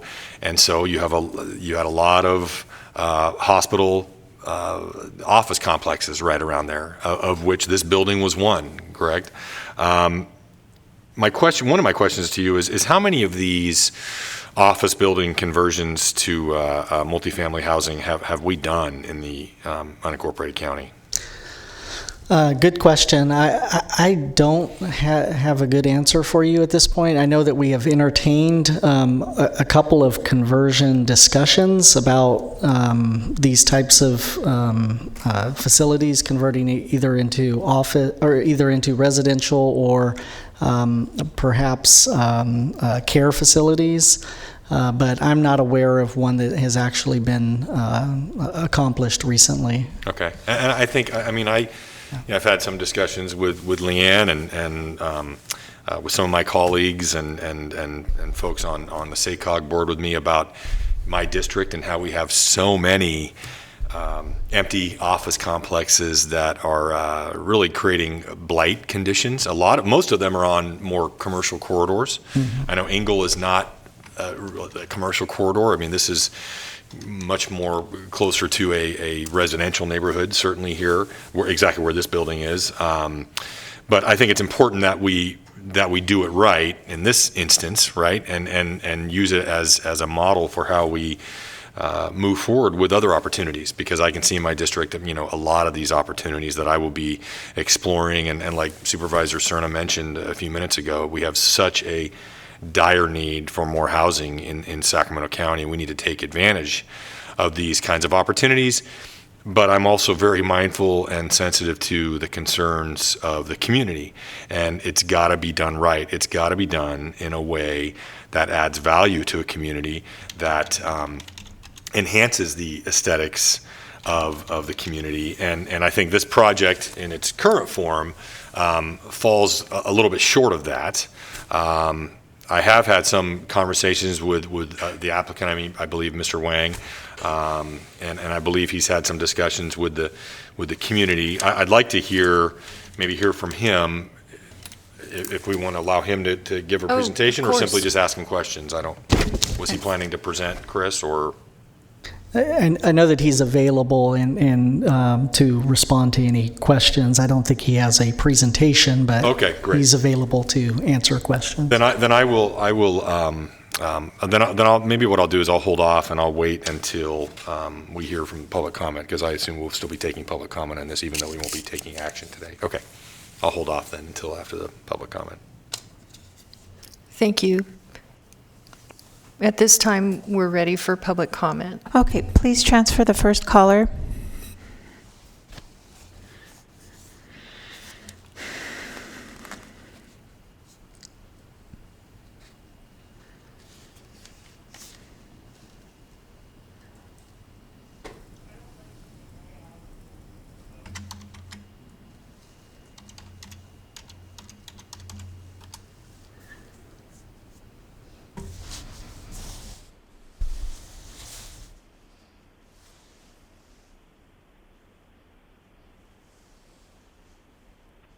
There's about 9 callers right now.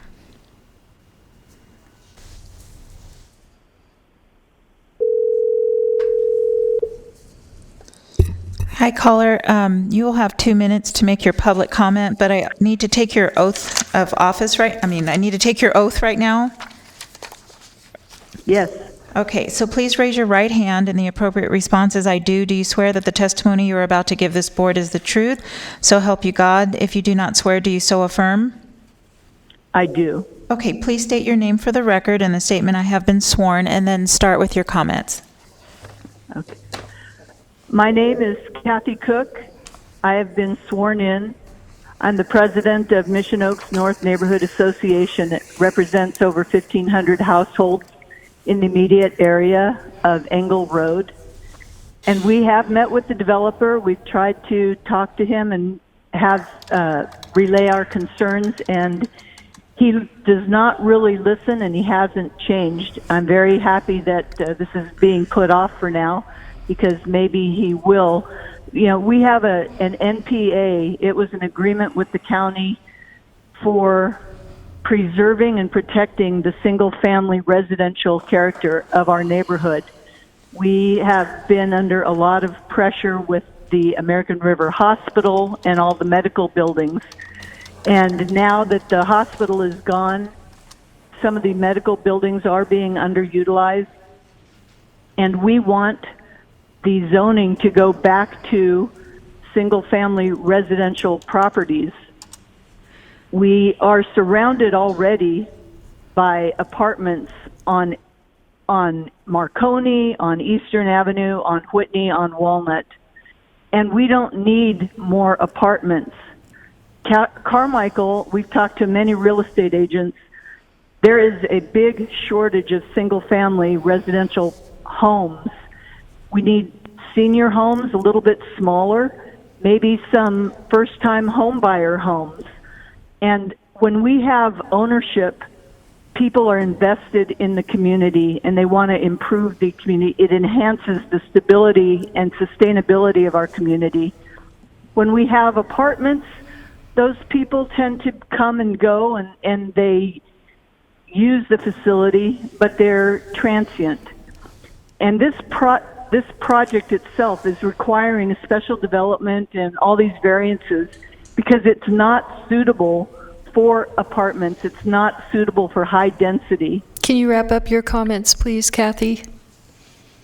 Yes, I've got so much more to say, but we collected 230 signatures saying, please protect the NPA, please represent us and your constituents, and look out for our future. The developer wants to make profit. We want to live in the neighborhood for the next 20 to 30 years, and we want to protect and preserve the single family. Can you please wrap up your comments? I'm all done. Thank you. Thank you. Please send the next caller.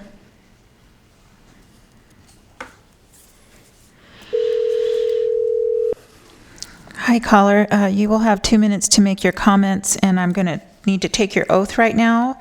Thank you. Please raise your right hand, and the appropriate response is I do. Do you swear that the testimony you're about to give this board is the truth, so help you God? If you do not swear, do you so affirm?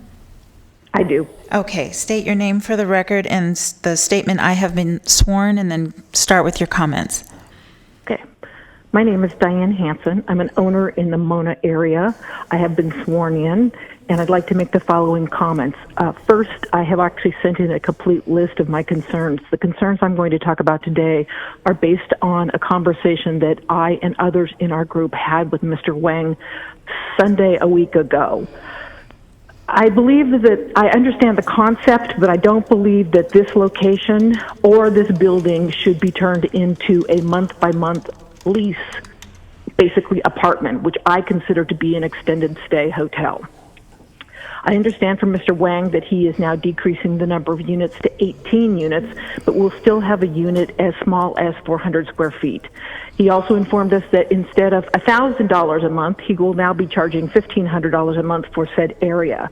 I find this absolutely ridiculous, given that I have a rental right next to me, which is a 3-bedroom, 2-bath home, front yard, backyard, 2-car garage that rents for $2,000 a month. I believe that the people who would come there would be more than the people that he's considering.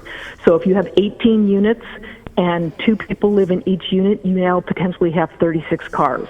There is not enough parking in this area for him, because there's also additionally, I believe, 4 handicapped spots. So that reduces the parking even more.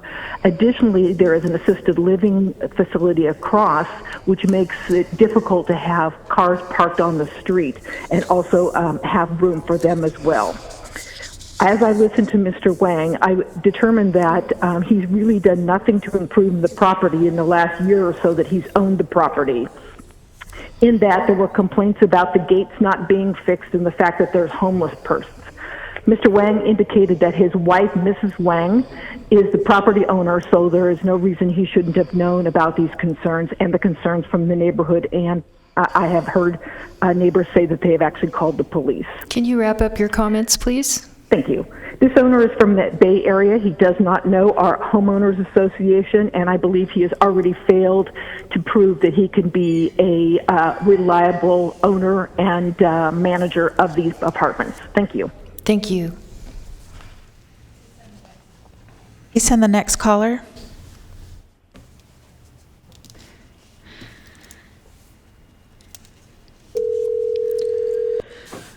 Hi, caller. You will have 2 minutes to make your comments, and I will take your oath at this time. Please raise your right hand, and the appropriate response is I do. Do you swear that the testimony you're about to give this board is the truth, so help you God?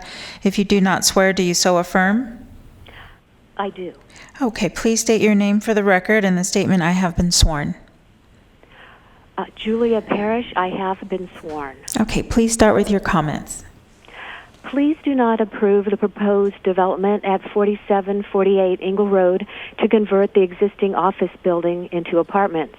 It does not belong in the neighborhood as evidenced by the many variances requested in order to complete the project. Of special concern is that access to the rear of the building is not wide enough to accommodate a fire truck, and the apartment building could become a death trap. There is a shortage of single-family housing in Carmichael, and the neighbors would like to see single-family housing in that space. Please help protect the property values and quality of life for people who live and work in the area. Thank you. Thank you. Please send the next caller. Hi, caller. You will have 2 minutes to make your comments, and I will take your oath at this time. Please raise your right hand, and the appropriate response is I do. Do you swear that the testimony you're about to give this board is the truth, so help you God? If you do not swear, do you so affirm? I do. Okay, please send the next caller. Hi, caller.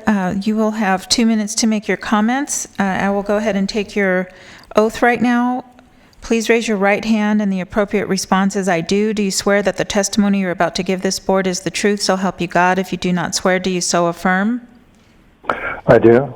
Okay, state your name for the record and the statement, I have been sworn, and then start with your comments. This is Robert Sanchez. I live at a single-family house on 4517 Ingle Road.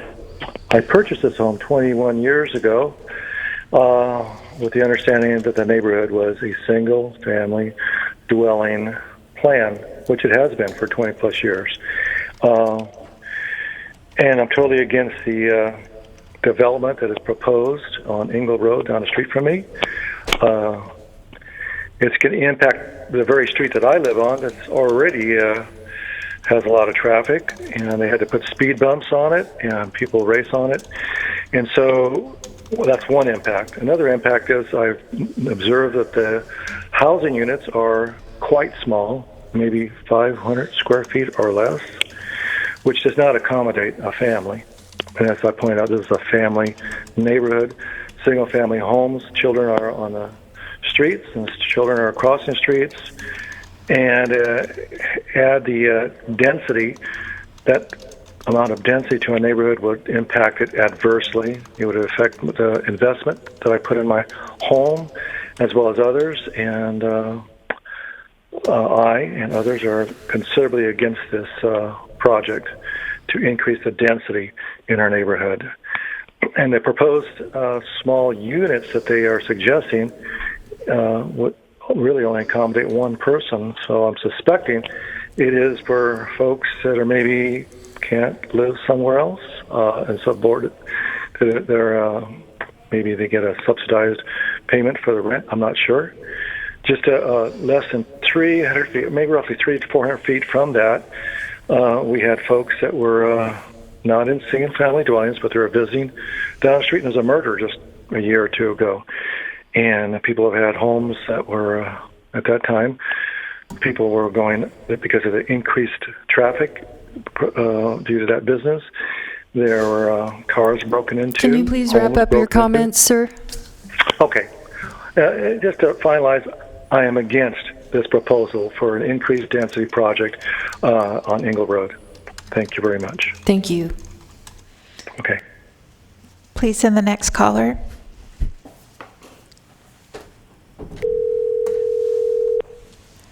Hi, caller. You will have 2 minutes to make your comment. I will take your oath at this time. Please raise your right hand, and the appropriate response is, I do. Do you swear that the testimony you're about to give this board is the truth, so help you God? If you do not swear, do you so affirm? I affirm. Okay. Please state your name for the record and the statement, I have been sworn, and then start with your comments. My name is Jake Fortner. I have been sworn. I've lived here on Ingle Road for over 20 years. I'm very accustomed to our suburban community and lifestyle, and I'm concerned that apartments will overcrowd our neighborhood, as well as add unnecessary traffic and reduced parking space, especially near the park. I think we need more single-family residences in this area as opposed to the large apartment projects, and I think that if we put in apartment projects like this, it's going to weaken our community and our home values as a whole. Thank you. Thank you, sir. Next caller, please.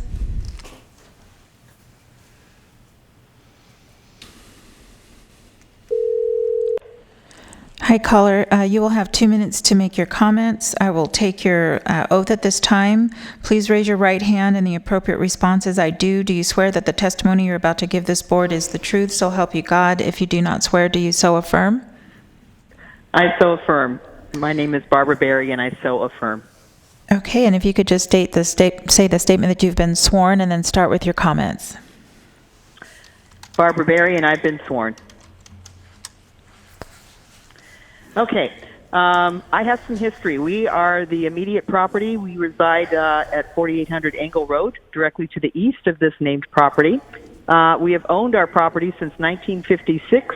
literally when that property was olive orchards and horse paddies. I also worked my first job at American River Hospital, so I've seen a lot of change in this neighborhood. This is not a change that we want to see. I wrote a substantially long issue or letter addressing our concerns here as neighbors. I will highlight public safety and inadequate resident parking.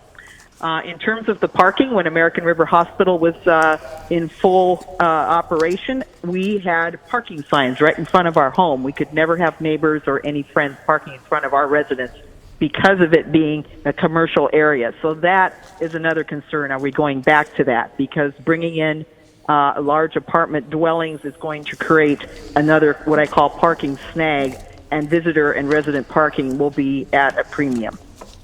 The other is public safety. We've had to call out law enforcement on many occasions because of the homeless population now coming in and taking up residence in this now almost non-existent two-story office complex, which again, as Mr. Desmond referred to, as he knows our community, was a multi-two-story medical office building. I highly do not support Mr. Wang's proposal. The best use of this property to make it a win-win for all of us would be to sustain a multi-family, single-family court cluster of small homes or condominiums for seniors. That is the best use of this property. It's not large enough to accommodate apartments, and firmly do not want this integrated into our neighborhood. It's a very set neighborhood. We are all very happy with our single-family residences, and I want it to continue, and our property values to continue. Can you wrap up your comments, please? Okay, I'm finished. Thank you. Thank you. Next caller, please.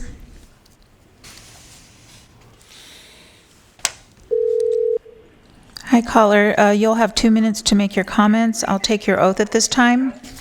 Okay. Okay, please raise your right hand and the appropriate responses. I do. Do you swear that the testimony you're about to give this board is the truth, so help you God? If you do not swear, do you so affirm? I do. And please state your name for the record and the statement, I have been sworn, and then start with your comments. Diane Heald. And you want me to do my comment? Yes, go ahead and start with your comments. Okay, what I'm calling about is item number 47, where they want to put apartments on the address. Let me grab that real quick. Sorry, I left the room. On the address of 4748 Ingle Road. I've been a resident in that area for 42 years. The traffic is horrendous. Adding apartments is only going to cause more of a problem. And I just want single-family homes in our neighborhood to keep it strong. So that's why I was calling. Didn't know that they were going to put apartments down in that area when we got plenty around our community to begin with. I just don't think we need to add any more. I'd rather see single-family homes. And that's what I was calling about. Thank you. You're welcome. Next caller, please. Hi, caller. You will have 2 minutes to make your comment. I'm going to take your oath right now. Please raise your right hand and the appropriate response is I do. Do you swear that the testimony you're about to give this board is the truth, so help you God? If you do not swear, do you so affirm? I do.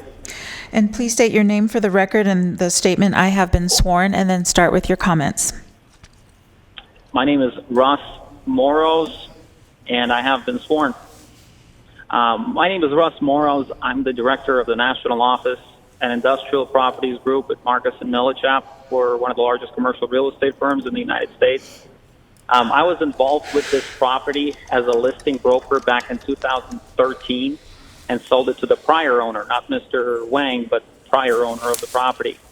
I wanted to share my comments that I understand the community's concerns with respect to this property. And by the way, I have no current involvement with the property, Mr. Wang, or have no vested interest in the outcome. But I really wanted to share some feedback from developers and various investors that have considered the possibility of converting this building into single-family homes, which my understanding is the desired use for the community, you have to understand that the ideal use for a property like this is not always the most not always economically viable at all. At the time, we have had developers and investors consider the possibility of completely tearing down a 12,000 square foot commercial structure to build single-family homes. It does not come close to making any economic sense to do so. To demolish an existing 12,000 square foot commercial structure just to build a few homes makes no financial sense. It will not happen. And so the idea really is between having a vacant office building or an apartment complex, as I see, which is probably the only economically viable conversion for that property that is viable. It is not viable as a continued office building, and it is not viable for a single-family home redevelopment. We've had numerous developers and investors consider the possibility back in 2013. I see nothing that would indicate things have changed to make this economically viable now. And finally, I think the environmental impact of demolishing a 12,000 square foot building is of particular concern. Can you wrap up your comments, please? Absolutely. The amount of landfill and just damage that would cost to the environment and pollution that would cost to the environment is just outrageous just to build a few homes. So I think an apartment complex conversion is the best outcome for the property. That is all. Thank you. Thank you. Next caller, please.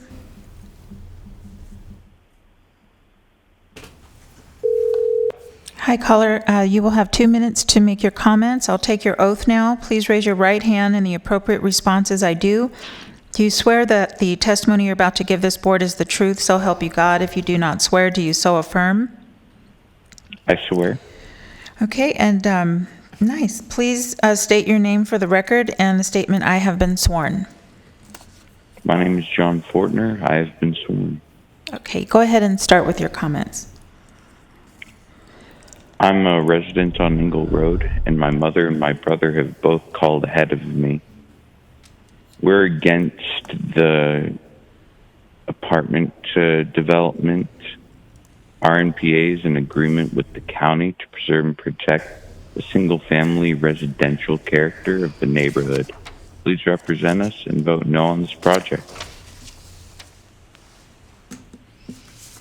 Thank you, sir. Next caller, please. Hi, caller. You will have 2 minutes to make your comment, and I'll take your oath now. Please raise your right hand, and the appropriate response is I do. Do you swear that the testimony you're about to give this board is the truth, so help you God? If you do not swear, do you so affirm? I so affirm. And please state your name for the record and the statement, I have been sworn, and then start with your comments. I have been sworn. My name is Nick Blois. I'm a resident of this area on Foster Way. I've been a resident here for 51 years. I was born at American River Hospital, which is across the street from this project. I just wanted to say this project has too many units for the property size. It is a poor design. The traffic overflow to Ingle Road will be too much for the street to handle. There's also several schools in the area which bring a lot of traffic in the area. This would compound that problem. I believe that the reconfiguration of a building that should be demolished will not help property values. We have $600,000 homes that replace the American River Hospital, as well as the Oakmont of Carmichael, which is also a premium quality residence for seniors. Once again, I oppose this project, and I would prefer that this be rezoned for single-family homes. Thank you. Thank you. Next caller, please.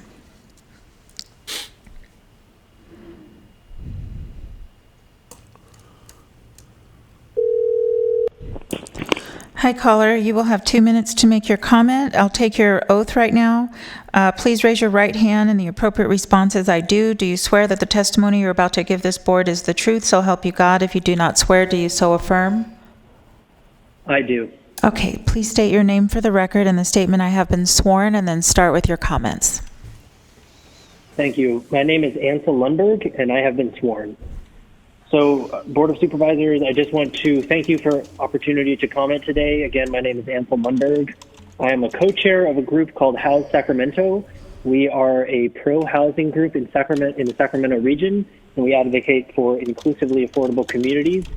We represent renters, young people, and other communities who are harmed by NIMBYism and California's culture of opposition to developing adequate housing supply. So I'm just calling in support of the recommendations of staff before you to approve the necessary actions to proceed on the development at 4748 Engle Road. I'm disappointed to see that the project has been reduced from 20 to 18 units already before it's even reached the board. I understand that's partly a move by the project applicant in order to address some of the concerns of the community. So while that is a good thing, little reductions like this are how we have found ourselves in the housing shortage that we are in today. I think it's basically a slam dunk to convert what's now a vacant office building into a place where people can live, people who will be a part of the Mission Oaks and Carmichael community. And we have a few members who live in the area in Carmichael who've notified us of this project, and they've indicated that the Oakmont facility across the street has gone in and has not caused any problems or concern. This would be a similar scale development, if even smaller. So again, just urge your approval of these of the staff report proposals, and I thank you for your time and opportunity to comment. Thank you. Please send the next caller. Hi, caller. You will have 2 minutes to make your comments. I'll take your oath right now. Please raise your right hand, and the appropriate response is I do. Do you swear that the testimony you're about to give this board is the truth, so help you God? If you do not swear, do you so affirm? I do. And state your name for the record in the statement I have been sworn. Josh Schumacher, I've been sworn. I support this project. I think it's a great one. As other people have mentioned, there's a lot of great schools around here, and I think giving other families an opportunity, especially families that are just starting off, to be able to live next to such a great area that I'm privileged to live in, is something that I would have wished that I would have had growing up. So I think this is a great goal that we're doing. Also, I would mention that there is a bus stop nearby on Eastern right there. So the worries about transportation is probably a little bit overblown, because as we invest more and more in public transportation and making this a walkable neighborhood, I believe that the parking situation is just completely overblown. Thank you. Thank you. And please send the final caller.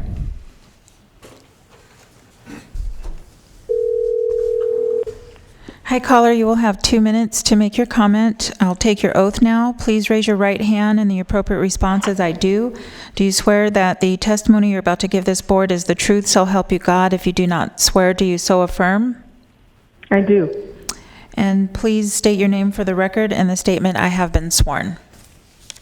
Kathy Spencer, I have been sworn. Thank you. Please start your comments. Okay, my name is Kathy Spencer, longtime resident of the neighborhood.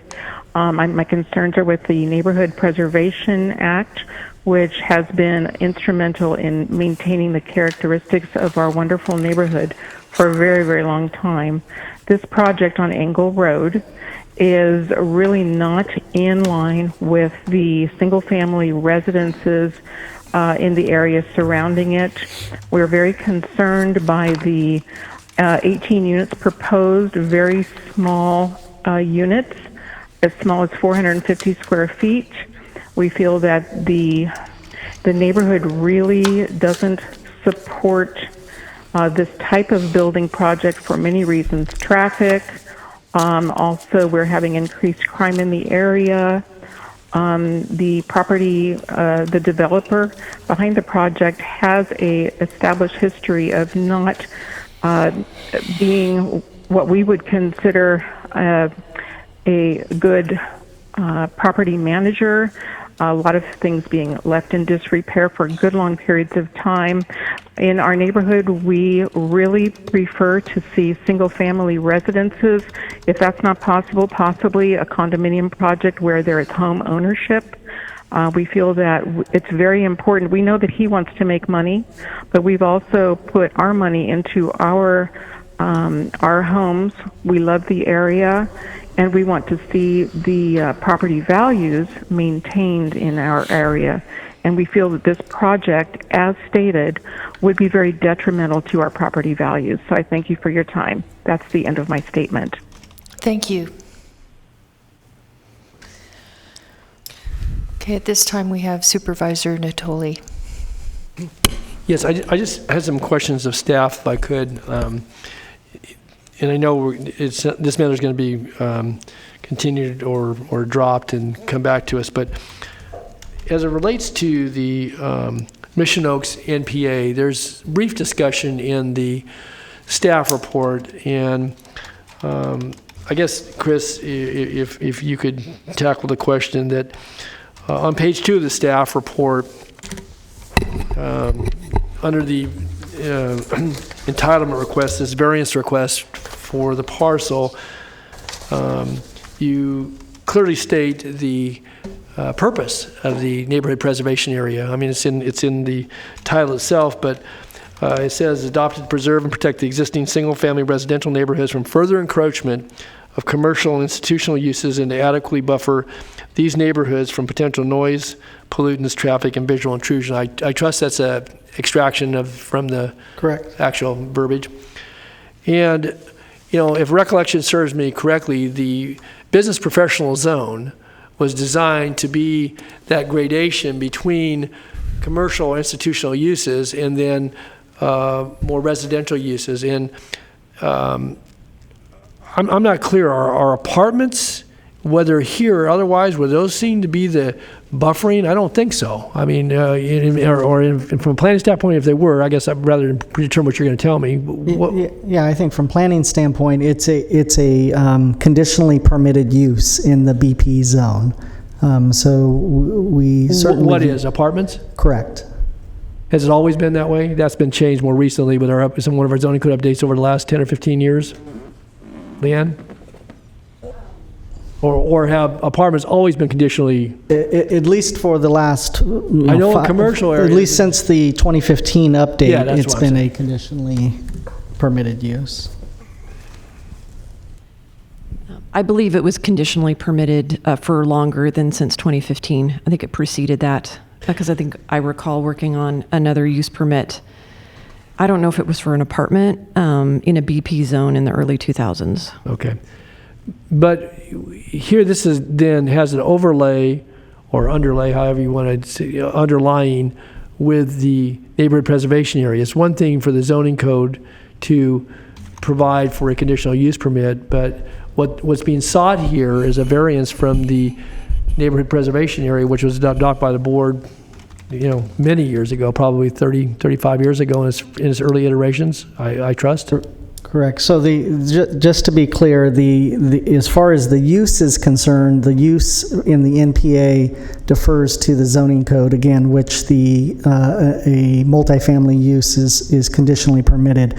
The deviation that's being requested is related to a landscape planter on the eastern and southern boundary. And so that's the deviation. That's what's triggering the variance request, not the use. Okay, so I'm going to take my question back to what you just both responded to a moment ago, because, again, without knowing for certain, I guess I sense that, with the evolutions of zoning codes over time, obviously adoptions through public processes and so forth, but again, I'm not certain as we're sitting here today that when the NPA was adopted, that use permits allowed for conversion of BP properties into apartments. And again, that's evolution over time.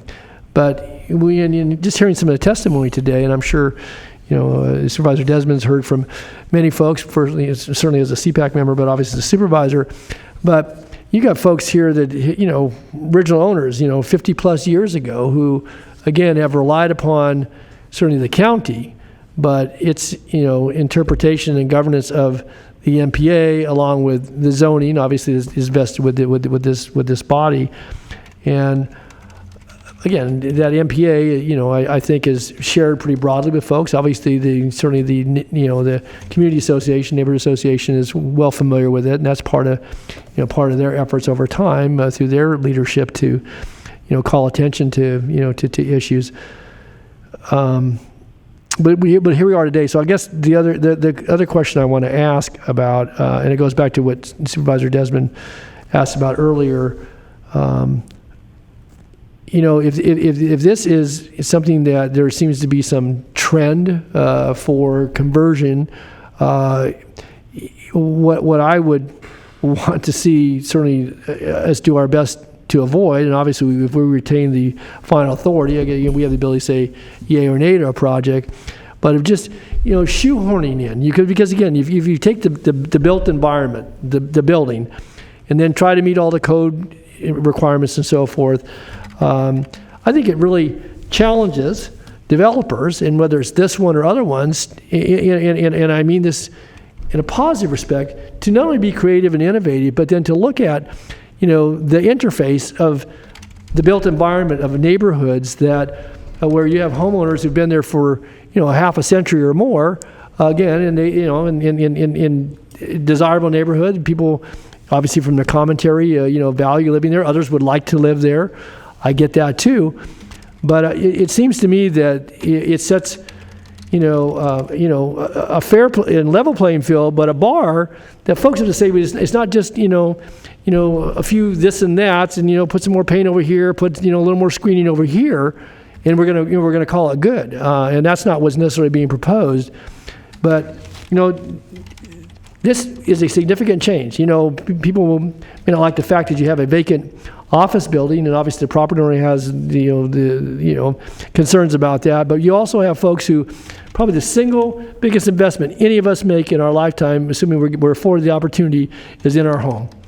And and with that comes your the environment which you live in. Folks that wish to live there, who want to rent or purchase, they look at the surrounding area and so forth. And I think that anytime change is proposed, obviously it can be met with some resistance. But here, from my reading of this, and again we're going to put this over, but one of the things I've seen in some of the correspondence for those that might offer an alternative, I heard it verbalized today. Some folks will maybe you do a for sale project, of condominiums. Maybe you do an age restricted, and again, we may not be able to dictate that through our review process, and certainly from a staff standpoint. But I think those are certainly are legitimate issues to at least be suggesting to the applicant. And again, they want to retain this 12,000 square foot structure and repurpose it, but people again that make property purchases, whether it's their home or their business, choose to move into, do so, I'm hopeful anyway, with their eyes open. And if you bought this property and it didn't pan out, that, just to assume that because there's, a housing, deficiency that, plagues the state, and certainly our community is no exception to the high demand, I think we still need to be considerate of ordinances that over time have provided some level of assurance to those that live, own, and reside there, and it's not to the exclusion of others who'd like to live there.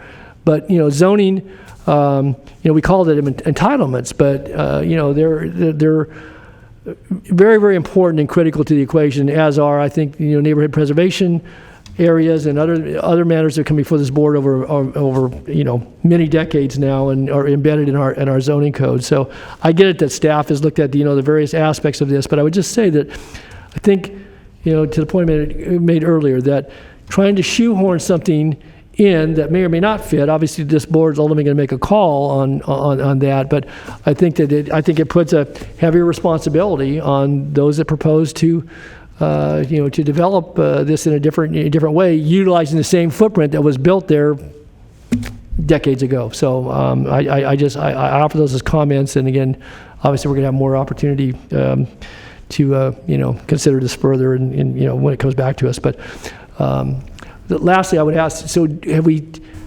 You didn't have you didn't have an answer. How many conversions have we seen?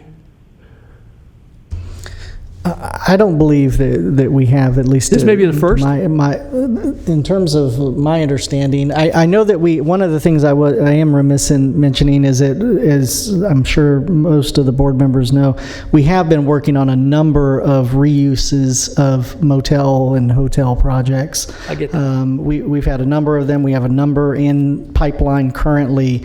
So adaptive reuse of those commercial facilities into residential.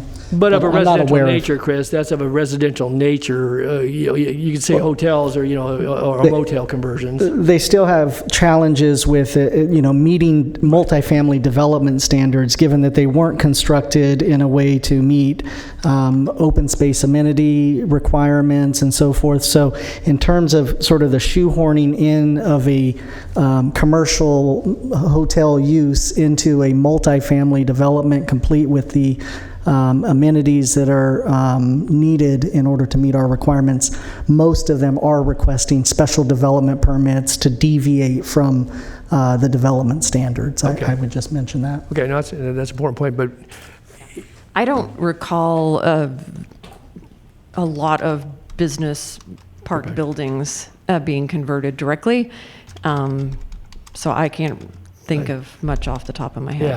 Yeah, again, we don't see all of them, but I don't recall that. And I will just say lastly, I remember years ago when you were seeing apartments converted to condominiums, and there was quite a uproar in certain segments of the community about that, and or vice versa. And we actually had ordinances that came about regarding that.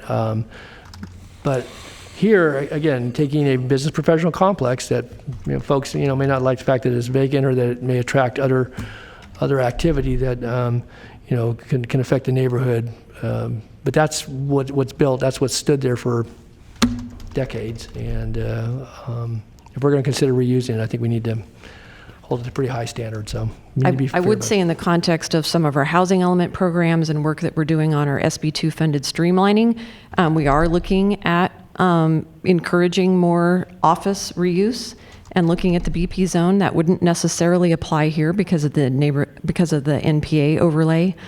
So that's not particularly directly applicable to this site. But on a more global countywide basis, we are looking at, particularly given our regional housing needs allocation and in the context of our rezone program, we're certainly out looking for other areas where we can add into our inventory there. If I could just respond to that real quickly, that I know in the zoning code for many years, going many iterations before, we allowed for apartment complexes in the commercial zones, and then we expanded that. But BP, in my recollection, was to be kind of that transition between commercial, whatever that might be, to single family neighborhoods. And again, it's not a science because you can go all over the county and find different interfaces from different periods of time. But taking BP properties that you certainly had, it was always anticipated they would be lower level use, typically more to working hours of 8 to 5, and having folks that would certainly report to work there, but would be for services, and that has expanded or contracted over time as well, but not this use that was kind of the 24/7, although that wasn't prohibited. But most of those uses, whether you're a title company or you're a dentist or a doctor or optometrist, go down through the list there of BP uses, were ones that were lower level and typically didn't have this constant motion that would go with a property that's inhabited as people's dwelling units. So well, that's we'll see when we get it framed up. We'll see what the board's reaction is, and that's not necessarily applicable to this item today. Are you finished, Supervisor Natoli? I know in my district I've seen a conversion from apartment to condo home ownership, and I did hear in the public comments home ownership, and I heard seniors and lower density. So I wonder if there's a way that the neighborhood could be happy with something just a little different. Supervisor Desmond. Thank you, Madam Chair. I was going to mention a few of those things actually, and follow up with a few of those. And I appreciate Supervisor Natoli's comments. I mean, this is a tough situation. Listening to the public comment. I mean, it's often I think we need to have a bigger strategy about this going forward. Supervisor Natoli's dead on accurate that this should not be. We shouldn't allow someone to just come in and meet the lowest possible standards, right? I mean, we need to make sure we put things in place and hold the applicant's feet to the fire to make sure they do a project that is going to enhance the character of the neighborhood, certainly at least in the aesthetic appearance. I do know this applicant. I think he took a few measures in response to the CPAC and Planning Commission comments. Chris, can you outline what those were? Yeah, when the project was presented to both the CPAC and to the Planning Commission, the project had 20 units, and the applicant reduced the number following the Planning Commission meeting to 18. They also, as a result of some concern about the privacy screening on the eastern and southern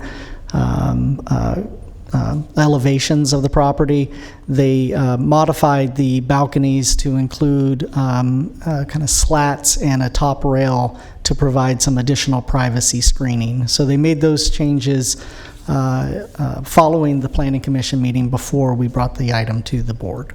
Okay, thank you. And I appreciate the applicant being at least willing to have those discussions, take those steps. I think certainly more needs to be done. I'm going to, address Mr. Wang directly and would like to get his commitment to a few things. He and I have spoken a couple times, but just as an observation, going by that property multiple times, walking around the property, there have been issues there with respect to homelessness, and I know other crimes being committed on that property, and I think it was very interesting hearing from the other developer who called in. I mean, it sounds like tearing this down, converting to single family residence is just not a viable use of this property. So what are you left with? Well, we're left with making sure we make this the best project we can for the community. So Mr. Wang, if you're on the phone, I assume he's still on the phone, Madam Clerk? Yes. Okay, I'm going to address you directly right now, and as this goes back to planning and you're going to have some more discussions with them, some things that I want you to commit to, or would request that you commit to, is number one, looking at the facade of this property and coming up with a different plan that doesn't make it just look like that shoehorn that Supervisor Natoli was talking about, because the way it's planned now, it's simply going to look like an office building that is a kind of a funky configuration in this otherwise mostly residential neighborhood. So I'd like Mr. Wang to have that conversation with planning about some other ways he can beautify the facade of the building.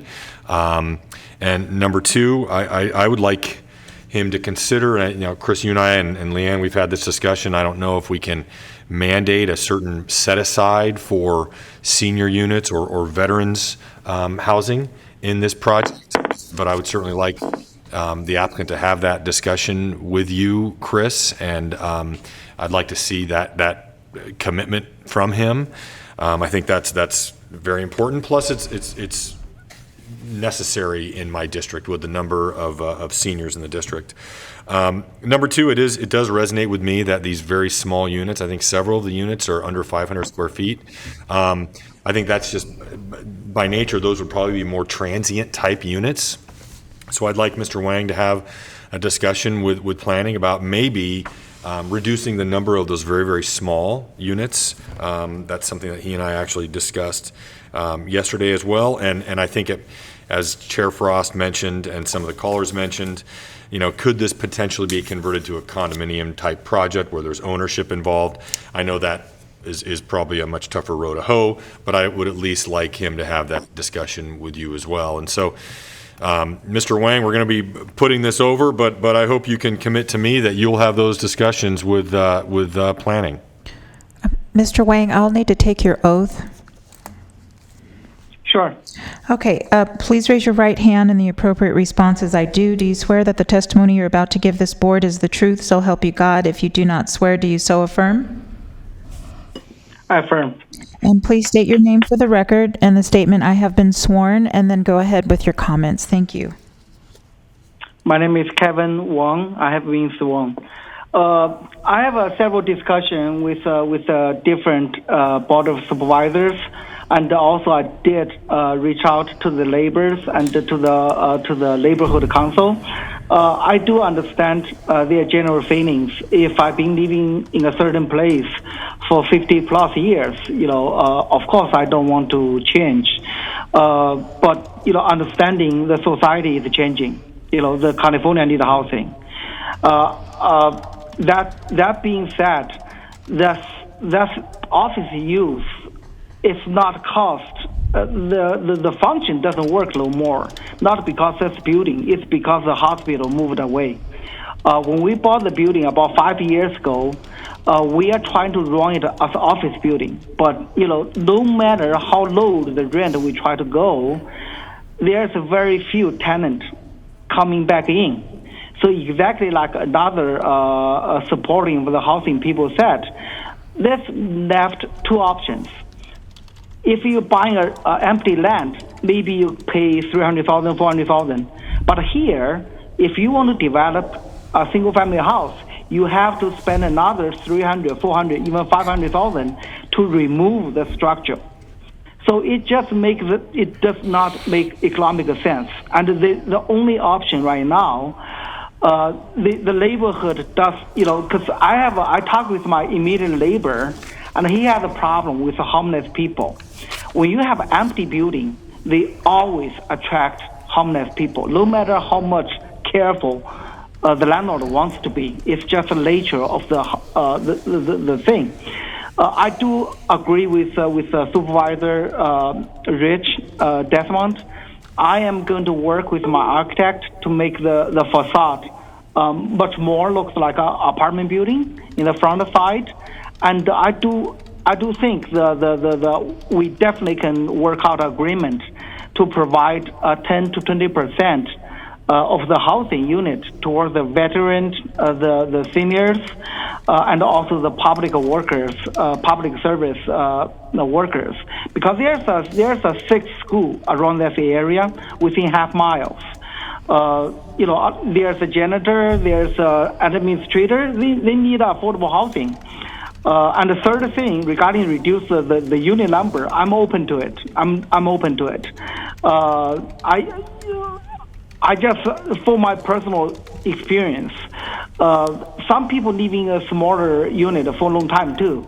But I do agree. If that area want me to reduce the number even more, I can work with my architect. I can work with the planning department to further reduce it. That's my verbal commitment. Like I said, I stayed here under oath to see those things. I will commit to those things. Just to answer your supervisor's question and understanding, I presented my position here, and hopefully we can have a win-win situation here. The building have been sitting there like this condition for the last 20 years. The county doesn't generate any tax revenue or very minimum tax revenue. The landlord is losing money like crazy, and the neighborhood is bothered by us homeless people. Who is the winner here? I mean, as current situation, answer my question. Who is a winner? Thank you guys very much.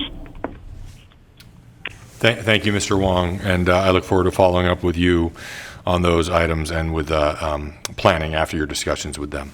Thank you, Madam Chair. Thank you, Supervisor Desmond. I think at this time we need a motion and a second, and we need to vote to drop the item. Okay. Second. We have a motion by Supervisor Desmond, a second by Supervisor Cerna. Please vote. Unanimous vote with those members present. And so now we'll go to item 48, which is your nominations and appointments.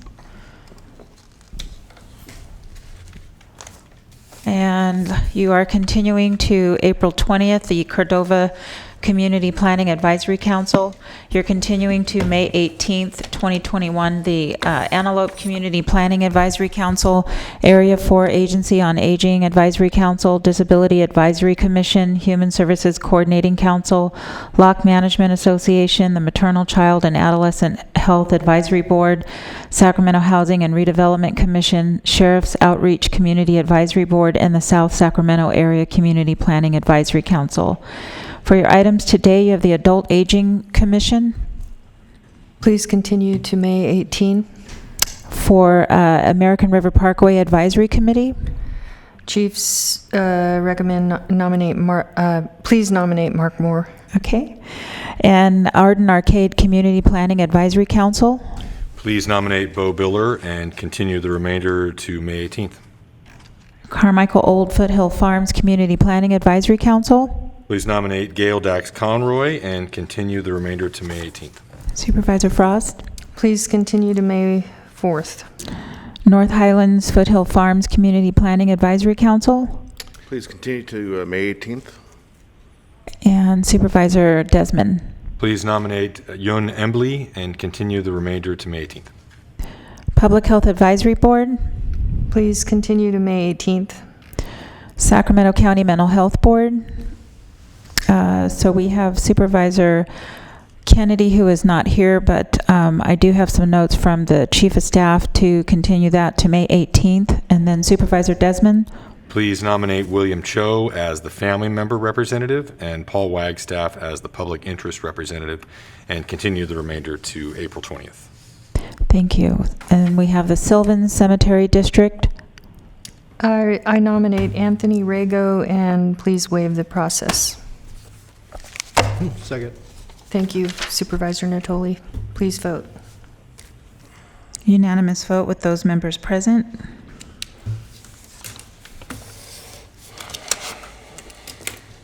And hang on one second, sorry, I'm just writing down my notes. Oh, and that concludes your nominations. Now you're on to county executive comments. No comments, thank you. Thank you, Ann. And we do not have any supervisors in the queue to speak, and I do know that we have an adjournment in memory by Supervisor Cerna. Thank you, Chair. So today I'd like us to consider adjourning in the memory of Gregory Condos. World-renowned iconic landscape artist Gregory Condos passed away at a Sacramento home on Friday, March 26th, just days short of his 97th birthday. Son of Greek immigrants, Condos was born in Lynn, Massachusetts. As a small child, his family moved to Sacramento, where he attended Sacramento High School and Sacramento City College. He served 4 years in the Navy during World War II and continued his art education via the GI Bill. Condos earned his master's degree in art from Sacramento State in 1957, when it was still a relatively new institution. While at Sac State, he studied art alongside the now world-renowned painter Wayne Thiebaud, and the two became lifelong friends. Thiebaud and Condos were among the group of Sacramento artists who, in 1958, founded Sacramento's first private art gallery, Artist Cooperative Gallery, which later became Artist Contemporary Gallery.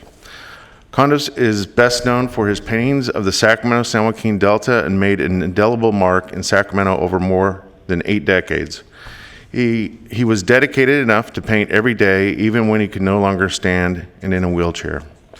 Condos painted the Pacific Ocean from his home in Pacific Grove, the American Southwest from his home in Santa Fe, New Mexico, and he painted France and Greece and other landscapes from around the world.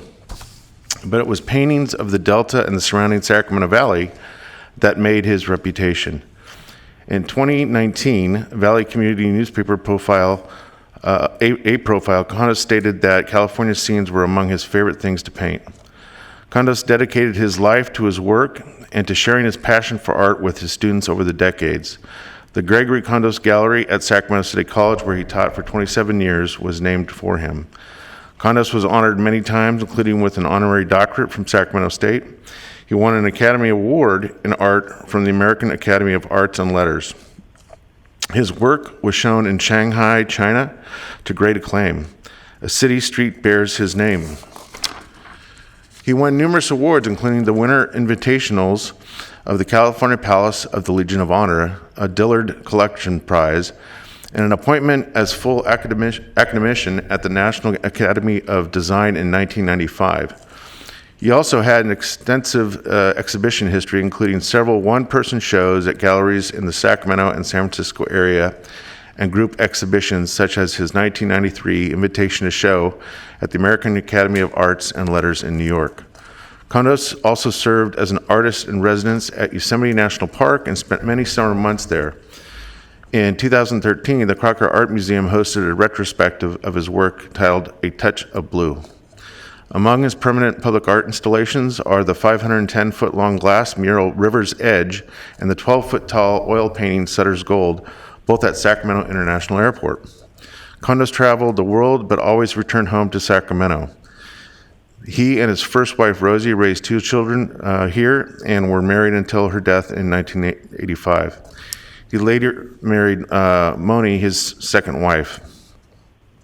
He worked from his studio in downtown Sacramento even as his shoulder ached from decades of holding the brush up to the canvas.